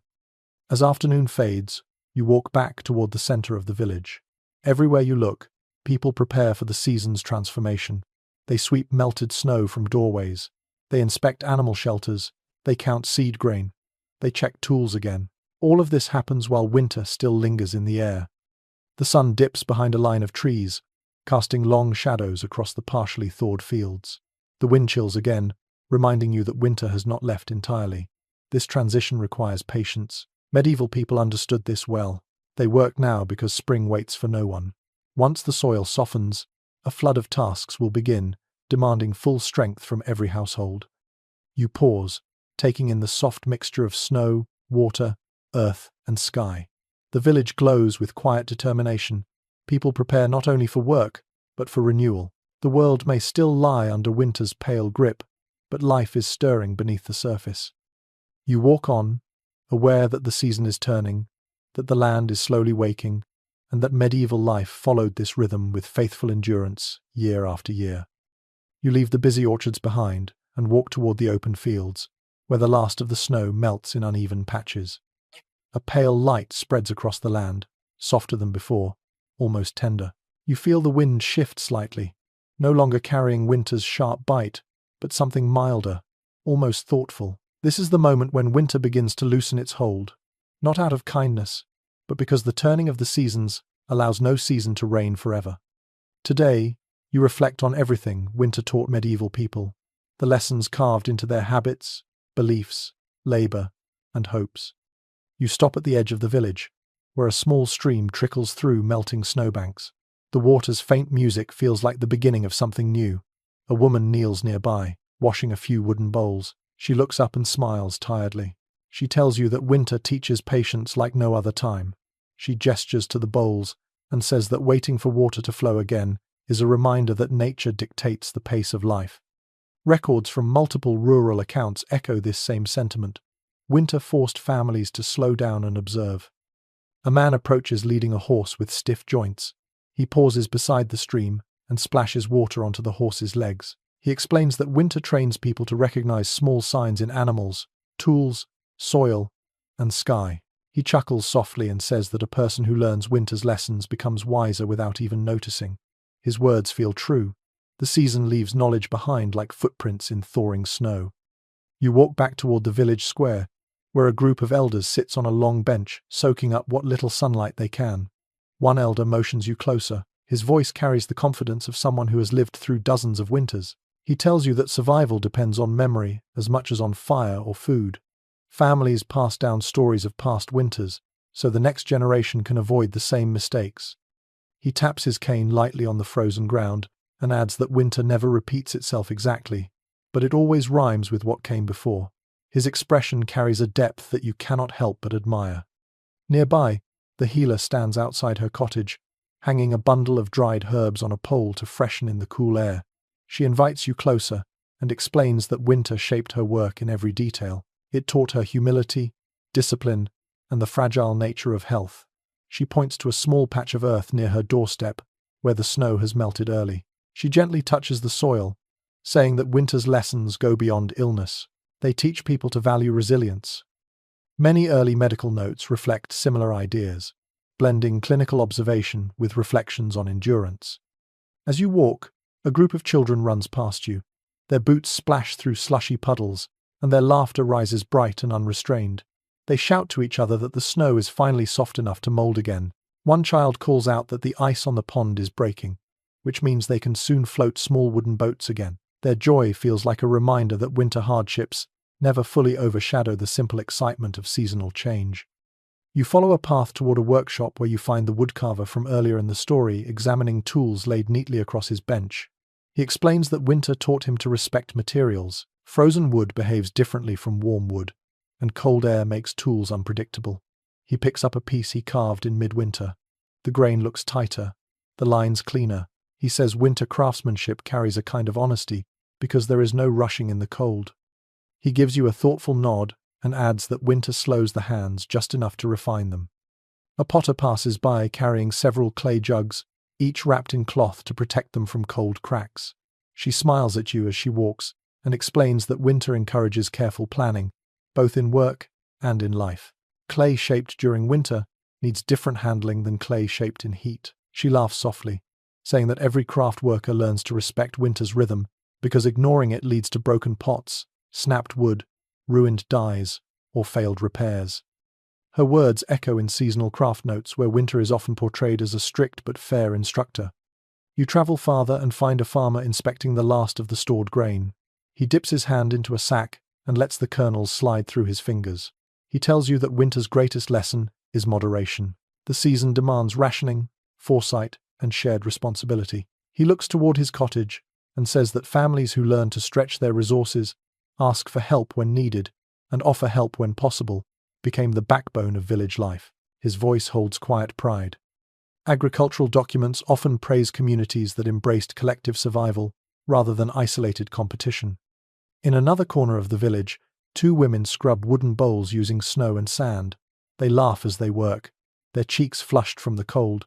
One of them tells you that winter teaches creativity. She explains how they improvised when certain herbs ran out, how they mended broken tools with clever repairs, how they turned limited ingredients into meals that fed everyone. She says that winter forces the mind to stay nimble, even when the body feels exhausted. The Reeve approaches you next, holding a slate covered in notes. He studies the numbers carefully. He says that winter reminds him how fragile the social balance can be. Duties tighten, supplies shrink, tempers rise. But winter also encourages fairness. He says that leaders must adjust expectations, negotiate gently, and look for the village's long-term health rather than strict rule enforcement. He sighs and adds that winter reveals the true nature of leadership more clearly than any peaceful season. Historical documents reflecting village administration often hint at this same tension, though rarely in such plain language. As midday arrives, you head toward the pasture where the shepherd from earlier stands watching his sheep. A few patches of green peek through the melting snow. He gestures proudly and says that winter teaches gratitude. Every blade of grass, every day of sunlight, every bucket of clean water feels more meaningful after months of frost. He tells you that people who live through harsh winters learn to celebrate small victories. A merchant passes by with a small cart. He tells you that winter taught him risk assessment. He learned to read the sky before traveling, to listen to the creak of ice, to recognize which roads held hidden dangers. He says that the world becomes honest during winter. The season reveals weaknesses in tools, clothing, shelters, and plans.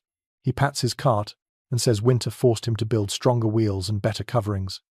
As evening approaches, villagers begin gathering wood, tending fires, and completing final tasks for the day. You watch them work with movements shaped by months of routine. Winter has tested them, but it has also refined them. You see it in their posture, their readiness, the patience in their eyes. You walk to the edge of the hill overlooking the village. The roofs glisten with the last sheen of melting snow. Smoke rises gently from chimneys. A calm settles over the land as the light fades. You take in the sight and realize how profoundly winter shaped medieval life. It demanded resilience, cooperation, discipline, and creativity. It taught people to respect nature, trust community, value knowledge, and cherish warmth. Standing on that quiet hill, you feel the truth settling in your chest. Winter was not only an obstacle, it was a teacher. And now, with the land preparing to open once more, you take a deep breath, letting the cold settle softly into your lungs as you prepare for the final moments of this long journey. The light fades slowly across the horizon, turning the melting snow a gentle shade of silver. The world around you grows quiet, softer with every passing breath, as if even the wind has decided to slow its pace for the night. You stand still, letting the silence wrap around you like a warm cloak, comforting and familiar after everything you have witnessed. You begin to walk back toward the village, your steps unhurried now, the ground beneath your boots damp but welcoming. Each cottage you pass glows with a small flickering light. Inside those walls, families settle in, fires burn low, and the long memories of winter soften into stories that will drift into dreams. You imagine each home filled with gentle voices, with children tucked beneath wool blankets, with the quiet sounds of a world preparing for a kinder season. The air cools further as night deepens, but it does not sting the way it once did. It feels different now, like a reminder that the harshest months are finally losing their strength. You breathe in slowly and release the breath just as gently, feeling your body loosen, your thoughts unwind, your shoulders sink into a calm you have earned mile by mile. A soft glow lingers along the sky's edge, blending into a deep, quiet blue. You pause one last time to listen, not for storms, not for wolves, not for cracking ice, but for the deep stillness that follows endurance, the kind that reaches into your chest and settles like a warm ember. You close your eyes for just a moment, letting the peace of this landscape seep into you, letting the long journey fade into a restful calm. And with that, your path grows dimmer, softer, quieter. Sweet dreams.